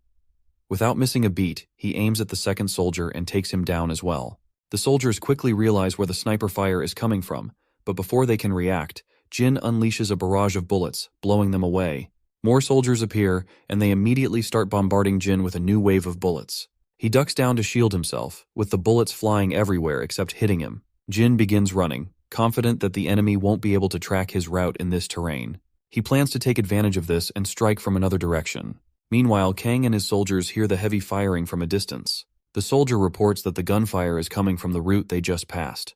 Kang is baffled because the mercenaries were already dead before he arrived, and now there's intense fire coming from the direction they came from. He shares his confusion with his friend, saying he can't make sense of it yet, but they'll wait at their current position until the rescue party arrives. As they wait, the senior begins to hear loud bangs once again, and enemy soldiers are dropping dead left and right, all thanks to our boy. The enemy retaliates with gunfire, but my guy quickly ducks behind some rocks. He reveals to us that the enemy has figured out he's the only one attacking them, and he's been outnumbered from the start.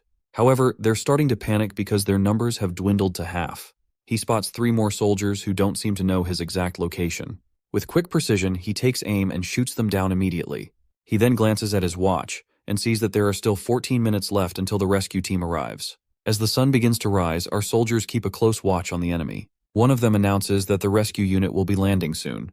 The civilians let out a sigh of relief at this news, but Kang quickly reminds his relieved soldiers to stay alert until they're safely out of this mess, especially given his bad feeling about how the gunfire suddenly stopped. Suddenly, their transmitter crackles to life. From the other side, they hear a man reporting that this is Jin, and he is only 3 minutes away. The soldier notes that the name sounds familiar, and it doesn't take Major Kang long to connect the dots and realize who was behind all that gunfire which abruptly stopped.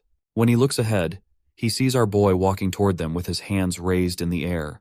Major Kang peers through his sniper rifle scope and confirms that it's indeed Jin. The other soldiers can also confirm it's Jin, but they have no idea what he's doing here. Major Kang is still in utter disbelief, and he surely does not want to believe his eyes. Right on cue, the rescue helicopters arrive on the scene. Kang rushes over to Jin, grabbing him by his shirt, and sternly demands to know what the hell is doing here and why he came. Jin remains calm and simply says he knows this region better than anyone. Kang reminds him that he doesn't need to be here anymore since he's transitioned from a mercenary life. In response, Jin explains that this is exactly why he came, because he did not want to live a regretful life.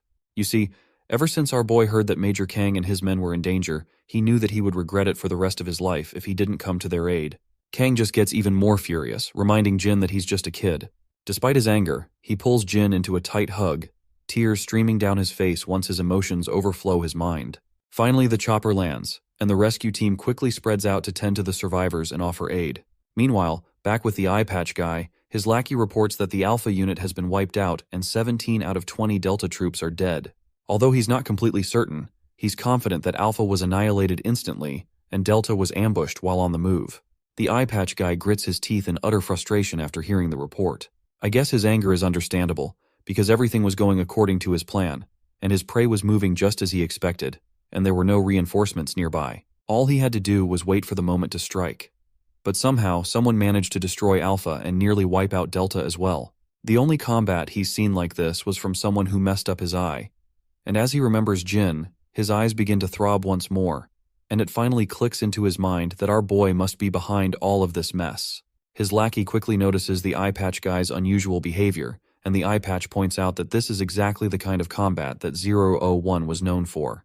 The lackey reminds him that 01 was terminated years ago, but the boss tells him to check again.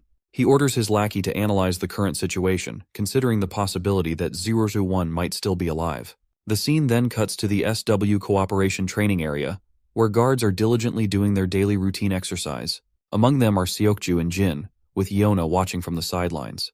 The training involves some running and rope climbing. Seokju seems unable to take his eyes off Jin, likely because he struggles to keep up with him. After the rope climbing, the next exercise is desk jumping. Seokju and Jin stand shoulder to shoulder, ready for the challenge. As they start running at an incredible speed, Jin effortlessly outpaces his fellow, leaping over desks with such ease as if he was born for it. The spectators on the sidelines, including Yeona, watch in awe, marveling at how Jin seems to excel at everything he does. Once they finish the course, the group takes a moment to catch their breath. Seokju is panting heavily from exhaustion, But when he glances at Jin, he's shocked to see that Jin hasn't even broken a sweat. In the men's locker room, Seokju continues to observe Jin, and he is fascinated by his prowess. That's when he notices a spot of blood on Jin's arm and points it out. Jin also takes notice of the bloodstain but quickly brushes it off, saying it's nothing, and simply puts on his school coat. Seokju, however, is blown away, realizing that only a deep wound would bleed like that. Yet Jin managed to outperform everyone in training despite the injury. Seokju then speaks from the heart and points out that whenever he looks at Jin, he feels like he's been stuck in a small pond his whole life. He doesn't know much about our boy, but he's sure that Jin is not an ordinary Joe, and it's clear that he has been at this game for a long time, especially after witnessing how he rescued Yeona and how he nailed the entire training session. He further explains that since he was young, everyone told him he was a prodigy, but seeing Jin has pushed him to confront his own limits, which is pretty damn frustrating. He makes it clear, though, that he won't let our boy outshine him in training. Jin then asks him if that's why he was keeping such a close eye on him. Seokju feels a bit awkward after being called out, but Jin points out that it's pretty hard not to notice when Seokju has been trying to outdo him in every training session. Still, our boy admits he gets it and understands that Seokju can't help but compare themselves since they're the same age. Seokju stays silent after hearing this, which just confirms that he's definitely comparing himself to Jin. Anyway, our boy then asks Seokju if it's true that he's more than just Yeona's bodyguard, and that he's been trained as her aide since he was young. Seokju points out that he's not sure who told this to our boy, but it's kind of true. His grandfather is the chief secretary to the chairman of SW Corp, and his dad works alongside him as an aide. It was decided early on that Seokju would join SW Corp one day, and since he and Yeona grew up together, he was trained as her aide to assist her when the time came for her to take on a role at SW Corp. That's when our boy admits that he has no idea how to be an aide and wouldn't even know where to start. With that in mind, he states that they each have their own roles to play. Just as our boy is walking away, Seokju quickly catches up and says he's not going to let Jin beat him in training or sparring. Jin looks at his friend and just smiles. After all, a bit of healthy competition and rivalry never hurt anyone. Once they get out of the men's locker room, Yeona is waiting outside as usual. She gives both of them props for a well-done training session and then turns to our boy, asking if he's been busy lately since they haven't seen him at school for a while. Jin simply says he had something to take care of. Yeona stays silent for a moment, and then suddenly his phone rings, and the caller ID says, "It's Major Kang." Our boy answers the phone, and Major tells him that the doctors just reported that Gwangsik's operation went smoothly, and there's nothing to worry about. Jin is quite pleased to hear this, and Major further goes on to say that if they hadn't gotten back in time, Gwangsik might not have made it. So, he's alive thanks to our boy. Kang thanks him twice, saying that if Jin hadn't been there to save them, the whole unit would have been in danger, and the other guys in the group are just as grateful. The other guys in the background start showering our boy with gratitude. But then Major Kang gets serious and tells him that he doesn't want to see him out in the field again. He kinda admits that it's a funny thing to say after Jin just saved everyone's asses, but it doesn't sit right with him, and points out that Jin has a family now and a new life ahead of him. But our boy gently reminds the Major that it was because of him that he found that family in the first place, so he's pretty sure he made the right call by stepping onto the battlefield. Major Kang can't help but crack a smile, and he thanks Jin once again for making the right decision. Jin then hangs up after saying goodbye, and when we look ahead, we see Yeona standing there with a clueless look on her face. She seems a bit startled, probably because she's never seen him smile like that before. Yeona then frantically asks Jin if he needs to hurry back home, to which he replies that he doesn't, because his friends are waiting for him at the game room. Intrigued, Yeona quickly says she wants to go there too, but it seems Seokju isn't sure if they should head over. Eventually, they make their way to the game room. When our boy steps inside, he's momentarily startled by the scene in front of him, and Seokju and Yeona look just as confused. The game room is a complete mess. Peripherals are scattered on the ground, and one of the staff members is busy trying to clean up the aftermath of what looks like a fight. Seokju asks the manager what happened, and the annoyed manager explains that a group of kids in uniforms, like theirs, were gaming quietly until a bunch of kids from another school came in and started a full-blown brawl. It ended up in a huge mess, and now they're trying to clean up the chaos. Well, it looks like our two beta bullies and Youngchan might have gotten themselves into some serious trouble, and Jin seems to have a pretty good idea of what just went down. We finally catch up with Youngchan, who's running at full throttle. Even though he's out of breath, he dashes down the streets and quickly slips into one of the dark alleys. While hiding in the corner, he's absolutely terrified as the thugs who were chasing him continue their search. To understand how Youngchan ended up in this mess, let's rewind a bit. We see the entire gang of thugs surrounding the beta bullies. The bullies are trying their best to fight back, but they're hopelessly outnumbered. The orange head tells Youngchan to just run, and the blonde one even tells him he shouldn't tell Jin about this. So it looks like this pussy has abandoned his friends in the middle of the fight and is now trembling at the thought of how those beta bullies are going to handle an entire gang of kids from Gosok Tech. His phone rings abruptly, which scares the hell out of him, and it's our boy Jin calling. Back with the beta bullies, Jae-hyung knocks out a thug with a single punch but then gets hit by another guy. He quickly retaliates with a kick to the gut, sending the thug tumbling backward. Meanwhile, the blondie is also taking down thugs left and right. After taking down a lot of these guys, the duo looks completely exhausted. However, the number of thugs they're facing is overwhelming. One thug stands behind his lackeys and mocks our duo, saying their effort wasn't half bad, and that he finally sees some truth to the reports of his boys getting beaten. Apparently this man is infamous In Gu, and he is the top dog of Gosok Tech, and even our beta bullies had never thought in their imaginations that they would have to go against the infamous In Gu and his goons one day. Jae-hyung throws a jab of his own, telling In Gu to stop yapping and face them. Incheon is clearly annoyed to hear this, and responds with a furious glare, while Orange Head continues to taunt him, asking if he's afraid of embarrassing himself in front of his boys. Incheon takes the bait and charges at them like a raging bull. As soon as he swings his fist with incredible speed, Orange Head sidesteps it effortlessly. He then balls up his own fist and delivers a devastating blow, but Incheon quickly blocks it. Orange Head then swings again, which only frustrates Incheon further. In Gu swings back at Jae-hyung, but he delivers a crushing whack to the thug's face.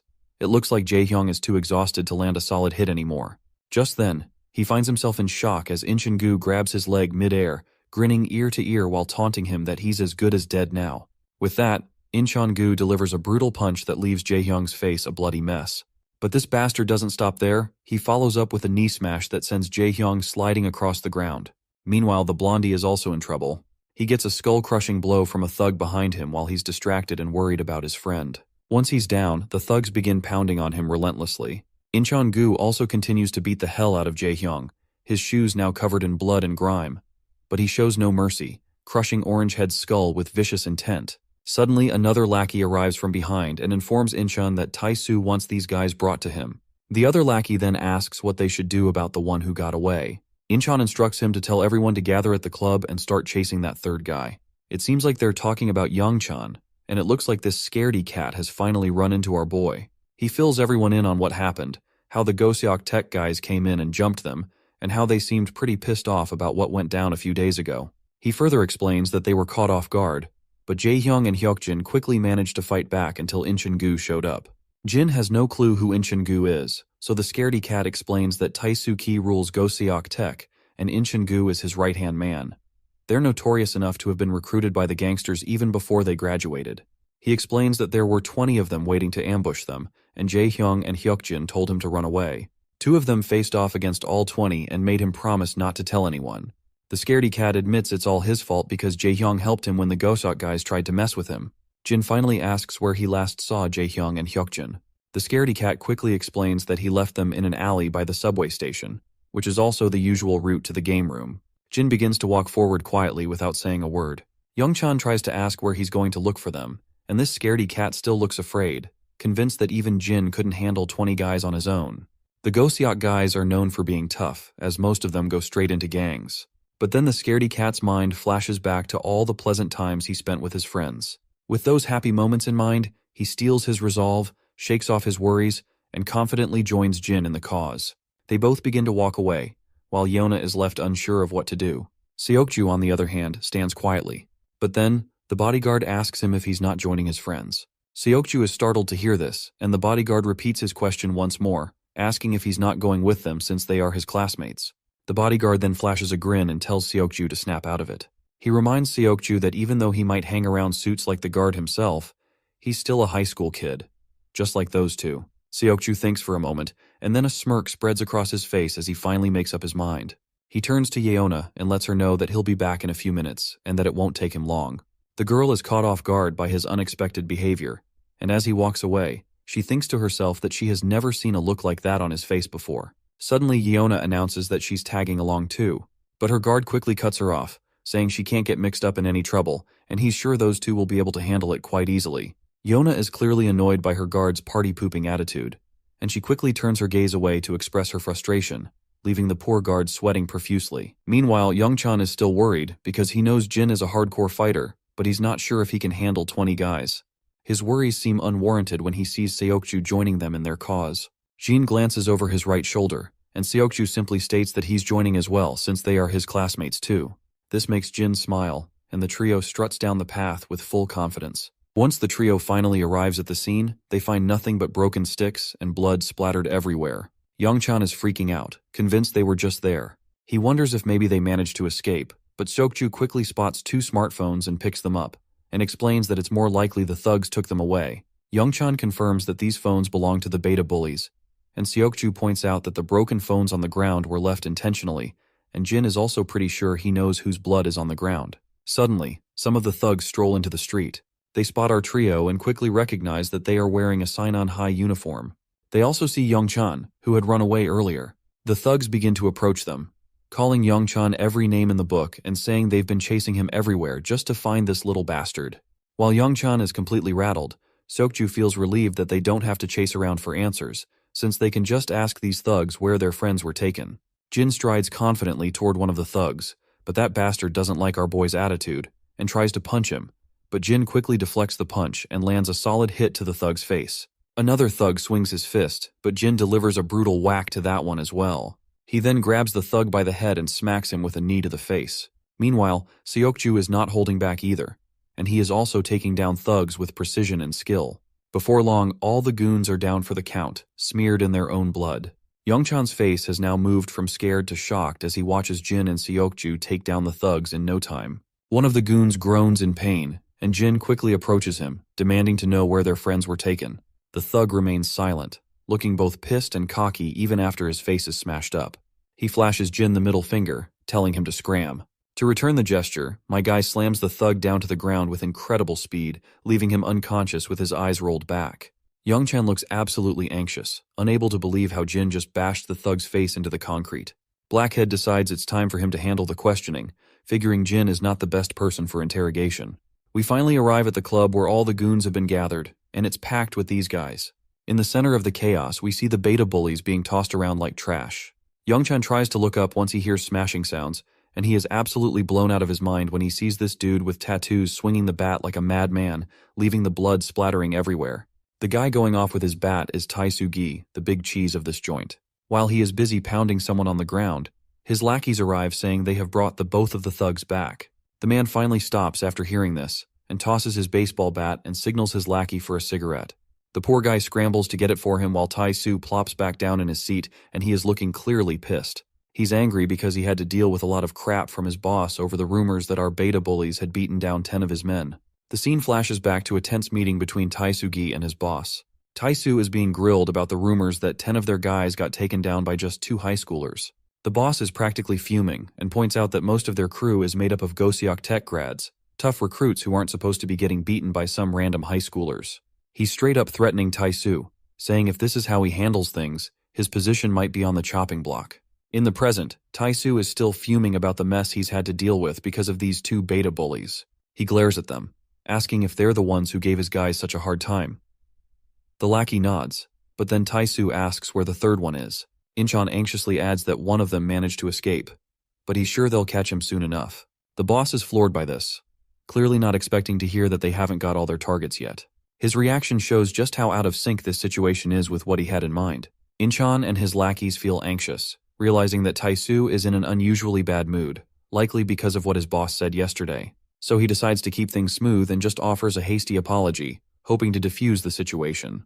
Tai-Su finally calms down and asks incredulously how he's supposed to believe that these flimsy little guys managed to take down 10 men. He demands to know where their other partners are. Jae-Hong just tells him to screw off, and gets a solid kick in the face for using foul language. Meanwhile, Tai-Su is blowing off steam by puffing out smoke, and his lackey keeps beating both of our guys.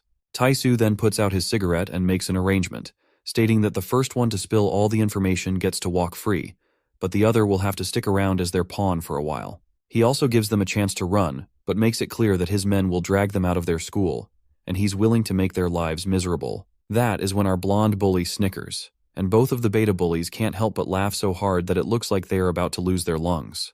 Well, that does it. Tai-Su is about to blow his lid, and his lackeys know things are about to get real. As expected, the cocky leader quickly starts charging at our boys with a bat in hand, swinging it down so hard that blood splatters everywhere on impact.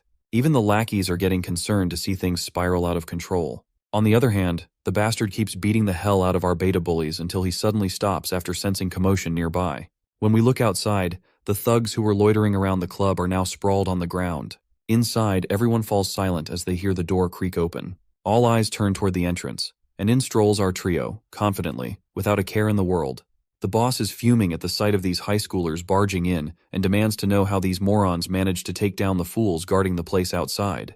On the other hand, Youngchan is absolutely scared out of his mind when he sees both of his friends lying on the ground, covered in their own blood.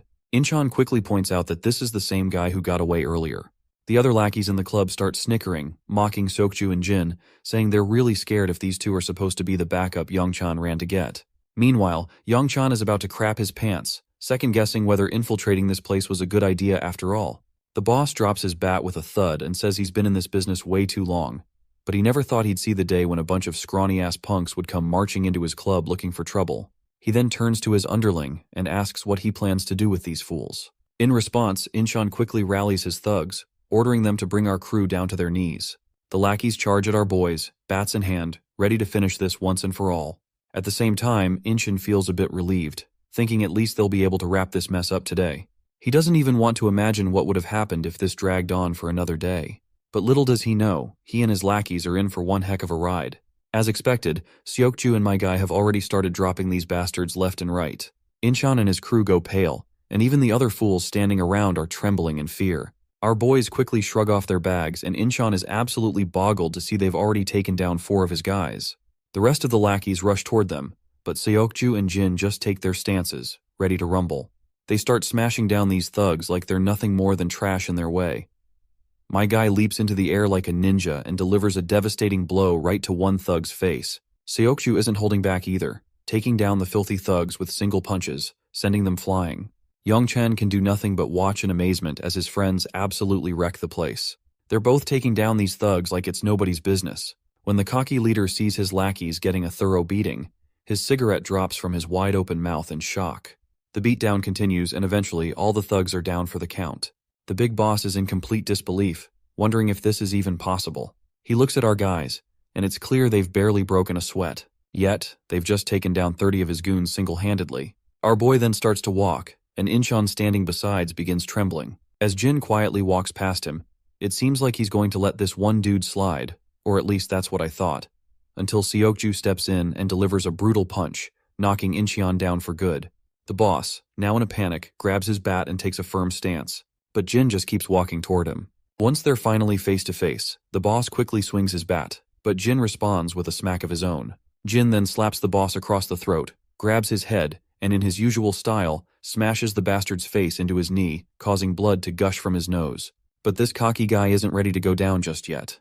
He knows if his boss finds out about this, he's getting kicked out of the clan for good. So he decides to play dirty and pulls out a dagger, swinging it at Jin. But Jin just grabs his hand and snaps it, leaving the guy whimpering in pain. To seal the deal, Jin slams the guy into the ground, finally putting the cocky boss down for the count, this time for good. Suddenly the beta bullies start to wake up. Youngchan quickly runs over, asking his friends if they are okay, but Blondie just points if they actually look good, given how their faces were smashed with that baseball bat. Orangehead looks up and notices our boy. Once he catches Jin's attention, Jae-hong flashes a thumbs up and says that in the game of life, he's truly at the challenger rank, even though he's still just a bronze rank in the game. It's a good jab, though Seokju has no clue what the heck he's talking about in this situation. In the next scene, we see both Tae-soo and his underling Incheon getting pummeled by the assistant of their boss, who's absolutely fuming. He reminds them that he told them to clean up their mess, but instead, they just made things worse. The two poor guys keep their heads down, and Tae-soo tries to slide out of it with a simple apology. Tae-soo takes a brutal smack to the face from the assistant, who continues to pummel him like a crazy bastard. He then reminds Tae-soo that there's no room for apologies, because they're supposed to be expanding the business while the Goshong and Seongsu boys are out of action, but instead, they're dealing with this mess Tae-soo dragged into their family. By the way, Goshong and Seongsu are the same guys whom our boy had defeated when they had attacked Mr. Cha's turf. The lackey watches in horror as his boss gets pummeled like a sack of potatoes. Just then, the big cheese arrives and tells his assistant to stop. Standing before Tae-soo, he reminds him that he made the mistake of thinking he actually had potential. Tae-soo clenches his teeth while lying on the ground. Meanwhile, the boss pulls out a cigarette while asking his assistant if he sent some men over. The assistant confirms that he has, and they've just set out, so it won't be long before they're back with those suckers who plummeted their men. The man makes it clear that they can't just sit around, especially not when these fools are already part of the family, and he can't stand someone messing with his family. So he tells his lackey to ensure that none of those bastards leave here in one piece. The assistant quickly assures his boss that he'll take care of it. Back on Cha's turf, we see Muscleman bursting into the club. He reports to Cha that he's figured out why the Hkwon Kim boys have been stirring up trouble. Cha asks for more details, and Muscleman anxiously reveals that it seems one of their new members got into some trouble with that kid.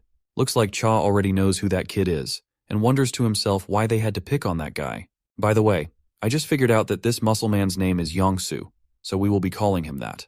Yongsu then reveals that the kid decimated them, and now the rest of the family is out for blood. They don't want word getting out that their men got beat by some high school kid. Cha lets out a puff of smoke and tells Yongsu to round up some men because things are about to get real. It wouldn't be surprising if he wants to step in and aid our boy.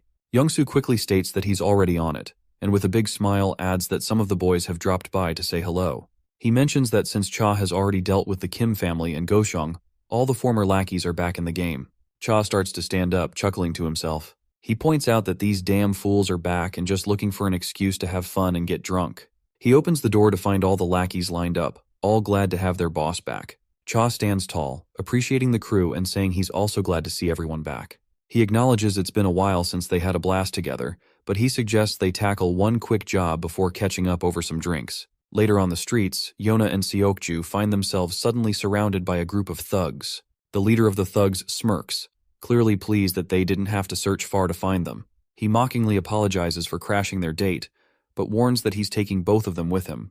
But before the thugs can make their move, a fleet of cars screeches to a halt around them. Out step a group of guards clad in sharp suits, quickly surrounding each and every thug. It's clear SW Corp has sent in reinforcements, and Yona's personal bodyguard looks absolutely furious at the sight of these lowlifes, and without a second thought, he grabs one of the thugs by the head. We all know that these thugs are as good as dead. Even Yona can't help but feel a bit sorry for these fools, and they have no idea what they've just walked into. Later, we see a bunch of Cha's lackeys with bats, demolishing everyone around in the area. We also see Cha strolling into the familiar club, the same place where our boy and Seoku had taken down those 30 men. The leader of this gang is clearly in shock to see Dushik Cha there. Even the two lackeys standing behind him are absolutely blown away and terrified, realizing they're facing the boss of the Dushik gang, who is the toughest gangster in this part of town. The boss struggles to believe it and asks Cha why he's here, reminding him that they never touched any of Cha's men, so there must be some kind of misunderstanding. Cha calmly reminds him that he should have just let the kids sort it out among themselves, because he finds it a bit childish for an adult to get involved in such matters. Of course, the boss of this area is shocked to hear this and asks what the hell that even means. But then, it quickly clicks in this mind, and he asks if Cha is here because of our boy. Cha smirks and replies that since the boss of this turf has gotten involved with that kid, it makes sense for him to step in as well. Later, we find Daeon enjoying some delicious noodles and drinking down all the savory soup. She feels really refreshed and happy. Jin watches her with a big smile, glad to see his sister so happy. Daeon feels a bit awkward after showing too much excitement and quickly responds that she hadn't had cup noodles in ages, so she was just a bit excited. But Jin reminds her that he hadn't said anything about it. Just then, his phone rings, and it's Mr. Cha calling. Jin picks up, and Cha immediately asks what he's up to. Jin explains that he's having some ramen outside a convenience store. Cha then highlights that ramen isn't exactly a grown-up meal and offers to treat him to dinner sometime, suggesting they go for some real nice barbecue. Jin replies that he doesn't think that's necessary. Cha teases him, asking if he's hesitant to have dinner with a gangster like him. Jin responds that he prefers ramen at a convenience store, especially since he doesn't like being treated to anything too expensive. I guess Cha has no room for any argument anymore, so he gives up and decides it's ramen then. Once he ends the call, we see that all of the Goseok tech has been dominated by Cha alone. The next day, as the school bell rings, the beta bullies quickly stand up from their seats and turn to Yongchan, eager to play some games. By the way, did you notice how the beta bullies always wear casual clothes, while the rest of the kids in the class follow a specific dress code? Is this a Korean thing, or did the writer just want them to stand out? Anyway, Yongchan glances at Jaehyung's fractured hand and asks if he's even in any condition to play games. Orangehead quickly raises his hand and starts flicking his fingers around, saying he's damn sure he can still play because all his fingers are okay, so he can use a mouse just fine. Yongchan is baffled by how Orangehead is trying to flex his broken arm, while our boy finds it a bit admirable. Blondie then warns Orangehead not to use his injury as an excuse during the game, because he already knows that he is going to blame his arm after he plays poorly. They then turn to Seokju, asking if he wants to join them. For a moment, Seokju looks startled, but Jaehyung promises that snacks will be on him today as a gesture of thanks for all the help. Seokju is quiet for a moment but then agrees to go. In the end, Yeona also expresses her desire to join them. Blondie checks if she's sure about going to the game room, and she confirms it, wondering if it's a problem for her to tag along. Seokju then turns to our boy and asks if he's still at bronze rank. Our boy confirms that he achieved bronze a while ago. Seokju beams with pride, leaving everyone a bit puzzled by his reaction. Without further ado, he starts walking forward, ready to head to the game room. Jin can't shake the feeling that there's something off about Seokju. Despite this, they all enjoy themselves in the game room, with Yeona observing quietly behind them. Jaehyung, in particular, is getting a lot of flack from his friends for being terrible at the game, and he is almost worse than Jin himself. After some intense gaming, they grab snacks from the game room's canteen, continuing their fun while munching on chips and other goodies. Yeona keeps glancing at Jin, her attention clearly focused on him. It's evident that something about him is capturing her interest. Eventually, they decide to head out. As Jin walks down the path, his phone rings. It's Daein calling, and once he picks up the call, the girl quickly asks him if he is going to have dinner outside. Jin tells her he's almost home, and just as he says this, he spots Grandpa and Daeon standing there in the distance. Jin asks where they're headed, and Daeon and the old man reveal they're off to pick up some groceries for dinner. Jin decides to join them, but the old man is concerned that he might be tired. Jin responds that he's fine, since he was just hanging out with friends. At the grocery store, they diligently pick out everything they need. Once they're done shopping, Jin volunteers to carry all the bags. As they walk out, Jin's attention is caught by a shady figure standing nearby. The person is wearing a hoodie and exudes a serious, intimidating aura. Jin quickly realizes who this man is, and the figure greets Jin and calls him 001, making Jin's heart skip a beat.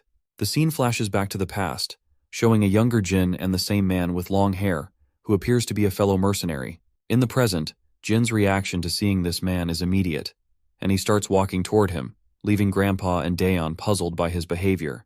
Grandpa then curiously asks if this man is someone Jin knows. In response, Jin explains that they were teammates from back when he used to live elsewhere. The old man then tries to make a good impression by introducing himself as Jin's grandpa. The man responds with a pleasant smile, though Daeon looks a bit startled and begins to step back. While the two exchange deadly glares to each other, Grandpa points out that the newcomer must be tired from traveling, so he invites him to join them for dinner. However, the man politely declines, saying he was just in the neighborhood and thought he'd drop by to see Jin. Grandpa then decides to give Jin and his friends some space, so they begin walking off to let them catch up. Once they are left alone, the man smirks and points out that Jin seems to be doing well for someone who was supposed to be dead.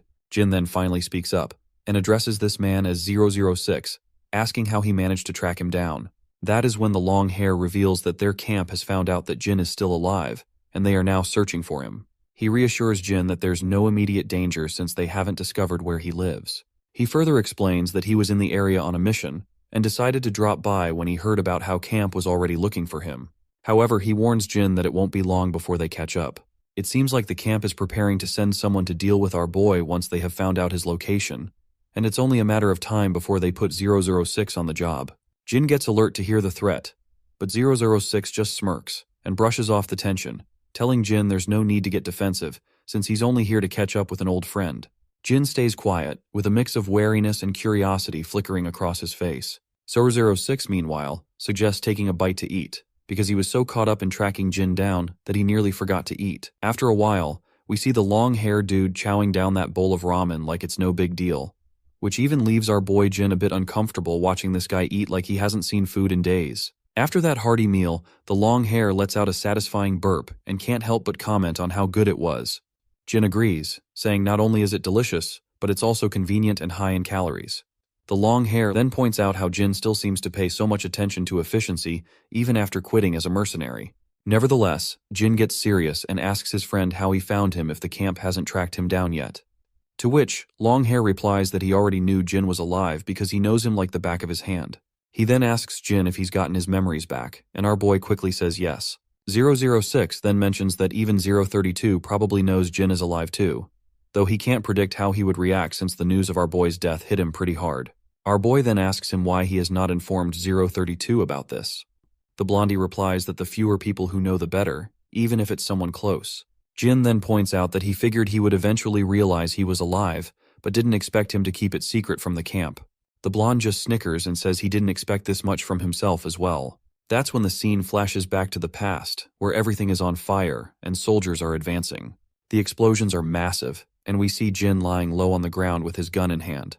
The blonde guy walks over to him, crouches down, and rubs the ground, noticing blood on the grass, which is a clear sign that someone just cleared through the area. But, eventually, he just goes back, leaving our boy there in the hiding, and crawling down over the grass. In the present, the blonde admits he has no clue why he did not take our boy back to the camp when he found him back then, but he's kind of proud of his decision. He explains that they were trained like dogs, forced to obey the camp's commands, but he felt a strong camaraderie with Jin. But then the blonde gets pretty annoyed, crushing the can he's holding, and demands to know why Jin didn't stay hidden for good. Jin responds that he had no choice. The blonde then wonders if getting his memory back has changed him, or maybe living in a place like this did. He just can't quite decide if it's for better or worse. Suddenly, Blondie's phone rings, and he promptly pulls his phone out of his pocket. After picking up the call, he doesn't say a word, and after listening to the caller, he simply puts the phone back. The smile on his face makes it seem like the camp might have already tipped him off to take Jin out. As expected, he grabs that chopstick from that empty bowl, and after snapping one and sharpening it, he swings it down at Jin. But Jin quickly grabs his hand, stopping the sharp piece of wood just an inch away from his eye. The bastard then tries to swing his other hand, but my guy quickly stops that too, and the second piece of wood halts right before it hits his neck. While they're locked in this deadlock, the blonde apologizes, saying he had only come to say hello today, but the camp found out sooner than expected and just gave him orders to wipe him out. Jin kind of agrees, saying it can't be helped since orders are orders. Suddenly, a girl walks out of the grocery store, and when she looks over, she spots these two guys who are, surprisingly, tidying up the place. She can't help but blush, noticing how handsome they both look. After they put the trash into the baskets, the blonde comments that this is probably not the best place to carry out the task on such short notice. The blonde then starts walking away, and before leaving, he points out that he likes this version of Jin better, saying he's sure it's an improvement. He quietly walks off, and the scene cuts to the SW Corporation. Inside the training hall, we see Seokju engaged in some hardcore exercise. Suddenly his phone rings, and when he checks, he sees it's Jin calling. Seokju quickly picks up and asks what's going on since it's rare for Jin to call him. That's when Jin says he needs a favor, and states that he needs access to some surveillance footage in the area because there's someone he wants to track in real time. Seokju is startled by this unexpected request, and explains that he'll need clearance from his superiors, which will take some time, and tracking someone's location is difficult. Seokju then asks when he needs this, and Jin replies that he needs it right now. The reason behind this urgency is that if 006 is in charge of this mission, he might go after Grandpa and Daeon first. But he does not say this to Seokju. Seokju is utterly bewildered, because he has no clue how he's supposed to pull this off. The scene then transitions back to Cha's club, where the first thing we see is Cha's face. His lackey Yongsoo reveals that Jin came by asking to borrow the motorcycle, so he let him take it. Cha's face turns to annoyance when he realizes his only bike had been taken by our boy. His lackey then asks if he shouldn't have let Jin borrow it, to which Cha replies that it's absolutely fine. Besides, he never even rides it anyway. Yongsoo then anxiously admits that he was scared shitless when Jin showed up so late at night, and after encountering Jin so many times, all the kids in school uniforms make him jittery these days. We then see Jin zooming down the road on the heavy bike. That is when Seokju reports back, saying he's just sent the location to Jin and that the target hasn't moved for a while, so it should be accurate. Seokju looks absolutely exhausted after scrambling to prepare all the info on such short notice, and he could not help but point out that he is noticing something sketchy about the guy Jin mentioned. He seemed too aware of the surveillance cameras and kept changing directions, which can only mean one thing: he's trying to cover his tracks. He then further asks Jin who this man is and why they're tracking him down. Jin replies that it's something personal. Well, Seokju isn't surprised by this response, because he had already figured as much. Once he hangs up, he thinks to himself that Jin is definitely up to something and needs to be on the move quickly to save time, as Jin asked for the halfway point of the man's route. Seokju also reveals that he tried to gather more info on this newcomer, but couldn't find anything more about the foreigner on his own. Once Jin reaches the location, he stops and looks around, thinking that 006 must have arrived just recently, because if he had more time, he would have already attacked his family. And just as he thinks about this, the images of Daeon and his grandfather flash through his mind, and he's determined not to drag this out since he has people he needs to protect. Meanwhile, We finally see 006 preparing his guns and loading his magazine. Suddenly, his phone rings with an unknown caller. He picks up, and the caller reveals that they've just found out 001 is alive and in Korea. Before the caller can say more, 006 quickly cuts him off, saying he has been with Jin since their early training years and knows everything about him. He further explains that he just finished a job in the region and came to check if the news about Jin's survival was true. He makes it clear that he can't sit back knowing a traitor is alive and doing well. The caller then tells him he'll have to do whatever it takes to take Jin out, pointing out that there's no one better for the job than him. It turns out the caller is the same eye patch guy we've seen before. He warned 006 to be extremely careful, as Jin was called 001 for a reason. Blondie then mentions that a long time has passed since their early days, and the eye patch guy agrees, saying Jin is bound to be rusty after hiding in the shadows for so long. With that, he ends the call, saying he'll wait for good news. As soon as the call ends, Blondie glances at his phone screen, and his eyes widen as he notices Jin approaching him from behind. He scrambles to pick up his gun, but before he can do anything, Jin grabs him by the waist and slams him to the ground, leaving the gun out of reach. Both quickly get back on their feet. 006 feels clearly annoyed, and mutters that he made sure no one was following him, and wonders if it was those damn cameras that gave him away. As they face off, Blondie admits he knew Jin would come looking for him, but wants to know why he didn't waste any time, considering it hasn't been that long since they last said their goodbyes. Jin remains silent, and 06 assumes that the new version of 01 doesn't talk much either. Both then quickly dash at each other, exchanging blows with such speed that it's barely possible to see them landing. Jin finally deflects an incoming punch and throws one of his own, but Blondie sidesteps it effortlessly. However, Jin follows up with a powerful shoulder smash that sends Blondie staggering backward. Just as Jin attempts to kick him, Blondie grabs Jin's leg and slashes it down with a dagger, which is a pretty scummy move, not gonna lie. Blondie grins ear to ear, commenting that Jin's skills have actually improved even more since their last training. As Jin tends to his injured leg, Blondie lunges at him again. Jin quickly steps back, narrowly avoiding the dagger as it zooms past his throat.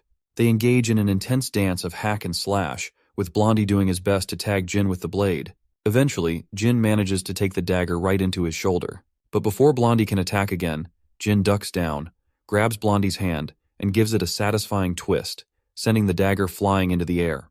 Blondie then kicks Jin in the chest, causing him to stumble. He then quickly reaches for the gun, and once he has it in hand, he tries to take aim. However, he soon gets stabbed by his own blade, which jabs into his shoulder. Blondie continues to fire a barrage of bullets, even as Jin dodges and runs around. The pistol eventually runs dry, and Blondie grits his teeth in frustration. He quickly throws the empty gun away, grabs his suitcase, and starts running. Jin is wide-eyed to see this bastard running, because if this man escapes, his family will be in danger, so he pushes through despite his injured leg and chases after him. As he dashes out of the shelter, he sees Blondie trying to flee on Jin's own bike. Jin feels hopeless when he sees his enemy getting away on his Hayabusa. His mind then flashes to the image of his beloved sister and grandpa, who are smeared in blood. However, it looks like his worries are just unwarranted, because just as Blondie seems to be getting away, someone slams the bike with their car, sending Blondie rolling over the car's roof and crashing onto the asphalt road. The car quickly comes to a stop, and Seokju steps out, asking if he should have not intervened. Jin, however, replies that he did a fantastic job. Seokju gets back into his car, and as he drives away, he can't shake the feeling that something big is going on. We then flash back to the moment Seokju crashed into the bike. Once he steps out of the car, he checks on Jin, asking if he's alright. Jin assures him he's fine, despite the injuries to his shoulder and neck. Seokju, however, is concerned, noting that Jin definitely doesn't look okay. Seokju then looks at Blondie, who's sprawled out on the ground, bloodied and seemingly down for the count. Poor Seokju begins to worry that he might have hit him too hard. Jin then tells his friend to just go away. Seokju is initially bewildered by this request, but the serious look in Jin's eyes convinces him to comply. As he drives away, he can't shake the feeling that the man Jin is chasing seems like a typical tourist in SW Corp's database, but he doubts that's the whole story. He then suddenly remembers the wrecked car and starts to worry about how he's going to explain the damage. We return to the shelter, where 006 is tied to a chair, bloodied and looking disheveled. Jin stands over him, calm and collected, and tells him that he can look up now, because he knows he is awake. 006 starts to laugh, saying he never expected our boy to be working with a partner and should have known when he tracked him down so quickly. He admits he made a mistake in assuming he would never work with someone else. Our boy stays silent, and 006 then asks what he wants to know. Jin responds by asking who else received the order to execute him. In response, 006 says he can't be sure, but he probably is the only one because he was the closest to the region, and the timing was right. 006 further explains that the camp can't accept the reality of Jin being alive.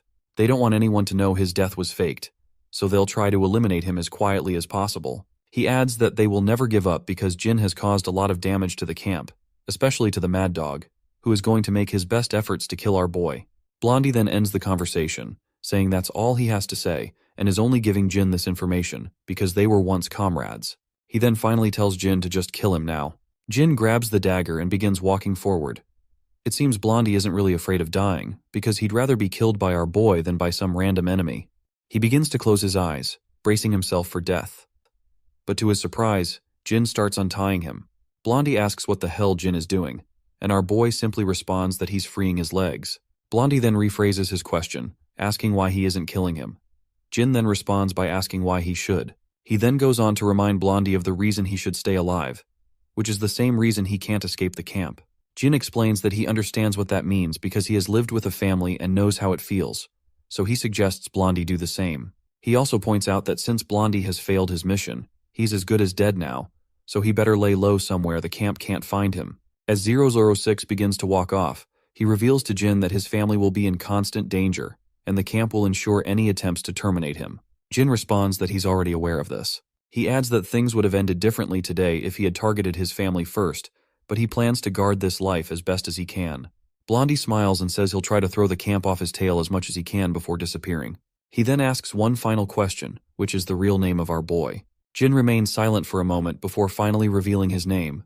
Blondie smirks and also gives out his own name, which is Liam. He then jokes how it took them 10 years to learn each other's names. With this heartfelt exchange, 06 begins walking away, and the next scene takes us to our boy's apartment. Once he arrives home, he quietly opens the door and slips inside, trying not to make a sound. But before he can reach his room, he hears the creak of another door opening. His heart skips a beat as he realizes he's been caught sneaking in. It's his grandpa, standing there with a surprised look on his face, seeing Jin return at such a late hour. Jin gives a warm smile, while carefully hiding the wound on his shoulder, and asks why Grandpa is still awake. The old man explains that he had trouble falling asleep, which is probably because of the coffee he had earlier. With a pleasant smile, he tells Jin to go and rest, pointing out that Jin must be tired as well.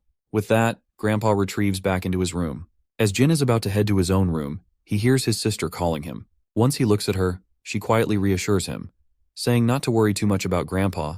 He was just waiting up because he's still concerned about whether Jin is having a hard time settling back into life in Korea. She then reminds him that she had left dinner on the table for him, knowing how much he enjoys home-cooked meals. After that little chat, she heads back to her room quietly. Jin moves over to the delicious spread laid out on the table and smiles broadly at the sight. The scene then shifts to Seokju, and when his phone rings, he picks it up and sees a message from Jin. The message is a thank you note for slamming 006 with his car and for providing the pinpoint location. Seeing this, Seokju can't help but feel a bit embarrassed by the compliment from his friend. The next day at school, Yona and Seokju are walking side by side as usual when Seokju spots Jin standing outside the classroom. They call out to him, and he promptly looks up. Both of them ask why he's standing there, to which Jin replies that he needs to talk to Seokju about something. Yona is startled by this and starts wondering what it could be about. Once they get inside the lounge room, Seokju inquires about the incident from the previous night. Jin, seemingly prepared to explain, states that he thought it was time to tell what happened. Seokju braces himself, and Jin finally reveals that the man he hit with the car last night was someone he used to work with and who had come to see him. A silence follows, with Seokju expecting more details. When he asks if that's all, Jin simply says that's pretty much it because it's better if he doesn't know anymore. Seokju feels a bit bummed out, not expecting Jin to keep things so low-key. Jin, however, is convinced Seokju must have looked into the guy he tracked down last night. He tells his friend that it's best not to dig any deeper into the man's past, and that he's sharing this because of his help. Seokju feels proud after being acknowledged by our boy, and tells him that he doesn't want to dig any further either, especially since this guy is tied to Jin's past. After their little chat, the both boys head back to class. Yona then curiously asks Seokju what they talked about. When Seokju doesn't answer right away, she tries to guilt-trip him, asking if he can't even share that much. Seokju caught off guard and quickly improvises and says he was just asking Jin how to level up in a game. Yona lights up, thinking this means Jin is really into video games. But then she remembers Youngchan is way more into gaming, and Hyokjin and Jaehyung are also much better players. She wonders why Jin would ask Seokju for advice when those guys are pros, or maybe Jin just wanted to chat with someone on his own level. Well, this little banter really hits the poor guy right in the gut, while our boy seems to be busy minding his own business. Once school ends, we see Yona outside. She's making notes about their groceries and wondering if she should buy some fruit since it's been a while since Grandpa had any. Suddenly, someone calls her name. When she looks up, she notices a boy standing in front of her who doesn't look like anyone from their school. Once he has her attention, he asks if she goes to Sinan High School. Yona quickly confirms that she does, and the boy then says he was kind of wondering if he could get her number. Not surprisingly, this startles Yona, who has no clue how to react. She starts to panic, while the boy reassures her not to be scared or feel pressured, saying he just wanted to get to know her. Eventually, Yona turns him down as politely as she can, and it seems like the boy takes it in stride, though he does look a bit disappointed. A big guy from behind comes up and mocks the boy for getting rejected so quickly. That's when the boy shows his true colors, getting all cocky and sternly reminding her that all he asked for was her phone number. Before he can harass Yona any further, he gets a brutal slap across the face. The one who delivered that stinging slap is none other than Jae-hyung, who is accompanied by two other friends. The boy turns around, demanding to know who slapped him, but he just gets another slap from Jae-hyung for acting so tough. After feeling the sting of the slaps, this lowlife realizes that dealing with these guys is a terrible idea. Meanwhile, Hyokjin is giving the other goon chills with just his glares, and the two bullies decide to leave, trying to salvage whatever dignity they have left. Orangehead lets out a sigh of disappointment seeing these bullies, then happily turns to Daeon, asking if she's all right. The girl says yes and starts bowing her head frantically, but Jae-hyung feels embarrassed and quickly tells her that there's no need to say thank you. At the other block of this street, we see people freaking out as they spot a group of thugs strolling down the streets. And surprise, it's Tae-soo-gi, along with his underling Incheon and the rest of his lackeys. They're casually strolling down the area, and wouldn't you know it, the same guy who tried to harass Daeon is with them, clearly bringing in Tae-soo as backup to get revenge on our beta bullies. By the way, this harasser's name is Tae-shong, and he apparently is the brother of Tae-soo-gi. Meanwhile, Tae-soo is feeling absolutely annoyed, grumbling about how every wannabe tough guy in town seems to think they can mess with them these days. That is when his lackey reminds him that word of their defeat by the bunch of high schoolers is getting around, and they might need to do some damage control. So, they decide to start spreading their terror by taking out the thugs who dared to mess with Tae-song. A creepy smile spreads across Tae-soo's face as he agrees with his lackey, saying they're going to show these guys what Gosok Tech is really made of. Suddenly, his little brother points his finger at Daeon and states, "That is the girl who got me smacked by a bunch of guys." Well, it looks like these punks are in for one hell of a ride again because our boy is strolling down the street with his sister. The harasser quickly points out that the guy walking beside her isn't the one who slapped him earlier. Tae-soo, on the other hand, feels like he's seen this person before. When he takes a closer look at our boy, he's absolutely devastated to recognize who it is. His lackeys also start trembling as they remember that this is the same guy who beat them up after infiltrating their turf. While Tae-soo is trembling in fear, his little brother asks, "What's the matter?" Tae-soo asks if the girl next to that guy over there is the one he was trying to hit on. His little brother nods, only to receive a devastating slap across the face. Tae-soo angrily asks his brother if he's trying to get them all killed. The poor kid is in absolute tears, clueless about why his brother is coming down so hard on him, but he ends up getting even more of a beating. Later, we find ourselves back at the apartment, and Daeon is really amazed at how good Jin is at peeling fruits. The brother smiles and asks if she thinks so. She nods, saying she could never get them this smooth and round, no matter how hard she tries. Suddenly the phone rings, and the sound echoes through the living room. The voice seems to be coming from Jin's room, so he heads over and finds his phone on the table.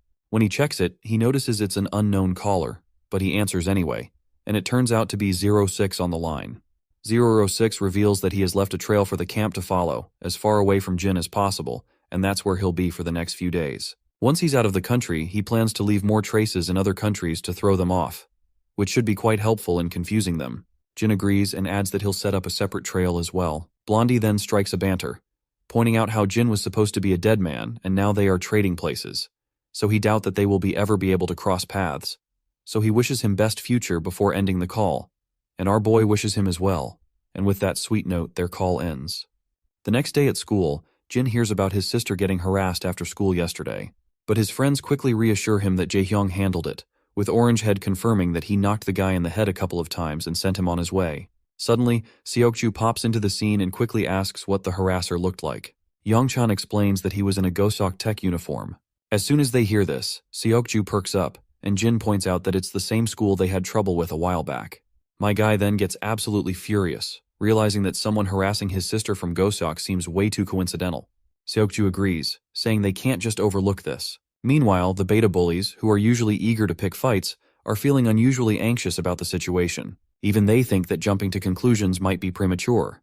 Right on cue, Yeona jumps into the scene and breaks up the tension. She asks what they're talking about and reminds them that every guy just wants to hit on Daeyeon because she's always been popular with guys since she's undeniably pretty. Her brother does not understand any of this, while Youngchan agrees, saying Daeyeon has already been asked out a bunch of times before. It seems like Jin is still having a hard time stomaching the fact, but Youngchan adds that she's indeed popular. You see, no one was able to approach her when Gisu Kim and his sister started picking on her, and she looked unhappy for a while. Jaehyung also confirms that his sister is indeed pretty, and even Blondie chimes in, saying he knows a bunch of guys who had a crush on her. Jin still has no clue how to react to this, and looks more thoughtful. Meanwhile, the beta bullies are left wondering if this is such a hard concept for Jin to understand. But then Seokju speaks up again, saying they should still get to the bottom of this. Jin responds positively, and Seokju decides they can go right after school since there's no training. Meanwhile, the others standing around are utterly clueless about what these two are up to, and Yeona even asks if they were paying any attention to what they had just said. The scene then cuts to Goshok's turf, where Taesu is sitting in a chair, looking pretty annoyed. His lackey is filling him in on how everyone is treating them like trash. Recently, Seongsuk High even gave them a beating, and all the nearby schools are treating them badly these days. Taesu reflects on how just a few days ago, he was yelled at by his seniors, and everything seems to have fallen apart since he messed with our boy. His lackey quickly gathers all the boys and tells his boss that they need to do some damage control before things get out of hand. The boss stays quiet, letting his cigarette fall and squashing it under his foot. He decides to go along with the plan, and his lackeys crack smiles, seeing their boss in better spirits. That's when Jin bursts into the room with Seokju. The boss's face turns terrified at the sight of these familiar faces, and even the lackeys who were smiling a moment ago now look scared. Everyone steps aside as Jin heads straight for the boss. He suddenly stops and asks Taesu why he harassed his little sister. Taesu's mind flashes back to when he saw the siblings walking down together, and quickly explains that he had no clue she was Jin's sister. Of course, Taesu's response only boils Jin's blood, and even Seokju starts exuding a deadly aura. The boss quickly begins to scream, saying that the encounter with his sister was purely coincidental. He further explains that his little brother just tried to talk to her because he saw her on the street and didn't know she was Jin's sister until now.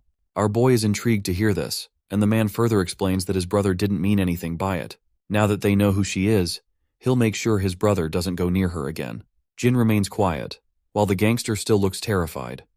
After exchanging final glances, Jin and Seokju begin to walk away. Once they're outside, they slam the door behind them, and the boss quickly tells his lackeys that they'll think about damage control another day, and he is confident his lackeys will understand. Once outside, Jin meets up with his friends.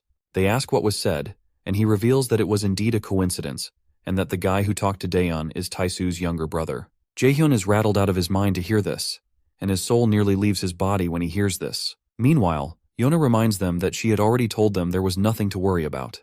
But Jin states that he still plans to keep a close eye on them for the time being. After all, they can't just take their word for it. A while later, Jin is sitting with Mr. Cha, who looks at his ramen and the other strange stuff and remarks that it's been a long time since he had food like this outside a convenience store. He suggests they should have just bought some good barbecue instead. Jin, however, denies the suggestion, which annoys Mr. Cha. The gangster then brings up that he heard our boy had borrowed his motorcycle again. Jin admits he did and promises to return it later that night. However, Mr. Cha tells him to keep it, saying he'll just leave it sitting there anyway. Jin insists on returning it, and Mr. Cha sighs, telling him to do whatever he wants. Once Cha gets a lot of noodles onto his chopsticks, he begins to slurp down the deliciousness with gusto. On the other hand, Jin is politely enjoying his triangle food, while Mr. Cha can't help but notice how Jin looks like an average teenager. But on the other hand, this same kid totally destroyed the Kim family single-handedly, and also dealt with the SW Corporation like a pro. Suddenly, Mr. Cha calls out to Jin, asking what exactly he does every day. Jin simply replies that he goes to school, just like any normal kid. Of course, Mr. Cha had expected this kind of response, but it's not what he wanted to hear. The scene then transitions to SW Corp, where the chairman is standing and peeking through the window. It's always funny to see that classic manhwa scene where the rich boss stares out of the glass window from their office. Meanwhile, the director's assistant reveals that many have voiced concerns about SW Corp being a bit too aggressive in its expansion. The director just shrugs and says that things get a bit chaotic when people start looking out for their own interests. They're taking all the necessary precautions with their expansion, but they can't avoid making a few enemies along the way. The assistant also agrees, and points out that their aggressive tactics are causing SW Corp some trouble with some pretty shady organizations, and the SW Corp advisors have also noticed some suspicious activity from other companies lately. In the next scene, Jin's sitting with the director, who offers Jin to have tea. But our boy politely declines, saying he's good. The director then asks how working with the security team has been for him. Jin says it's been fine. The director moves on to ask how he's liking the school, and Jin responds that it's nice. Finally, the director asks if there's anything they can do to help him with anything, and Jin says no in response. Our boy then asks if that's all the director wanted to talk about, and, if so, he's heading out because training is about to start. The old man happily tells him he can go, so Jin gets up from his seat, bows his head respectfully, and the director returns the gesture, leaving his assistant a bit bewildered because he finds it weird that the director is paying respects to a kid. Nevertheless, Jin starts to walk out. Later, we see all the guards diligently training in the hall. Amid their exercises, we catch up with Jie and her bodyguard after a long time. Her guard notes that Jin doesn't stand out like he used to. Jie gets curious and asks more about Jin. The bodyguard responds that while Jin doesn't stand out as much as he used to, he's definitely quicker and more athletic than their men. He's certain that Jin is quite experienced because his skill level can only be achieved through rigorous training in combat, so there's no doubt that he's received a lot of professional training. After hearing this, Jie's interest in Jin is piqued. She explains that although he's young, he's quietly endured harsh training, and the men have all warmed up to him as well. The scene then flashes back to the past, where we see Major Kang meeting with Jie once again. As they're chatting, she advises him to try not to overwork himself and get hurt, and Kang responds that he won't. Then he asks her if she's still looking into that student she asked about. At first, she has no idea what he's talking about, but then a bell rings in her mind. She pretends to be uninterested and asks if he means that kid named Jin. But in her thoughts, she is blown away to see how Kang still remembers Jin's name from that day, and she also can't shake off how he looks so anxious after asking about Jin. Eventually, Jie smiles and says she's no longer interested in Jin, which visibly brightens Major Kang's mood. Jie notices this shift in his mood, and she can definitely see there's more to the story. In the present moment, when she looks at our boy, she wonders if Jin might actually know her fiancé. After a while, we see her car zooming down the road, and Jin is also sitting beside her. She casually brings up the idea of Jin joining their talent agency, and suggests that he could benefit from their top-notch training programs in acting or singing. Jin, however, promptly declines, saying he's simply not interested. Jie can't help but be intrigued by his immediate and firm response. She wonders if he could at least pretend to consider it, finding his lack of hesitation a bit puzzling. She then finally asks him if he happens to know Major Kang, and then further reveals that he's her fiancé. Of course, this news surprises Jin, and his mind flashes back to the past when Kang mentioned he had to meet his fiancé. Jin has absolutely no doubts that she definitely knows Major Kang. When she looks at him, she finds herself bewildered, as Jin just sits there, looking clearly untroubled by this unexpected bombshell. Well, my guy just looks way too untroubled to the point that he looks weird, because this is definitely not his style. Even she senses something different about him, and she can't quite put her finger on it. A while later, once they reach their destination, Jie heads into the corporate building. On the other hand, Jin and his senior get inside the staff-only room to freshen themselves up. Meanwhile, Jin's mind is still stuck on the fact that Jie is Major Kang's fiancé. He can't quite believe it. While the guards wait outside the ladies' restroom, we see Jie inside, doing some makeover to her face.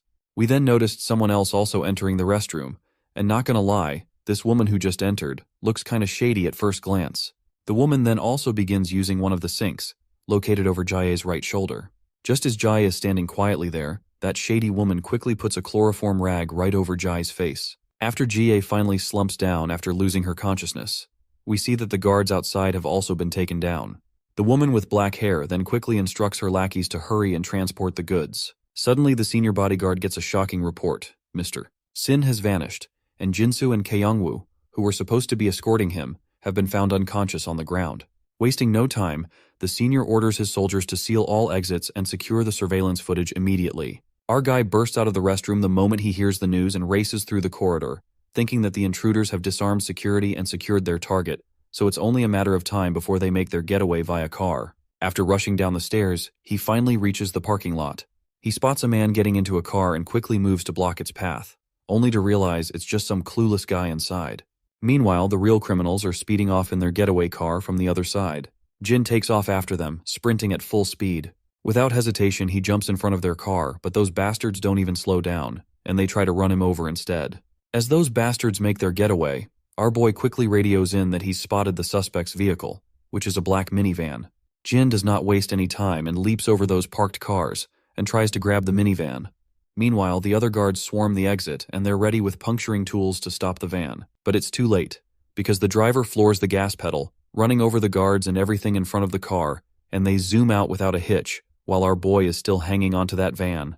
The minivan swerves wildly, and Jin is struggling to hold on as the vehicle juggles around. Just as he's fighting to keep his grip, his mind flashes back to a conversation with Major Kang. In the memory, Jin is sitting with Kang, who's explaining what family means. Kang says that while family is different for everyone, it's something truly precious. Jin's still not quite getting it, so Kang gives him an example. His dedication to serving his country might be so strong because it's also where his family lives. Innocently, Jin asks if someone would give their lives for their family as well. Kang is caught off guard and doesn't know how to respond at first. Then he smiles and says that if it came to that, he'd gladly do it. Back in the present, as Jin clings to the minivan, he grits his teeth and tightens his grip. He slams the minivan so hard that the glass begins to shatter. The driver, distracted by the commotion, doesn't notice an oncoming car in the intersection. The two vehicles collide, and Jin is violently flung off, crashing down about 10 meters away. Right at that moment, the minivan guy takes its chance, slams the gas pedal, and speeds away. Jin then also starts running after the car. Inside, a woman with black hair glances back at him, giving him a mischievous twinkle with her eye. As Jin runs after the van, he starts to fall further behind until the vehicle disappears from view. Once he is exhausted, he comes to a halt. But just then, the senior guard arrives, and he quickly asks which way the van went. Jin doesn't answer. Instead, he hops into the car, which annoys the senior, who sternly tells him to get out. But Jin tells him to just hit the gas pedal and gives him the precise direction of where the van went. Reluctantly, the senior guard hits the gas. He then also reports to his subordinates that the kidnappers took a side road to the right and instructs them to coordinate with the police and dispatch their units. He then also reminds Jin that he should just drop off on the way home since he's just a kid and not part of the security team. He adds that his involvement in this mess wasn't his responsibility. But Jin counters, saying he's currently in practical training and chose to be here tonight, so he's the only one responsible for his presence. He also reports that he saw one male and one female in the vehicle, both of whom were Asian, but he didn't notice any other accomplices with them. As the senior guard looks at Jin, ready to berate him further, he notices Jin's injured face and hands. Concerned, he quickly asks if Jin is all right. Jin replies that he is fine. The senior is struggling to come to terms with the fact that Jin was reported to be hanging onto the vehicle and was the first to track down the kidnappers. He also managed to hang on as long as he could, identified their route, and even saved Miss Yona once. The senior realizes that Jin has proven himself in this situation, and he can't think of anyone more reliable right now. Meanwhile, Yona receives news that Madame Jie has been kidnapped. Her guard explains that they've left the security to a minimum and sent out all units to find her. Team 2 and NGU are currently in pursuit of the kidnappers. Yona perks up at the mention of Jin, and the bodyguard further explains that Jin had been on duty with them when the incident happened. A while later, Jin and his senior guard make their way to a rundown factory, because this is the last place kidnappers have been spotted. Right on cue, they also spot the same minivan, and the kidnappers are carrying Miss Jai in the wheelchair with them. Senior knows that they don't have time to wait for reinforcements, so he tells Jin to stay put. As he steps out of the car, he's shocked to see a group of scruffy individuals emerging from the minivan, each armed with a sharp knife. Jin also gets out of the car and insists that they can't wait for others to arrive. The senior then reminds him that this isn't like training since it's real combat. Jin responds quickly, saying he doesn't mind. This response triggers a flashback for the senior, who recalls the shock he felt when the team leader of Team 3 revealed that our boy is a professional fighter. The gorilla even confirms it once again, saying that based on everything he's seen, this is at least his conclusion. Back in the present, as our boy strides forward confidently, the bodyguard finally decides to head down further. He tells Jin that he'll take care of things inside the shelter, so he better not let those filthy swine beat him. Just then, one of the goons tries to stab the senior, but our guy quickly sneaks up on the bastard from behind and delivers a devastating blow to his face, causing the dagger to drop from his hand. But before he can catch a break, another sucker swings his dagger at our boy. But once again, my guy throws this sucker down this sucker backwards, and Jin himself quickly grabs that fallen dagger from the ground and stands back to face off these stupid heads.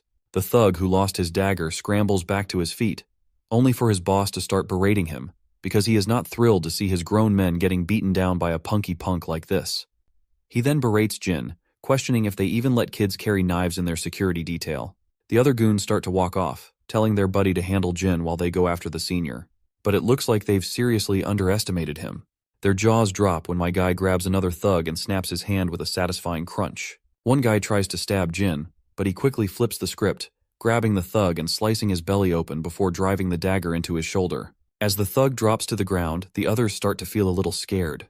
When Jin gives them a deadly glare, they finally get the message that this kid is a bodyguard for real. Jin charges at the remaining goons, slicing through them left and right. One by one he takes them down until only one thug is left. The last goon quickly blocks Jin's attack. As he swings back at Jin, my guy grabs his hand, slashes his belly with the other hand, kicks his leg out from under him, and holds the knife to the thug's throat. But instead of slitting his throat, he uses the back of the dagger to knock the thug out cold. Meanwhile, the kidnappers inside the shelter are still hauling Miss Jai along. The lady is frustrated that security is catching up faster than they expected. Her accomplice reports that they've alerted the client that they've secured the target. She explains that it's a bit early, but they'll have to move to the next location soon since the security team will be closing in. With the speak of the devil, the leader of Team 2 bursts in. The male kidnapper quickly tells his associate that he's the head of the security detail for their target. While the senior grits his teeth, glaring at the kidnappers, someone tries to sneak up on him from behind. But the senior quickly sidesteps the attack, and as the bulky thug charges at him again, the senior grabs his hand and delivers a solid punch to his face. Another goon rushes at him with a dagger, but the senior quickly takes him down as well. Just when it seems like the senior has the upper hand, the situation takes a sharp turn. Despite his skill, even the most seasoned fighter is no match for a gun. One of the kidnappers pulls out a gun, its barrel gleaming under the dim light, and points it directly at Jai's head. They coldly warn the senior that they won't hesitate to pull the trigger if they have to. The threat hangs in the air like a deadly promise, and the senior could do nothing other than express his frustration with his twisted face. The man makes it crystal clear that she'll die the moment he moves, so the senior doesn't budge an inch. Then, these scummy kidnappers drill a hole into the senior's shoulder with a single bullet, making his face go as pale as a ghost from the pain. Meanwhile, the jerk who just pulls the trigger is oddly fascinated that the senior barely flinches. The woman beside him tells him to just finish the job, insisting they don't have time to waste. So, the man decides to pull the trigger again, while the senior takes one last look at Jie, preparing for his final moments. Just as the monster is about to pull the trigger, the senior asks Jie for forgiveness. But before he can die in this dramatic scene, two daggers come flying out of nowhere, piercing the man right in the hand. On the other hand, the woman in black is dodging left and right, while Jin rushes toward Jie, grabs her wheelchair, and starts dashing down with full throttle. The goon is completely bewildered by this, and the other senior's face also goes pale. Meanwhile, the goon starts shooting bullets again as Jin tries to get as far away as possible. At that moment, the senior takes the trigger-happy soldier down with him, and they both crash to the ground. Jin glances at his senior, who quickly tells him not to look back and just run. Without wasting any time, Jin speeds up with the wheelchair and keeps moving forward. A while later, Jie begins to groggily open her eyes. But before she can react, someone covers her mouth from behind. Thankfully, it's just Jin. He tells her to stay quiet, and once she nods in agreement, he moves his hand away. The woman then asks where she is here since she was just in the bathroom. Jin points out that she'll feel dizzy for a while because of the sedative. That's when her mind flashes back, and she remembers she'd been kidnapped. Jin confirms it, saying that he and the team leader arrived first and that security is on its way with the police. Jin looks around to make sure no one is nearby, and he is kinda relieved that she's awake, which will make it easier to move her. But he knows they won't have long before someone finds them in this dead-end corner, and the worst part is that the enemy is armed. Meanwhile, Jie wonders if her kidnapping has something to do with the new acquisitions in the SW Corporation expansion, though she had nothing to do with those deals. She looks at Jin and yells that he's hurt, but Jin brushes it off, saying he's totally fine, but Jie isn't buying this crap because she can see that his shoulder is banged up, his fingers are injured, and, to top it off, he's not even her bodyguard. She's confused about why he'd go out of his way to help her, and is surprised at how dependable he's turned out to be. Just then, they hear that familiar voice of that woman, which is the same one who is behind this kidnapping. She's walking toward them, gun in hand, and tells Jin to come out right now. She threatens that if this drags on too long, they won't hesitate to kill the hostage. She further insists they better wrap this up peacefully and save the hostage before things get worse. Jie feels terrified to hear this threat, and quickly stands up from the wheelchair, thinking she can't let this boy get dragged into this any further. Despite his skills, he's just a teenager, and she feels she needs to step up and protect him. Before she can do anything reckless, Jin signals her to stop and cryptically gestures something with his fingers, which just goes way over my head. But it seems like Jie can understand what he is trying to say, so she stands there in silence, and Jin eventually steps out from his hiding spot and raises his hand quietly. The kidnapper woman is sure Jie must be behind that container. She reflects on how she couldn't believe it when she saw our boy hanging from the van even though he is just a kid. She then mocks him, saying he's probably seen too many action movies because in reality, even a hero can get killed. I guess she's right, because no matter how brave you are, you're no match for a gun barrel pointed straight at you. But Jin remains calm even with the gun trained on him. Jie eventually comes out, yelling for her to wait. As soon as the kidnapper woman looks in Jie's direction, Jin takes his chance. He throws the blade over at her hand, injuring it badly. Before she can catch her breath, another dagger zips past her, and right at that time, Jin jumps over her, and they both fall off to the ground, and her gun also slips from her hands. She quickly grabs one of the daggers tucked near her thigh and tries to swing it at Jin, but he backs away just in time, and they both put some distance between each other. The woman then launches herself at Jin, and their deadly dance of hack and slash begins. After a fierce exchange, she takes a brutal hit to her gut and goes tumbling backward, her gun falling to the ground. She quickly spots her gun, grabs it, and aims it at Jin with a smirk, thinking she finally has the upper hand. But Jin moves fast and grabs the gun, twists it out of her grip, and now the gun is pointed right back at her. The woman is sweating and utterly confused about how this just happened. Meanwhile, Jie is blown away by Jin's moves, while our boy just stands there, cool as a cucumber. The woman smirks again, saying he must have watched a lot of movies. She then pokes fun at him, pointing out that while he might be able to fight, she questions whether he really has the guts to fire a gun. She admits that bodyguards might practice target shooting, but shooting a living person is a whole different ballgame. But well, she's dead wrong about that, and Jin doesn't hesitate for a second before putting a bullet right into her thigh, causing blood to spatter out. The woman is absolutely stunned, unable to believe he didn't think twice before pulling the trigger. What baffles her even more is that his eyes remain dead still after firing the gun, as if he's grown used to it. She has yet to figure out how could a boy from such a peaceful country know how to fight like this. But when she looks at him closely, she recognizes those eyes and feels a chill run down her spine as she realizes that he's code 001. Before she can say anything further, Jin slaps her across the face with the gun, knocking her out cold and letting her fall to the ground. Jie is completely blown away by how effortlessly Jin takes her down, as if it's no big deal. Meanwhile, back with the senior, he seems to have finished dealing with his adversary as well, though he looks severely injured, with blood dripping from his shoulder. Sadly, the senior finds himself surrounded by a bunch of goons. The bastard from before gets back on his feet, puts his hat back on, and retrieves his gun from the ground. A bulky guy swings a punch at the senior, but the senior quickly deflects it and lands a punch of his own. Suddenly, the bastard aims his gun at the senior and admits that he underestimated the head of security for the SW Association. He acknowledges that they wouldn't have been able to kidnap her if they hadn't waited until the end of his shift. On the other hand, it looks like the senior is on the brink of giving up. He fought here solely to buy Jie and Jin time to escape, but he can't be sure if they got away since that woman went after Jin. For some reason, though, the senior has a gut feeling that Jin will handle it, and he feels surprisingly confident about that. He's so confident that even the dude standing over there can't help but notice the smile spreading across the senior's face. He finally asks the reason behind the senior's smile, but the bodyguard doesn't say a word, just keeps that smile on his face.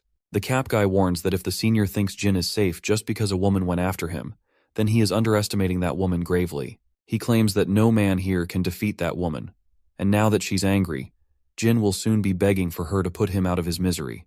The senior's smile finally fades, and he grits his teeth out of frustration. The kidnappers also states that he did not send any men after Jin because she'll be done with him before they even get there. The cap guy then starts to squeeze the trigger of his gun, telling the senior to focus on saving himself because he's about to die. Suddenly, a bullet drills a hole into the cap guy's hand, and blood splatters everywhere. He staggers backward and his gun falls to the ground.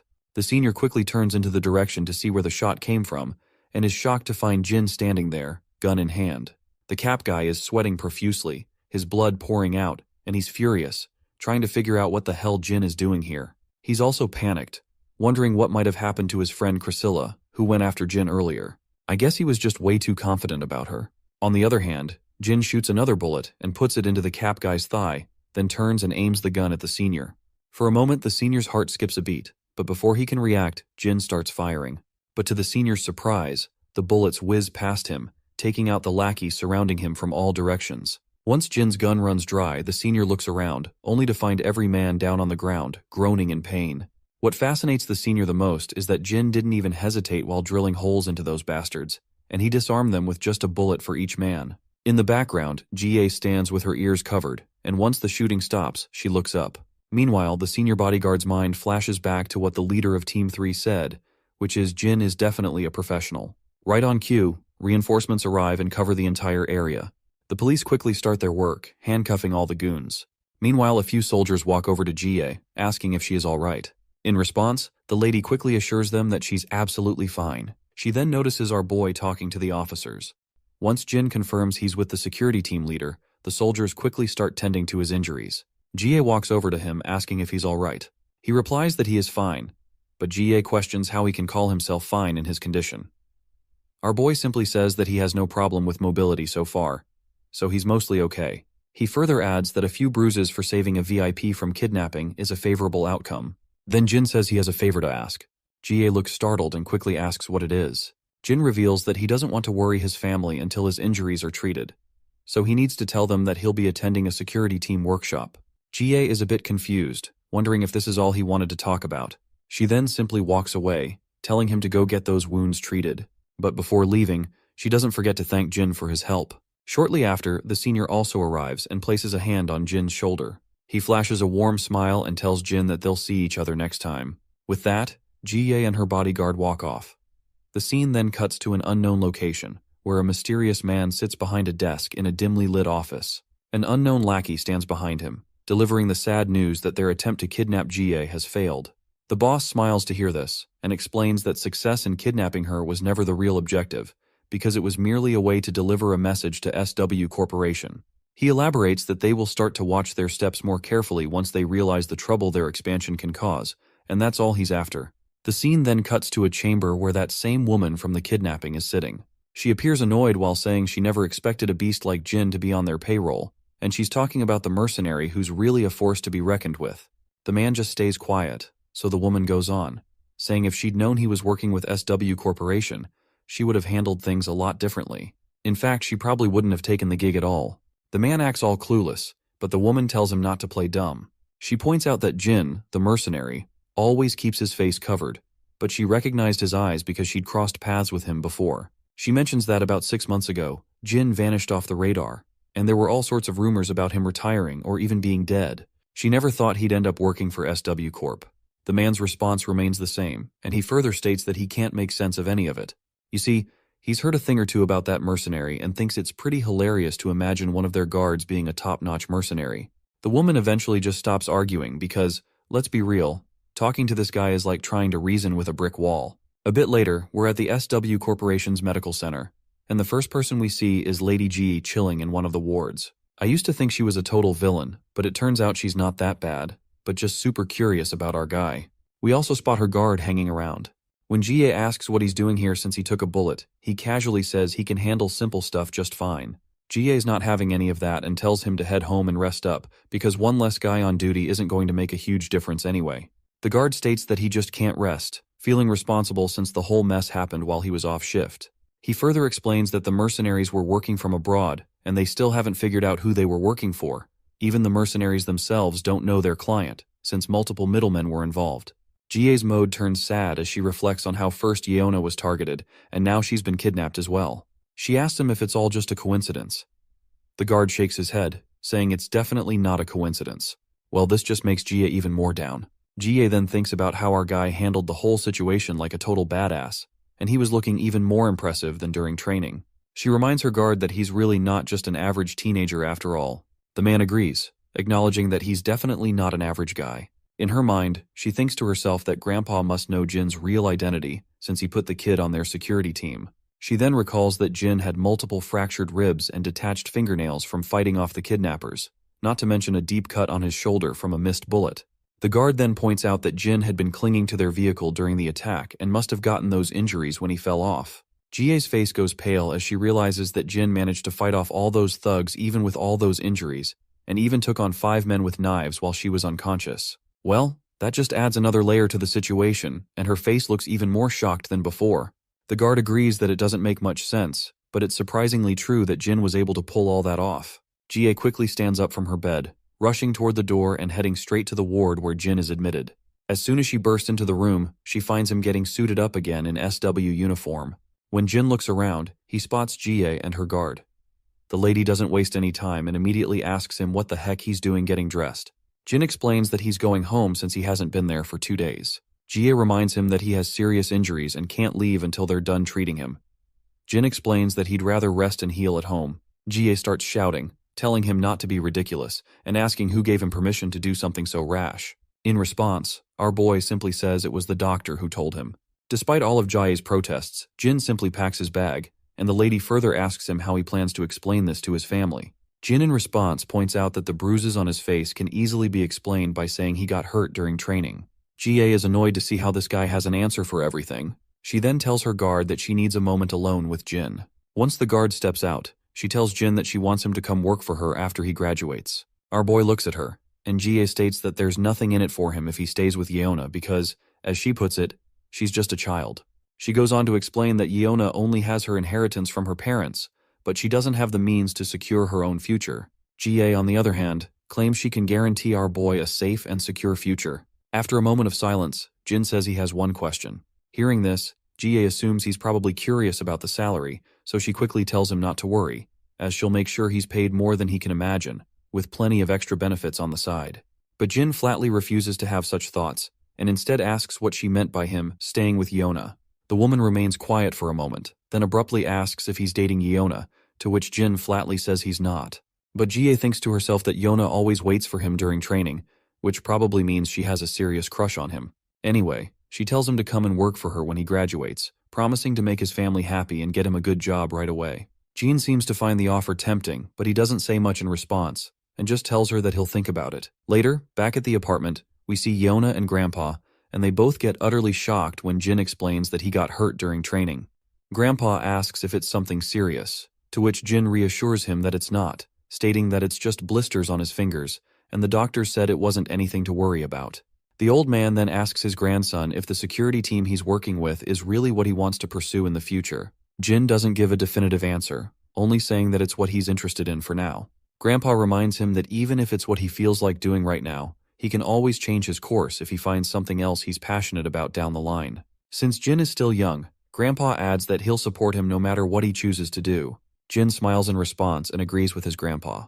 Grandpa then feels a bit awkward and asks if he suddenly jumped into a heavy topic. He mentions that high school seniors are often worried about their future careers and wonders if he might have busted his chops. Yeona snickers at this and reassures Grandpa that he didn't say anything wrong. Jin, meanwhile, has no idea what busting chops even means. The scene then transitions to a familiar camp where we see that same eye patch guy. His lackey reports that 032 went off course without notifying anyone, and suspects it might be because he heard the news about 001 being targeted for elimination. The eye patch guy just scoffs, calling 032 a fool. He says that no one should let their emotions dictate their actions when one of their brothers gets killed, which is precisely why he believes that having a family is absolutely useless. Meanwhile, we catch a glimpse of a mysterious man who might very well be 032. It wouldn't be surprising if he came to Korea to meet our boy. The scene then cuts back to Jin, who is stretching his fingers to make sure they're working properly. His mind flashes back to a memory of the kidnapper woman who seemed to recognize him as someone familiar. He has no clue who she was, but if she knows him by his mercenary name, maybe she isn't related to the camp. Suddenly his phone rings, and when he looks at the screen, he sees that it's Yeona calling. A while later, Jin finds himself outside a convenience store. Not surprisingly, Yeona is there too, and they have heaps of triangle kimbap spread out on their table. The girl then quickly points out that she didn't have dinner and was craving triangle kimbap, but Seokju still thinks to himself that this much food seems like a lot. Nonetheless, she also invites him to dig into the meal, since she is sure that he also did not have dinner either. She quickly opens one of the kimbaps, while mentioning that she heard he got hurt pretty badly, and asks if he's okay now. He replies that he is. She then explains that she went to see him at the hospital, but they said he couldn't have visitors and wouldn't let her in, and Jie also told her not to visit him right now. She admits she was really worried since he was absent from school yesterday. Jin explains that Grandpa told him to take the day off. Yeona finds it touching how he really listens to his grandpa, but then she gets a bit dejected while mentioning how he had to rescue Jie single-handedly from the life-threatening danger. In response, Jin says that's not entirely true, and clarifies that the leader of Security Team 2 was the one who did everything. Team 2's leader tracked them down, acted as a liaison with the police and SW security team, and even created a diversion when he was shot so that Jin could escape. The leader stayed behind until the very end to ensure Jin could get to safety. Without his support, our boy admits he wouldn't have been able to do anything for Jie. Yona looks a bit awkward hearing the truth, probably because she wasn't expecting our boy to explain everything thoroughly. Seokju agrees that if what Jin says is true, then the team leader was indeed the one who carried out the rescue. Jin quickly agrees with his friend, but Seokju points out that the team leader wouldn't have been able to pull this rescue mission alone as well, and the report clearly shows how much Jin contributed to rescuing Jie. Our boy then highlights that they're essentially a team, and the goal is to ensure the VIP's safety, not to figure out who made the greatest contribution. Seokju nods, saying that's absolutely right. Yona feels a bit out of place, probably because this isn't the kind of talk she's used to. Just then, Jin's phone rings, and when he checks it, Yona asks what's up and if something's wrong. Jin sheepishly admits that they need him at the game room, because Jaehyun just texted him that they need an extra person and that he should hurry over. But Yona reminds him that he's still injured and questions how he's going to play with his hand like that. Jin clarifies that it doesn't really matter because he's pretty awful anyway. Yona is once again a bit unsettled by his bluntness. The scene then transitions to Daeyeon walking down the footpath, thinking about getting something to eat for Jin. Her thoughts drift back to a past memory where a bunch of girls surrounded Yona, asking why Jin hadn't been in school for the past few days. Yona explained that he was away on a trip and had injured his hands a bit. The girls were startled and asked if it was anything serious. Yona reassured them that it wasn't. The girls quickly become cheerful, saying they're glad it's nothing serious, and that it wasn't his face that got injured because they can't let a face like his get scarred. Yona quietly agrees while thinking about how it seems like Jin has become more and more popular lately. Suddenly, Daeyeon hears some voices nearby. When she looks in the direction of the commotion, she sees a group of thugs. She begins to panic when she realizes there's no one around to ask for help. But when she takes a closer look, she recognizes one of the thugs as the same guy who tried to ask her for her number earlier. Her mind flashes back to that encounter, and she remembers that he didn't seem like a mean person, so he might listen to her. So, she musters up the courage, approaches the group, and nervously stutters out an excuse to grab their attention. At first, the harasser responds sharply and cockily, asking who the hell it is. However, his face goes pale with anxiety when he realizes it's the same girl he tried to harass. He then frantically starts explaining to her that this isn't what it looks like, and claims that this dude had a run-in with them first while they were just passing by, and this dude just started demanding for some food. Daeyeon apologizes on this dude's behalf and asks if they can let him go. The harasser clearly isn't thrilled about doing what she's demanding, but eventually they start to walk away. She then turns to the hoodie guy, asking if he's alright.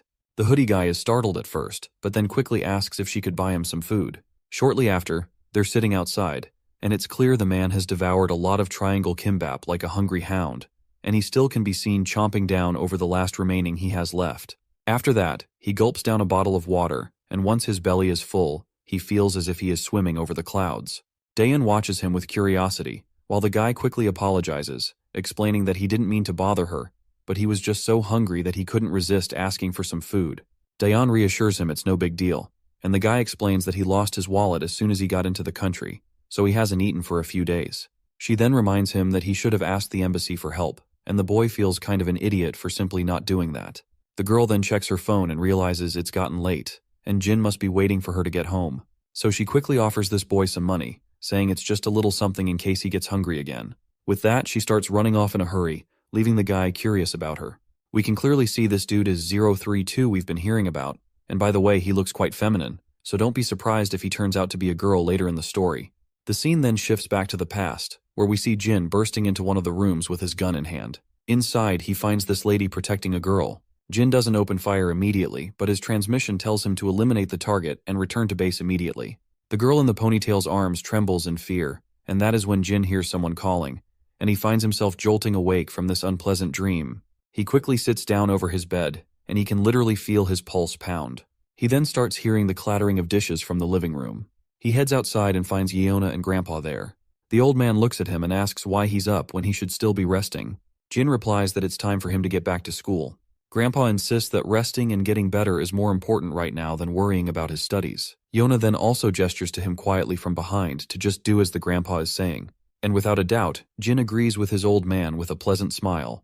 Before heading out, the old man mentions that he'll be home late tonight because his colleague, Mr. Lee, isn't feeling well, so he's covering his shift. Jin then asks Daeyeon why she's leaving so early. She replies that she got up early and plans to study a bit before school starts. As usual, she reminds him that breakfast is on the table, so he better eat up. Jin gives her a quick smile, and she quietly heads out, leaving behind a delicious spread of food for him. Later, we find ourselves outside, and as Jin strolls down the street, his phone rings with a notification, and it's Jae-hyung texting, urging him to make his comeback to the team as soon as possible. Just then, Yona also joins the chat and tells Jae-hyung to count her in as well. But Jae-hyung brutally turns her down, saying she should start practicing with bots first. Just as Jin smiles at the lively banter between his friends, we see 032 walking down the other side of the road. Our boy's smile fades when he spots him, and he is sure that something about the figure seems familiar. He quickly dashes toward the guy, but 032 slips into a back alley. Jin picks up his pace and dives into the alley after him.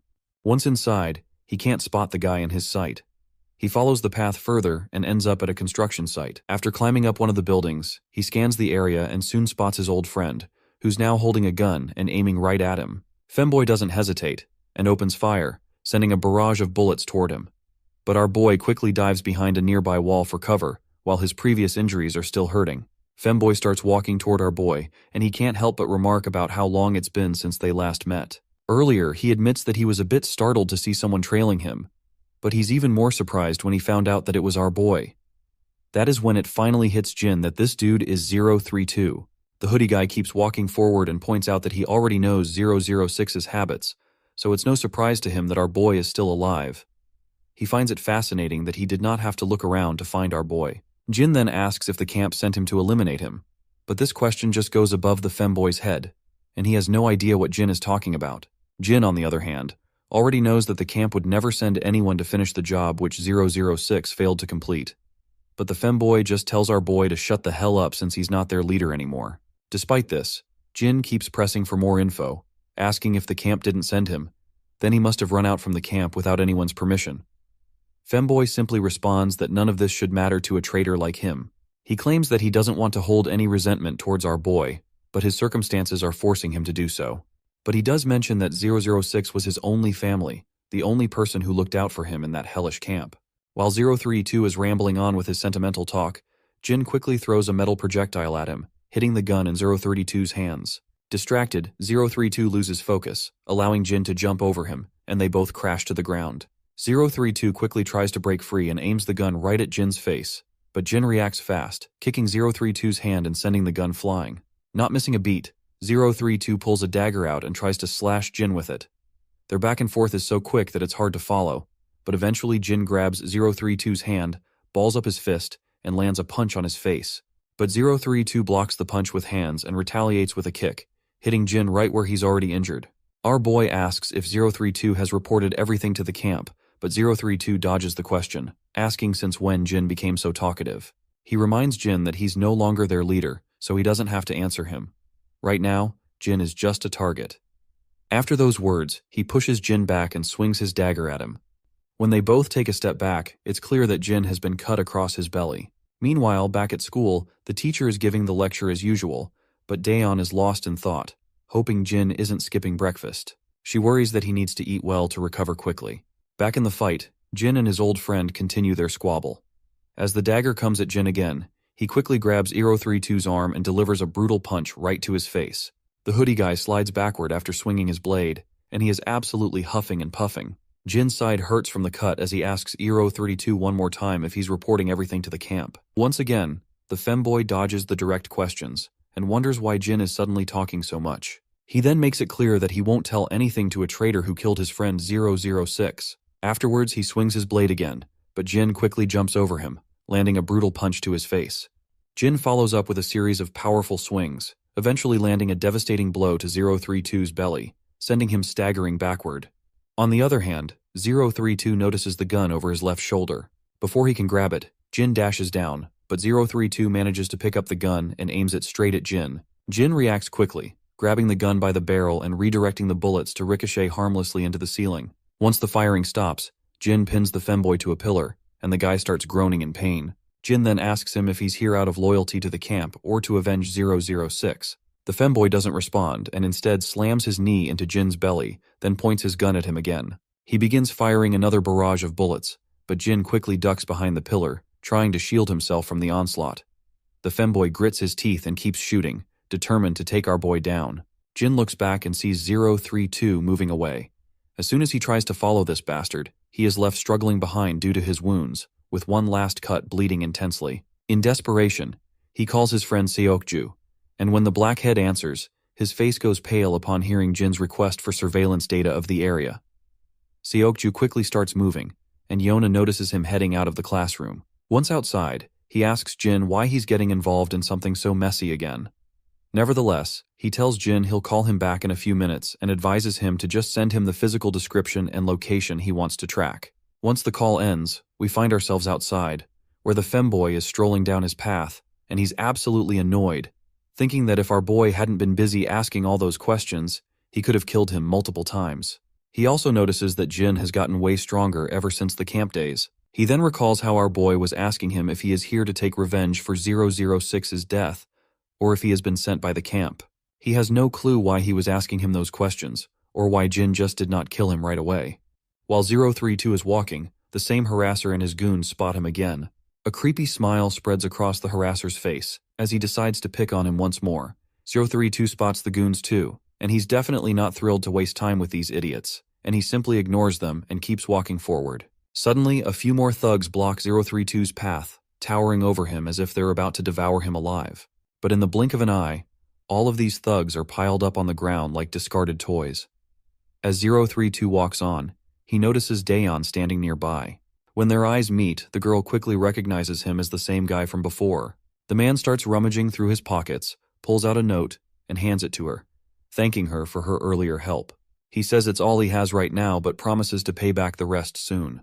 Daeon then tells him he doesn't have to do this and worries that he might not have anything left for himself. She bows her head and assures him it will be all right. Later they stop by a restaurant. Daeon comments that he shouldn't have returned the money until he had more saved up. The guy simply replies that not everyone should wait until they have extra to repay someone for their help. She then asks him how old he is, and he replies that he's 17. Yona finds it fascinating that they're the same age, and 032 is also surprised to hear this. With that in mind, Yona quickly decides to become buddies since they're the same age, and 032 agrees to the idea. It's hilarious to see that she's trying to make friends even though she doesn't even know his name yet. She then asks if he's from overseas, and he confirms that he is, saying he's traveling right now. When she asks if he's traveling with friends, he says he's on his own. Yona is intrigued by this, finding it fascinating that he's traveling alone. She asks how many countries he's been to, and he admits he's not exactly sure, but probably he's been to almost 20 countries. As they're chatting it out, Jin finally arrives as well, but slows down when he sees 032 sitting there, and his eyes nearly pop out of his sockets when he realizes that he is sitting with Daeon. But Jin doesn't rush in immediately. Instead, he stands silently behind the wall while his sister and the guy continue their chat. Daeon asks how long he's been in Korea. The guy is initially silent, but eventually says he'll stay until he's finished with what he's doing here. She smiles and remarks that he must be staying nearby since she ran into him again. The guy confirms it, and states that he had some business in this area, but he also guesses that she must live around here as well. He then feels a bit awkward about asking such an obvious question, but Daeon reassures him that she doesn't actually live there. It's just her school is just around the corner. Suddenly Jin dashes in, and before 032 can react, our boy grabs him and throws him down onto the ground, leaving him in pain. Jin then picks up a chopstick from the bin and tries to jab it into 032's face. However, 032 quickly grabs Jin's hand, but Jin responds by swinging a punch instead. After their brief exchange of blows, both of them finally take a step back for a moment of respite. Jin feels guilty for dragging his sister into this mess and stands there, frustrated with himself. Daeon, on the other hand, is bewildered by what's happening. 032, clenching his jaw, tells Jin they should take this somewhere else because Daeon has nothing to do with this. Jin is surprised that 032 wasn't targeting his sister. When Daeon calls out Jin's name, 032 is also shocked to see that she knows him. She yells at her brother and demands to know what's going on and why he's here. But instead of responding to her, Jin tells her to get out of there immediately. The girl then asks him once again what he is doing here, but she suddenly feels a chill running down her spine by the serious look in his eyes, which is the same look she's seen before.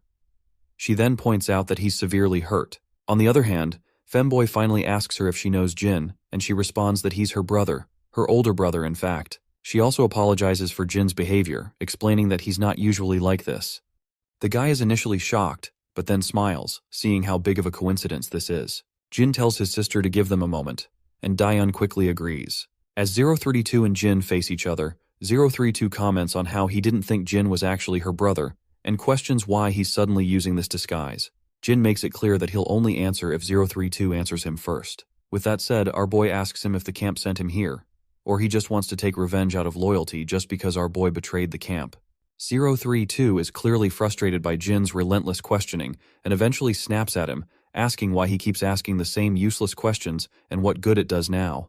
But when he looks into our boy's eyes, he eventually reveals that he left the camp as soon as he heard Jin had killed his friend 006. He further admits that he's not here because of the camp, but he's here because he wanted to avenge 006's death, because he was the only family he had.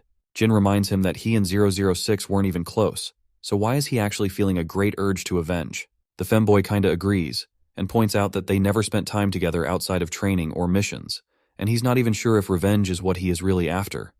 He is now not even sure why he just ran away from the camp. After a moment of silence, Jin reveals that his friend 006 is actually not dead. Not surprisingly, this revelation nearly makes the femboy's eyes pop out of his sockets. Jin further drops truth bombs that 006 faked his death and disappeared to avoid being found by anyone, and he does not want to even let his friends find him out. The guy is officially shocked, and he asks once again if 006 is really alive, and Jin confirms it without a shred of doubt. The realization hits the femboy hard, and he starts feeling pangs of guilt when he understands why Jin had been asking him the same questions repeatedly. Jin explains that he needed to know his true intentions before revealing anything. If femboy had been working with the camp, he would have immediately reported everything back to camp, so Jin just did not want to reveal anything without confirming if femboy is working with the camp or not. After getting overwhelmed by the news, the hoodie guy slumps into a chair and starts to snicker. He then asks Jin why the hell he's here. Jin, unsure how to respond, simply says he just came back home. The guy is shocked and asks if he is saying that the girl is really his sister, because as far as he knows, our boy had lost all of his memories. Jin replies that his memories have come back recently, though they're still a bit hazy. 032 asks if he betrayed the camp just because he got his memories back. Jin shakes his head and says it was because he couldn't follow their orders anymore. Then Jin remembers Diane and gives 032 a serious look, demanding to know how he met her. 032, clearly freaked out by Jin's intense stare, is pretty sure that if he doesn't spill the beans, Jin might actually kill him. He nervously admits that Diane helped him out a while back. Jin expects more details, but 032 just turns away and says that's all there is to it. Jin finally chills out, and 032 is relieved to see him calm down, though he's still a bit rattled by how Jin looks even way more deadlier than he looked while fighting. Despite everything, Jin starts cleaning up the mess, and his friend also lends his hand in cleaning the area. While they're cleaning up the mess, femboy asks if 006 is okay. This question triggers a flashback for Jin, and he remembers the brutal hit 006 took from the car and how he was tossed around afterward. Keeping that in mind, he doesn't go into details and just says his friend is kinda okay. Femboy shrugs and says it doesn't matter as long as his friend is still alive. After all, he did try to kill Jin, so it's expected that he might be hurt. Jin then turns to him, asking how he can trust someone like our boy, especially since he is a traitor to the camp. Femboy replies that it's because Jin has never lied to any of them. Even though he betrayed the camp, 032 believes Jin wouldn't betray his friends. He mentions that 006 had the same opinion about our boy as well. Upon hearing this, Jin then says that he understands everything. His friend gets curious to hear this vague line, so he asks what he means by that. Jin reminds him that on the day the entire camp was mobilized to track him down, 006 intentionally let him run away from the camp, otherwise he wouldn't have made it out alive. Femboy smirks at this and points out that they probably hated the camp even more than he did. Jin smirks in return, and then his friend asks if there's any way to reach 006. Jin says no, not until 006 makes contact first. Jin then reassures him that he will tell 006 to reach out to Femboy when he does get in touch. He then starts berating himself up for lashing out at Jin for no reason and almost getting himself killed in the process. He then also highlights how 006 had gone into hiding just to protect his friend. Jin then also reveals an interesting tidbit and explains that if the camp had known that 006 has a close relationship with the 032, then they would have used this to their advantage, so 006 did not tell anyone before vanishing. Femboy gets sad to think about how his friend is sacrificing himself to keep his friends safe. That is when the hoodie guy also reveals some interesting news, which is that the camp is making sure that no one finds out that our boy is still alive. Jin asks if they are actually covering this up, and his friend confirms it, saying it's true. He adds that only a few high-ranking officials know that Jin is still alive, which is why the camp can't conduct a full-scale search for him. Hoodie guy notes how strange it is that Jin, being the top soldier, is being kept hidden like this. Jin then asks him how he found out that 006 had been supposedly killed by Jin's hands if this information was kept secret. His friend in response explains it's because of Dog, the guy with the eye patch. After that, 032 decides to head out, saying he needs to make a few stops on his way back to the camp to scatter some trails and make sure they don't track Jin. But as he's about to leave, he notices Daeon peeking out from behind a pillar. Jin smiles when he sees his sister, which leaves the femboy completely stunned, because this is the first time he has ever seen Jin smile like that before. His friend then asks if Daeon is actually his sister, and Jin nods with confidence. But his pleasant expression fades as he gets angry when 032 asks if he can say a final goodbye to her. 032 starts to tremble under Jin's intense gaze. Eventually, the poor guy just waves his goodbye from a distance, and the girl reciprocates with the gesture. She then quickly turns to Jin, asking if he knew 032, and Jin responds with a simple, yes. She then questions why he was so harsh if he knew him. Well, Jin has no clue how to counter this question. But then he remembers Yona mentioning that Daeon has always been popular with guys, and is pretty. Keeping this in mind, Jin makes an excuse, saying he thought some weirdo was trying to hit on her because she's pretty. Daeon is startled to hear his explanation, and a cold silence settles between them after Jin's awkward comment. Later that night, Jin is back at the apartment, secretly tending to the wounds he got from the fight. Once he's patched up, he sits quietly, reflecting on how the camp is covering up the fact that he's still alive, and wondering what their next move might be. We are back with our femboy once again, and he is still preoccupied with thoughts of Daeon, trying to figure out if she really is Jin's sister. Suddenly, he notices something in his apartment and quickly pulls out his gun, aiming at the front. A voice calls out, telling him to take it easy. Once this mysterious man appears from the shadows, femboy sees a bald guy standing there, which leaves him momentarily stunned. The bald guy tells him to put the gun down before they talk. Femboy finally relaxes his muscles while the bald man looks around and asks if this is where he is living right now. He then questions if he has managed to kill our boy. Femboy counters it, asking this stupid head if taking down Jin looks like a walk in the park for him. The hoodie guy then inquires what he is doing here. The shady figure replies that he's just handling some business. But before the femboy can react, the bald man slips a dagger out from his sleeve and quickly plunges it into the femboy's belly. As he drives the blade deeper, he says he's here to teach him a lesson, and to take this bastard out for disobeying the camp. The poor guy trembles as he asks if the camp really ordered his elimination. The big guy confirms, but only if he refuses to go back to the camp.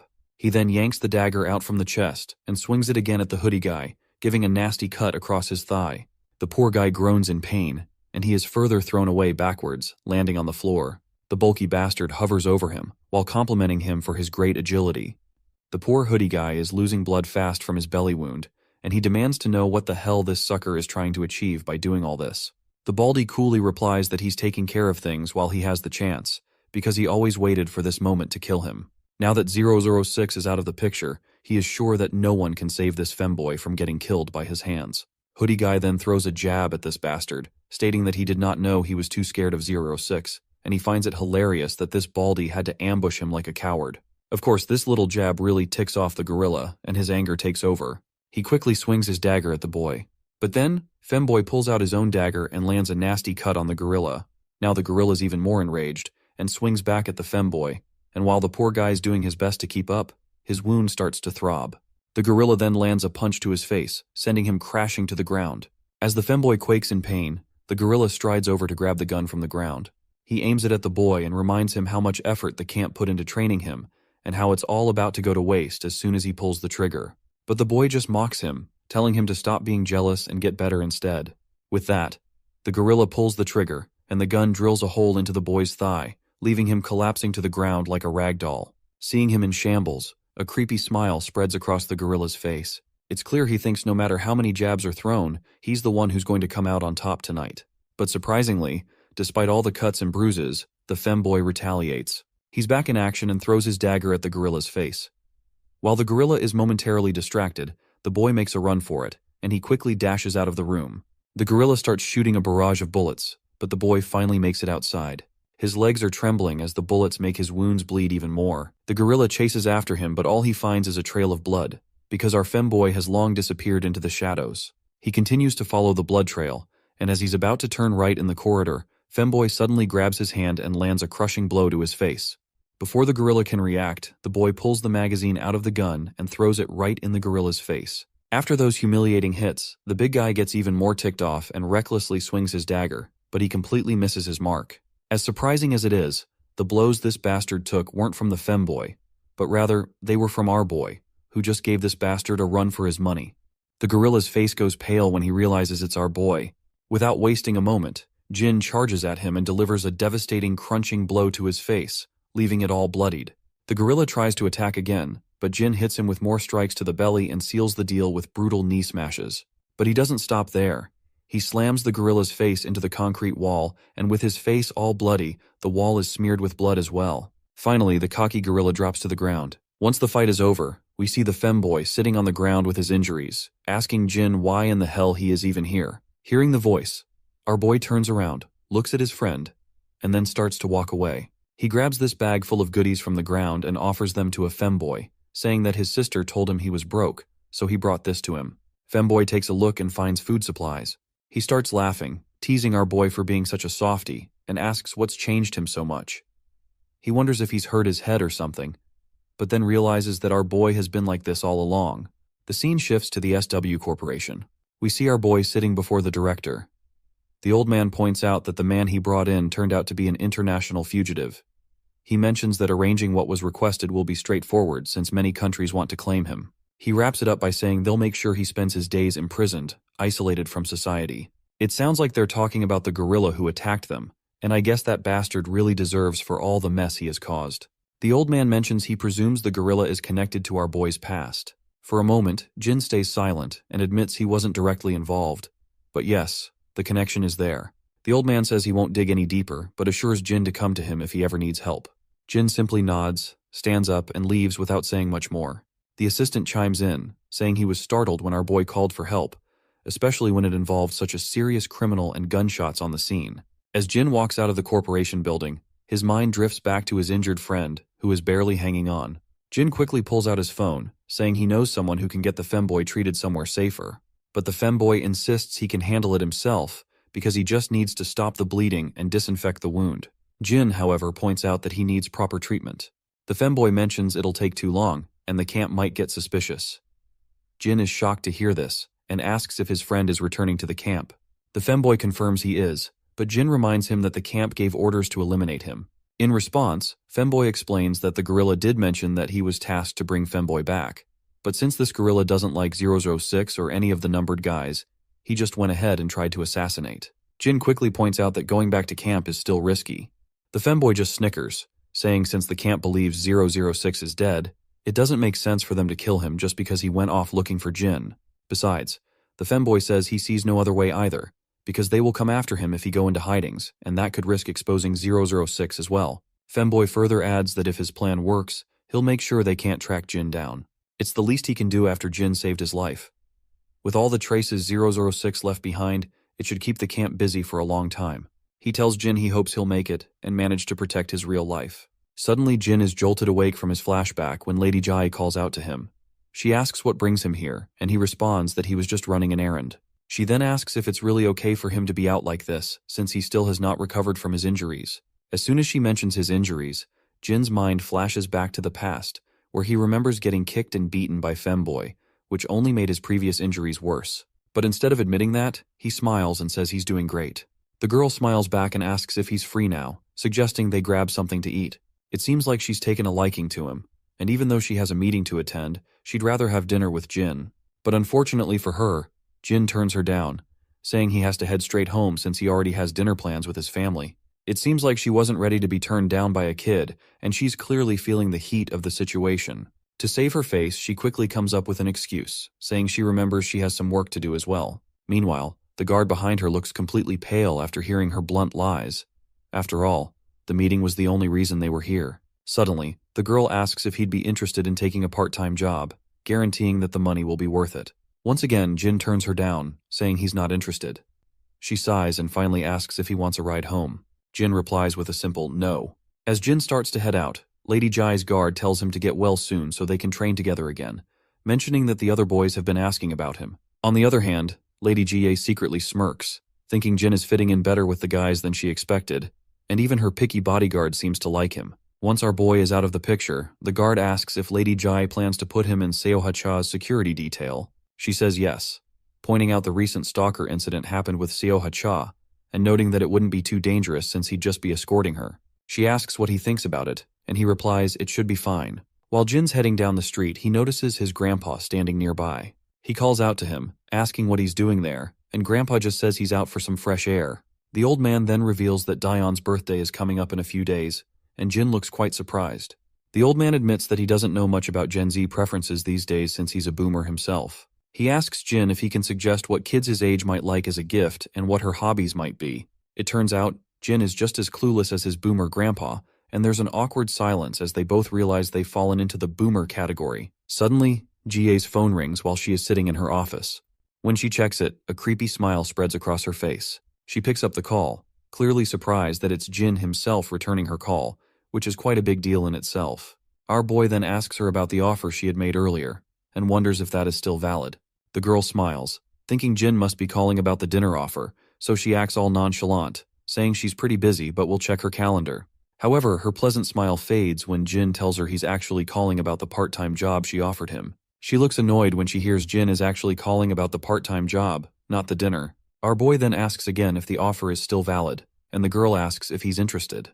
Jin confirms he is, so she tells him to come to her studio tomorrow at 4 p.m. The scene cuts to the game room, where Jin and the other boys are lounging around, having fun while gaming and chatting. Jae-hyung, who's been reading an article on Seoha-cha, tells his other friends about it. The other boys perk up and start staring at his monitor. Jae-hyung explains that she's starring in a new TV series based on a webtoon, and will be the lead in the Mercenary teenager series.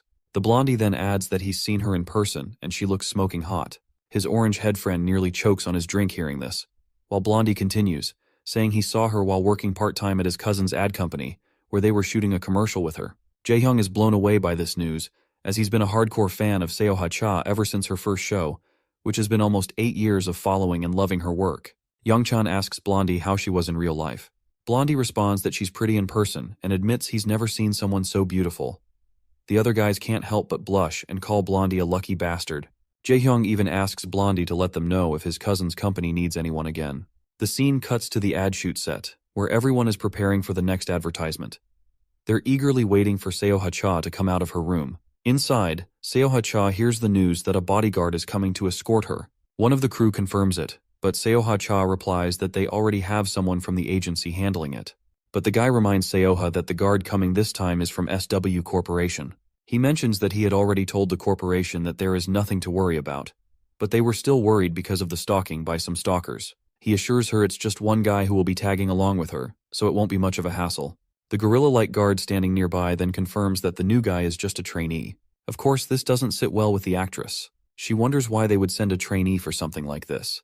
As everything gets ready for the shoot, everyone's attention is suddenly caught by the crisp sound of shoes thudding on the floor. When they turn around, they're blown away by the elegance this man exudes. Even though we don't get the chance to see this elegant man, I can confidently state that it's our boy crashing the party here. Back in Seoha-cha's dressing room, the gorilla-like guard mentions that SW sent the trainee to get some experience, and he assures her that he will keep an eye on him to make sure he stays out of her way. Seoha's assistant thanks the guard for his help and apologizes for the extra trouble, saying this whole situation is way above his paycheck. The guard reassures them, saying there's nothing to worry about. He adds it's SW's fault for sending a rookie, and he personally finds it rather humiliating to work with someone below his level. Suddenly, there's a knock on the door. When the guard cracks it open, he finds Jin standing there, and our absolute handsome boy in his suit looks totally lady killer, and he quickly states that he's from SW. The assistant is totally bewildered, wondering if he's really a bodyguard or just trying to pull a fast one on them. Jin formally introduces himself and confirms he's indeed the guard sent by SW. The man finally acknowledges it, though he almost thought Jin was some kind of celebrity in disguise, because he just looks too hot to be some random bodyguard. On the other hand, the gorilla perks up to see our boy, and he finds this nothing short of a joke that they have sent a literal kid. Nevertheless, Jin asks if he can come inside, and the assistant gives him the green light to enter. Once Jin is inside, Seoha-cha takes one look at him and is absolutely blown away, finding it ridiculous that this handsome kid is a bodyguard. Jin introduces himself personally and tells her he'll be her bodyguard from now on. Seoha quickly reciprocates with the gesture and says it's nice to meet him. Jin starts looking around, trying to get a feel for things, while Seoha-cha is still wondering if this guy is really a trainee bodyguard. He looks more like a boy band trainee that SW is trying to debut, and she suspects they probably sent him here to get some exposure. Meanwhile, our boy wants to confirm if this is her first day on set. The assistant confirms this, and once the formalities are out of the way, our boy quickly points out the elephant in the room and asks if the stalking began 2 weeks ago with letters. The woman clarifies that it's been going on for longer than that. She explains that the stalker somehow knows her address and keeps leaving strange letters in her mailbox. It's gotten worse recently, but it's been happening for a while now. She adds that this is common in this line of work, so SW shouldn't worry too much about it. After that, the actress begins to ask how old he is, and that is when our boy's mind flashes back to a time when his senior told him that revealing his age would only make people doubt his abilities. So, in the present moment, he simply replies that it's a secret. At that moment, the gorilla from before calls our boy from behind and says he wants to have a quick chat outside. Once they're out, the gorilla starts by asking if he is a security trainee from SW. Once Jin hears this, he realizes that this is what these guys must have been told, so he just rolls with it, confirming that it's exactly right. The gorilla tells Jin to simply stand aside and watch how it's done. He's confident that he already has things under control. He then starts berating our boy, saying he has no idea why SW would send a runt like him because security is no joke, and practice drills won't cut it in real-life situations, so he tells him he better stay out of the way until his shift is over, and then go home. Jin finally speaks up, asking if the gorilla is Cheol-young Kim from the Security Brothers agency. The man grabs Jin by the neck, telling him not to dodge the question. He warns Jin that if he thinks they're messing around, he'd better listen up if he wants to get out of here in one piece. With that, he flings Jin against the wall and walks off, clearly annoyed. Just then, the actress steps out of the room, asking if Jin's okay. He says he's fine, and she apologizes for this goofball gorilla, saying he's from her agency and can be a bit rough around the edges. She even mentions that she told them she didn't need a bodyguard. Jin doesn't say anything, and the actress enthusiastically starts to ask if he's still in school. Jin responds that it's confidential. Suddenly, her assistant calls out, telling her it's time to head to the set. Before heading out, the lady reassures Jin to just take it easy, saying that nothing's going to happen. With that, she leaves him standing there as she walks out of the scene. The next scene cuts to Jie, who's wondering if he made it to the studio okay. The guard asks if she's talking about Jin, and she confirms. The guard then explains that he received word that Jin has actually made into the studio without any hitch. Jie then asks if sending him there was a good decision since he hasn't fully recovered. The guard says it's all right, pointing out that threats and stalkers are pretty common for celebrities. With Seoha Cha's level of fame, she's had her fair share of them. Her agency recently assigned a personal bodyguard for her, so Jin won't be too busy. Jie agrees, explaining that this is precisely why she sent him there, to let him take it easy while he recovers. And who knows, he might even complain about how boring it is. The guard then smiles at Jie and says he doesn't think Jin is the type to let himself get bored. Jie finds this good news and uses the term cakewalk to emphasize how easy this job is going to be for Jin. The guard reluctantly agrees, saying she's precisely right. Jie, on the other hand, feels proud of herself for using Gen Z slang, which makes the guard awkward as he watches her bask in her own sense of accomplishment. As people are gathering in for the shoot, we also see the gorilla making another appearance. Despite the hottest actress sitting right before them, everyone's attention seems to be fixed on Jin, as they can't take their eyes off him. The big man then asks Jin why he left his post for so long, saying they're not here on a field trip. Jin replies that he was scanning the perimeter. The cocky guy starts fuming, questioning what kind of perimeter Jin is talking about, and what a kid like him could possibly know about this stuff. Suddenly, the director wraps up the shooting. As everyone is taking a moment of respite, Seoha Cha's assistant offers her some water. Just as she's about to take a sip, her attention is grabbed by Jin, who announces loudly that he needs everyone to remain inside. The entire staff is all ears after hearing this request, and Jin continues, saying that the police will be arriving soon, and everyone in the studio must cooperate with the investigation. The actress is now thoroughly confused and asks what's actually going on. Jin then shows her an envelope with a tiny camera inside. She asks Jin what this is, and he explains that it's a spy camera he found in the waiting room. The news hits like a thunderbolt out of the blue, shocking both the gorilla and the actress's assistant, as well as the actress herself. Even the people standing all around start murmuring, wondering how a spy camera ended up hidden in her waiting room.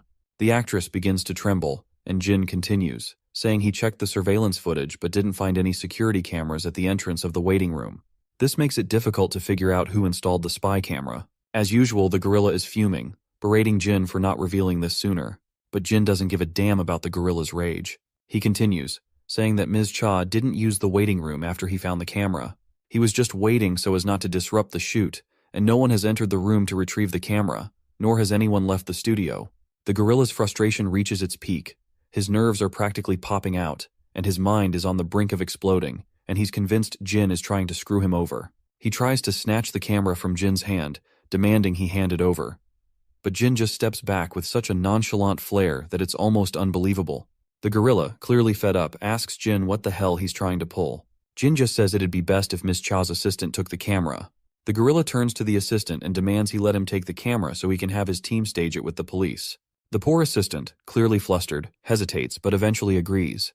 The gorilla snatches the camera from Jin's hand without a second thought, and everyone around is pretty unsettled by how this giant guy is throwing his weight around.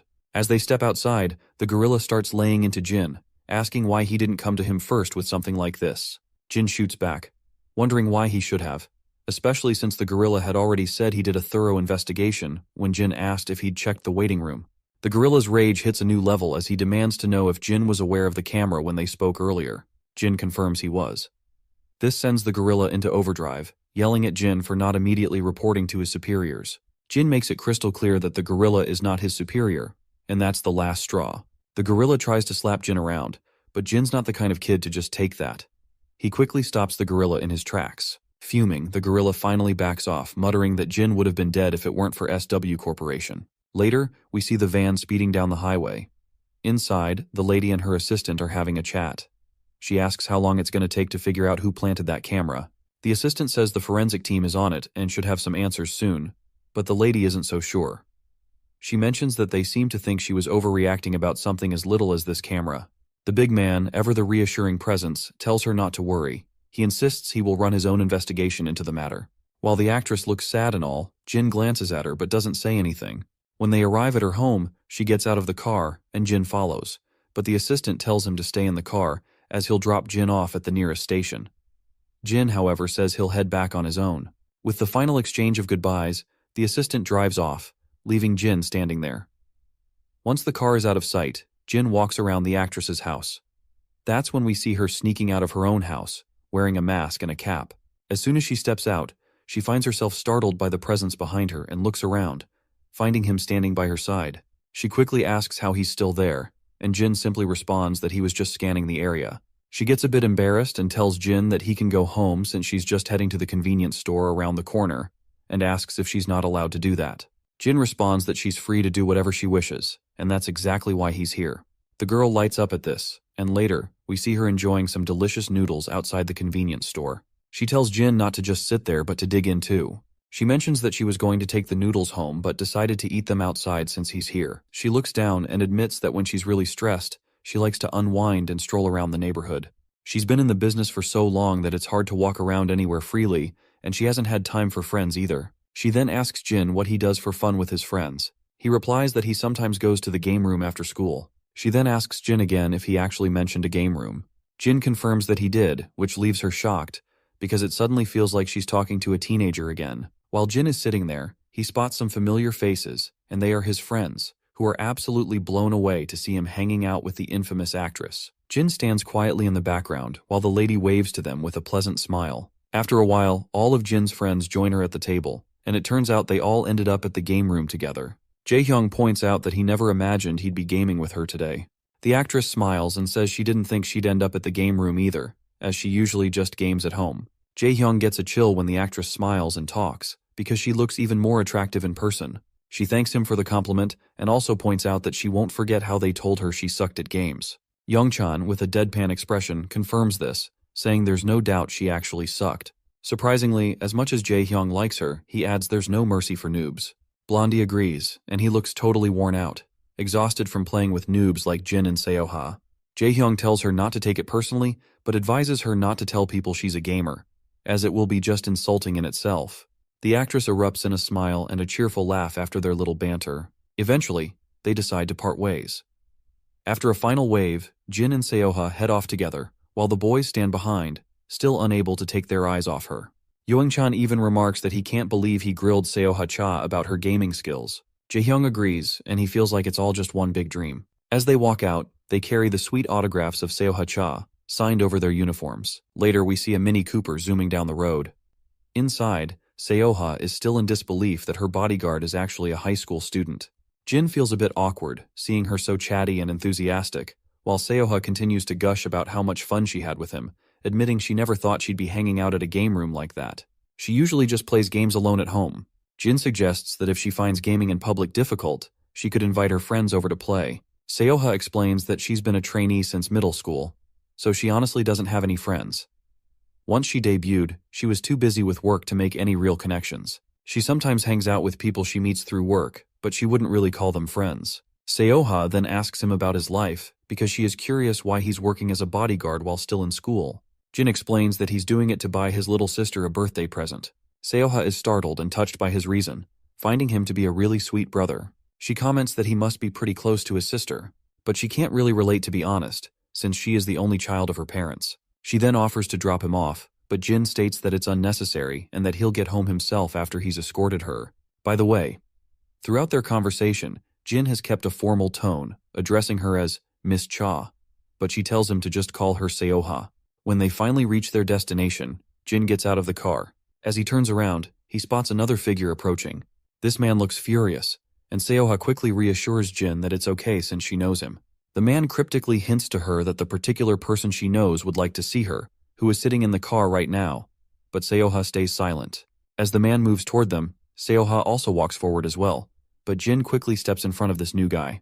The dude in glasses, however, immediately tells our boy to simply step aside. Seoha then tells Jin he can go home and that she'll be home after this. But Jin insists on waiting, and Seoha is momentarily silent as she looks at his calm face. Eventually, she smiles and tells him to go home and get some rest. As she walks away, she looks a bit sad, thinking to herself that she can't drag him into this. Once Seoha is inside the car, the man starts berating her, asking why she didn't pick up his calls. He scolds her for not calling back even if she was busy. Seoha responds bluntly, questioning why she should even take his calls. The guy in the shadows seems baffled by her response and then smirks, warning her not to push him too far or she might regret it. He reminds her that he has his limits as well, and tries to justify his behavior by saying that the dates he went with other girls were all for business and should not be held against him. Seoha tells him she doesn't care about who he meets, since they broke up a month ago, which means he needs to stop contacting her and showing up like this. She firmly says she would prefer if he didn't call or drop by anymore. She starts to open the car door, but this jerk lunges at her, grabbing her hand and saying he's going to teach her a lesson about her place. He makes it clear that just because she's got a little fame doesn't mean she's some hotshot starlet now. Then he goes on about ruining a little actress like her and threatens to expose who her parents are. He then questions if she's really getting a reality check in the state she's in, but before he can say any more crap, my guy smashes his luxury car window. Glass shatters everywhere as our boy grabs the rich dude by the collar, yanks him out of his comfy seat, and throws him onto the asphalt, leaving him getting scraped up pretty badly. The girl is completely stunned by the scene, and our guy quickly tells her she can get out now. Once she's out of the car, he checks if she's okay. She says she's fine, but she seems more worried about the rich guy he just threw out. Meanwhile, the rich man is shouting at the top of his lungs, demanding to know who the hell he is. With a cool demeanor, Jin just says he's her bodyguard. The rich man is absolutely losing it, struggling to come to terms with the fact that he was tossed aside by some lowly bodyguard. He suddenly looks at his own bodyguard, who's groaning in pain on the ground. As his bodyguard tries to get up and apologize, the rich man tears into him with every insult imaginable. He then turns back to Seoha, reminding her that this isn't over yet. With that little threat made, he and his bodyguard scramble to their car and speed off. Seoha, still in shock, asks our guy what on earth he did that for, and if he even knows who that man was. It turns out he has no clue who the rich guy was. She then asks him what he was thinking, and he just says he was doing his job. He tells her it's time to go, and he will head out once he has safely escorted her to her home. Seeing his calm demeanor, starts to smile again and thanks him for his help before agreeing to go with him. The next day we're back at the ad agency, and once again this gorilla of a guard is glaring at our guy. He's fuming, saying he's heard about the little fiasco from yesterday. Jin stays silent as the guard rants, asking if he even knows who he's just messed with. With his usual cool swagger, Jin responds that he does not care whoever it was, as he was just doing his job. The guard has absolutely no idea how to deal with this lunatic, and he is struggling to find a way to argue with this puny punk. He then jabs his finger at our guy, and explains that the man he attacked last night is the third son of the head of KP Group, and he's the head of marketing of Seoha Cha's agency. You see, KP Group recently became a major investor in Seoha Cha's agency, so not only did he screw over Seoha, but now her entire agency is at risk because of him, so he demands to know if he can see the consequences of his actions. He then further tells Jin to forget about whatever fantasy he has about being a big shot and advises him to quit before he ruins someone else's life. The gorilla and his 2 lackeys walk off. Later, we see the same bespectacled guy standing outside, while the rich dude who got taken down last night by Jin is sitting inside. It looks like the head of the agency is telling Seoha to apologize to Mr. Kai for speaking out of turn. Seoha is visibly irritated by this, and reminds the fat man that she has a shoot today and has been dragged in early for this nonsense. Besides, she insists she's not the one who should be apologizing. The agency director nearly chokes on his breath at her bold stance in front of Mr. Kai. The fat man looks pale and asks Seoha what's gotten into her. She remains silent while the director apologizes to Mr. Kai, saying he's terribly sorry, and that Seoha has been under a lot of stress with the stalker situation. Mr. Kai then pretends to understand her predicament, saying she is going through a lot of stress, so he can forgive her. He then throws the contract papers onto the table, explaining that the contract was another reason he came here, since he heard she hasn't signed it yet. Seoha's frustration is off the charts, and the director reminds her that she had plenty of time to think it over, and he is sure that she will cooperate with the agency, since she has been with them since her trainee days. He also notes that he adjusted the conditions in her favor as well. Seoha quickly realizes that they're trying to corner her again and will team up to force her into signing. Mr. Kai then recalls the bodyguard from yesterday and tells the director to get rid of him as well, saying he can't stand the idea of such a violent person being around Seoha all the time. The greedy fatty quickly agrees to send that other guard back, who is our boy by the way. But as expected, Seoha tries to protest. But the fatty shuts her down, and states that it's not just about what happened with Mr. Kai last night. He's also heard from the head of security that our boy is a problematic person. It seems like that bastard gorilla-like guard has reported about our boy as well. Anyway, Yoena quickly tries to defend Jin, stating that he did nothing wrong and what happened last night wasn't his fault. But suddenly her words catch in her throat as she realizes she's accidentally mentioned Jin's name. As soon as this rich bastard hears his name out of her mouth, he asks her if she's gotten that close to him, and if that's why she was being so rude last night. Seoha is clearly fed up with his constant suspicion and the way he's always digging into her personal life. She tries to explain that he's got it all wrong, saying Jin is just a bodyguard, and she's tired of this arrogant guy hounding her long after their breakup. The jerk smirks again and hints about getting rid of our boy who is working as a bodyguard for her currently. This twisted question catches the poor girl off guard. On the other hand, he goes on to say that someone who's so violent shouldn't be protecting people at all. Seoha quickly catches on to what this man is trying to imply, and she finds revolting how he is trying to take his revenge on an innocent boy. Her mind quickly flashes back to Jin's image, who's as harmless as they come, and asks if he really needs to take things this far. She wonders if he's just upset about the contract renewal and is taking it out on an innocent bystander. The jerk just sneers and says he's not upset about that since he knows she'll sign the contract. He's just worried about our boy endangering others. Seoha can clearly see that he's lying, so she tells him that he can feel happy as she is about to fire our boy off. But then the rich guy says he's not letting Jin off the hook just by firing him from his job. Seoha starts trembling as she worries about what worse things this man might do to him. Despite her fears, the rich guy tells her to just sign the damn contract so they can go out and celebrate. He then also orders his lackey to bring Jin in. Seoha knows that this guy just wants revenge for the humiliation Jin caused him last night, and when this rich guy flashes his smirk, he only gets on her nerves more, and all she can think about is getting the hell out of there as fast as possible. When Jin finally walks into the room, he just stands there while the cocky guy sneers at him, saying he's just a kid, and he now finally understands why he was so violent. The agency director then informs Jin that he won't be on Seoha's security detail anymore, and he'll be sending word to SW Corp as well, so he should just leave. After that, the cocky guy smirks and says Jin's life is about to get a lot harder. But Jin doesn't even bother with the threats and just stays silent. He looks at the lady and can tell she's not too thrilled to be here, so Jin calls out to her, reminding her they should get going before she's late for her next engagement. She quickly turns to look at him, and he asks if they should head out. That's when the rich man bursts into maniacal laughter and asks Jin if he really thinks he can take her with him. Jin just stands there silently, ignoring the mockery, while the rich bastard tells him to go ahead and try to take her with him. At that moment, the gorilla barges into the office with his lackeys. Once inside, he apologizes to his boss and says he'll handle Jin from now on. The woman looks completely shocked to see them, and the big guy just tells Jin not to make a scene and to step outside. But our boy just stands there, and Seoha quickly yells at him to go home, saying she doesn't need him as her bodyguard anymore and that he's fired. Well, even though he has already been fired from the job, my guy doesn't budge from his place, and just stands there firmly. That's when one of the guards lunges at him, calling him a little shithead. Jin quickly kicks the guard away like he's just a stray dog, which leaves Seoha absolutely shocked. The guard, on the other hand, goes down hard, bleeding everywhere. Everyone in the room is stunned by the scene, with the rich guy and the fatty's jaws dropping in shock. Meanwhile, the big guy looks even more frustrated. Jin then breaks the ice by pointing out that there's a misunderstanding because Miss Seoha Cha isn't his employer, and this unexpected news completely shocks Seoha. Everyone takes a moment to process the news, while the rich, cocky guy just grits his teeth, convinced that Jin has no idea what he's getting into. But our boy makes it clear that he's already assessed the situation. He reveals that this greedy rich bastard fabricated the stalker story to force Seoha into signing the contract. He even assigned a bodyguard to keep constant surveillance on her. Jin explains that Sterling Entertainment was nearly ruined due to bad management before KP Group's investment. Since Ms. Cha is the agency's biggest asset, both companies would face huge losses if she leaves. He also points out that she's received countless threats ever since she showed reluctance to renew her contract. The girl wonders how even Jin knows all of this. Just then, the scene cuts back into the past, into the game room, where everyone is angry at Jin for using his phone in the middle of everything. It turns out he's actually read all the messages on her phone.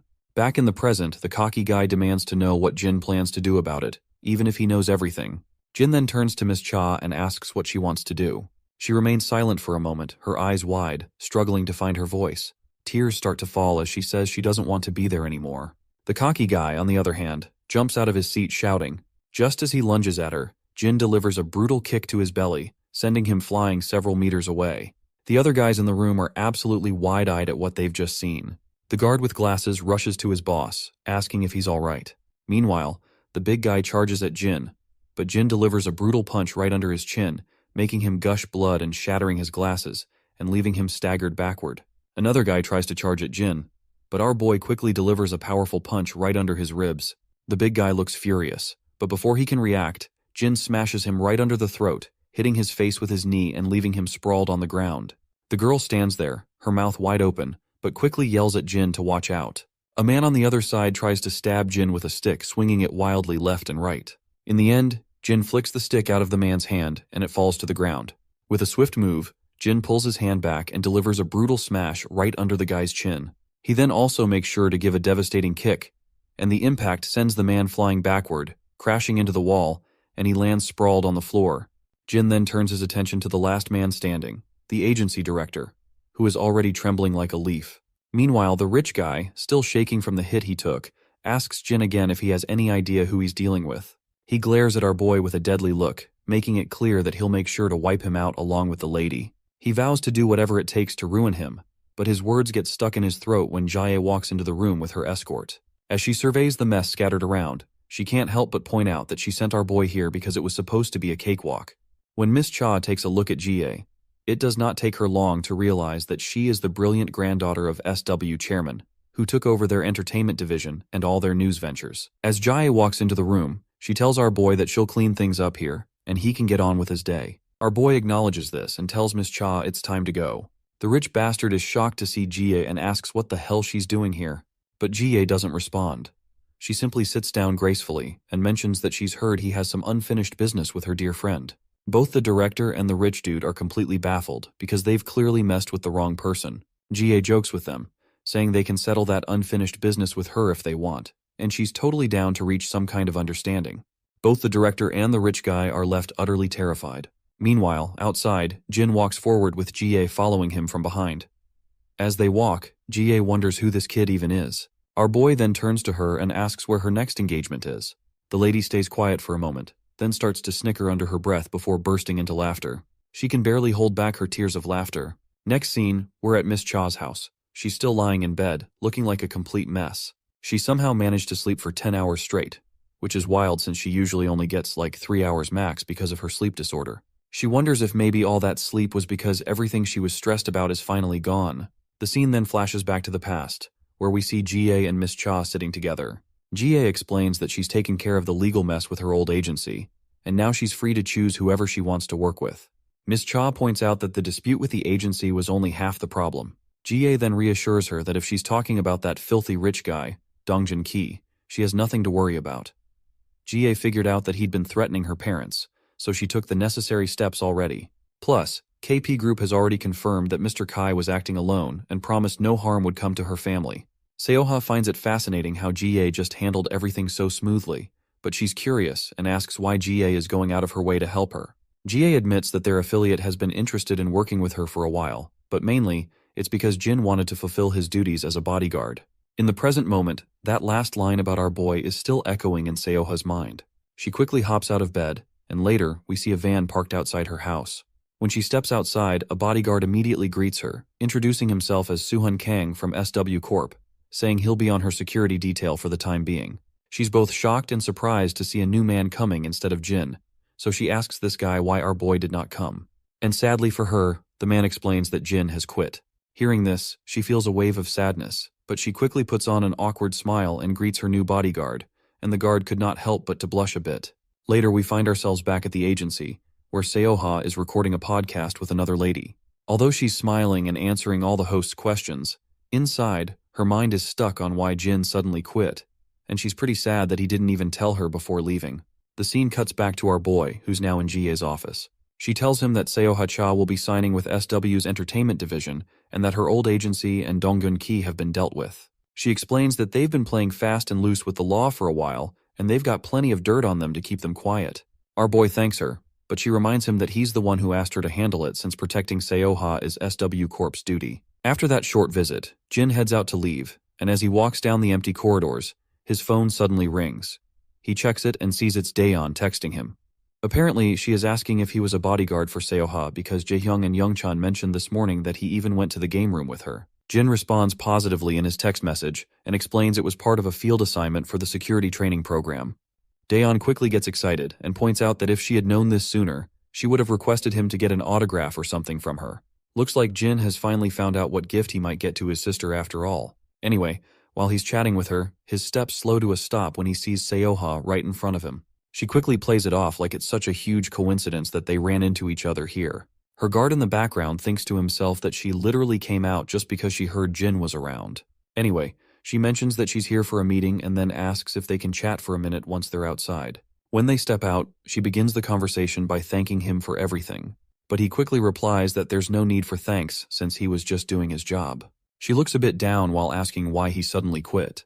He explains that he strained himself and felt some pain around his wound, so he decided he wasn't fit to continue working in those conditions. She's surprised and asks if he got injured while working for her, but he quietly states that it's just an old injury from his past. When she inquires if it's serious, he says it's just a broken rib. Then she extends her hand and asks for his phone. Jin looks confused by her sudden request, but she insists until he hands it over. Once she has the phone, she starts saving her personal number, which is something only her parents have, so she tells him he better consider himself lucky. After saving her number, she hands the phone back and asks if there's anything he wants. At first, Jin doesn't get what she's saying, but she quickly clarifies that she'd be happy to fulfill any request as a gesture of goodwill since he helped her so much. Jin stays quiet for a moment and then asks if she's sure he can ask for anything. She confidently assures him that he can. The next scene then picks up at the school. Inside the classroom, everyone's jaws hit the floor at the unexpected sight before them. Meanwhile, Daeon is packing up her bag, planning to swing by the store later to grab some beef for dinner. Out of nowhere, a bouquet of flowers appears in front of her face. When she looks up, she sees Seoha standing there with a bunch of beautiful blooms, looking just as stunning as the flowers. Daeon is totally stunned, having no idea why Seoha is there. The woman lights up with a smile, excitedly says she must be Daeon, and wishes her a happy birthday while handing over the bouquet. After that, the lady decides to snap a selfie with our girl, and once again, the whole class is in shock when Seoha invites Daeon out for dinner later that day. The scene then cuts to our boys' class, where everyone is blown away to find out that Soeha is currently in the school. We then also see our three idiots making a beeline to catch up with her. Meanwhile, our boy starts packing up his bag, thinking about how he only asked for an autograph, but she's doing so much more. For those who want to see the magic, here's the cute selfie of the two of them in one frame. Later that night, our boy is running down the empty streets carrying a bag. Shortly after, he spots his grandpa standing there with what looks like a birthday cake. After that, we find Daeon blowing out the candles on her birthday cake with a single breath. Grandpa quickly cheers, shouting happy birthday to her. Grandpa then slides a Samsung Galaxy phone box toward Daeon. She's absolutely amazed by the new phone. The old man reminds her that he'd promised to get her a new one. Daeon feels a bit guilty, saying her old phone still works fine and there was no need for a new one. Anyway, it's finally Jin's turn to present his gift, and he promptly pulls out a big box. When Daeon takes a look at it, she discovers it's a Samsung notebook, which leaves her completely blown away because this shit costs a fortune to acquire. She starts to panic a little, saying it's all too much. Even Grandpa is baffled by how Jin could afford such an expensive notebook. But our boy casually explains he took on a part-time job to cover it. Grandpa keeps insisting that laptops are expensive, especially this new model that just came out this year. But Jin reassures him not to worry about it, saying he knows how inconvenient it can be without a computer in the room. Daeyeon quickly says thank you and promises her brother she'll put it to good use. After the pleasantries, Grandpa starts cutting the cake. Jin smiles at Daeyeon, but then his phone rings. It's Seo-ha-cha. He heads to his room to answer the call. Seo-ha explains that she's on a break and just wanted to check in. She asks if Daeyeon had a nice birthday celebration. In response, Jin states that they are celebrating it currently, and he thanks her for everything she did. But Seo-ha brushes it off, saying all she did was just stop by, have a chat, and she is actually really glad to meet such a lovely girl. She then asks him if he's busy tomorrow. Jin replies that he plans on going to security training since it's been a while, but she reminds him he's injured and questions if he'll be okay. He assures her he'll keep it light so he doesn't aggravate his wounds. With that, she asks if he's free the day after tomorrow. Jin says he'll be training that day as well. The lady gets frustrated by his constant excuses and, in irritation, asks if he's going to have fun during his training. He replies that he wouldn't call it fun, which only annoys her more. There's a persistent knock on her door, so she tells him she's heading back on set and will call him again another time. Suddenly, Jin's phone rings, and it's an unknown caller. He quickly answers, and it turns out to be his friend 006, who says he's just entered the city today and wants to meet up. Under the dim moonlight, the two friends meet for a reunion. The blondie wastes no time and tells Jin that he wasn't planning to contact him, but there's something he needs to confirm. He says he heard that 032 came to eliminate our boy. Jin confirms it quickly, adding that Femboy has already returned to the camp once he learned Blondie is still alive. But the blondie sighs deeply and facepalms in frustration while explaining that the Femboy never showed up at the camp. This news catches Jin off guard, who then explains that the Femboy had said going back to camp would be the only way to keep them off the trail. But Blonde highlights that according to his sources, he hasn't returned to the camp since he first disappeared.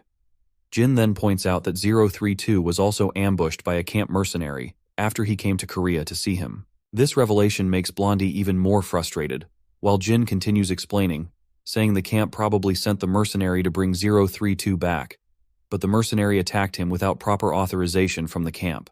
Blondie then points out that the camp has always had a mix of mercenaries, those with numbers and those without. The numbered mercenaries were despised by the unnumbered ones, and shit only got worse after Jin left, especially with the camp bringing in more recruits. Jin asks his friend if he's sure they've taken 032. As much as he hates to admit it, Blondie says yes. Just then, the scene cuts to 032, who's tied to a chair and smeared with his own blood. A group of goons hovers over him, demanding he stop playing hard to get and start dishing out the details. They grill him about why he bolted without authorization, what Aiden's orders were, and where Aiden is now. By the way, this Aiden guy is probably the same gorilla who has been handed over to SW Corp already. Anyway, the femboy just smirks and throws back a sarcastic comment, asking if they're treating him like a cheating spouse or something. Of course, the cocky goon isn't happy with femboy's response. He quickly slaps him across the face, causing blood to drip down. The goon warns him to watch his tongue if he knows what's good for him, promising that if he answers the questions, he'll be allowed to live. But 032, despite taking copious amounts of beating, makes it clear he'll stay tight-lipped. He further throws a jab at them, asking if they really think he's afraid of dying. The scene then cuts to Grandpa and Daeyeon watching Seoha's latest show on TV. Meanwhile, Jin is alone in his room, probably thinking about his next move after his recent meeting with Blondie. The scene cuts back a little earlier to when he was talking with his friend. There, Blondie mentions he'd try to track down 032, and he actually has a hunch about where he might be. Jin warns him that the camp will soon realize he's still alive, but Blondie states that he has no choice but to risk it, because 032 is the only family he has left.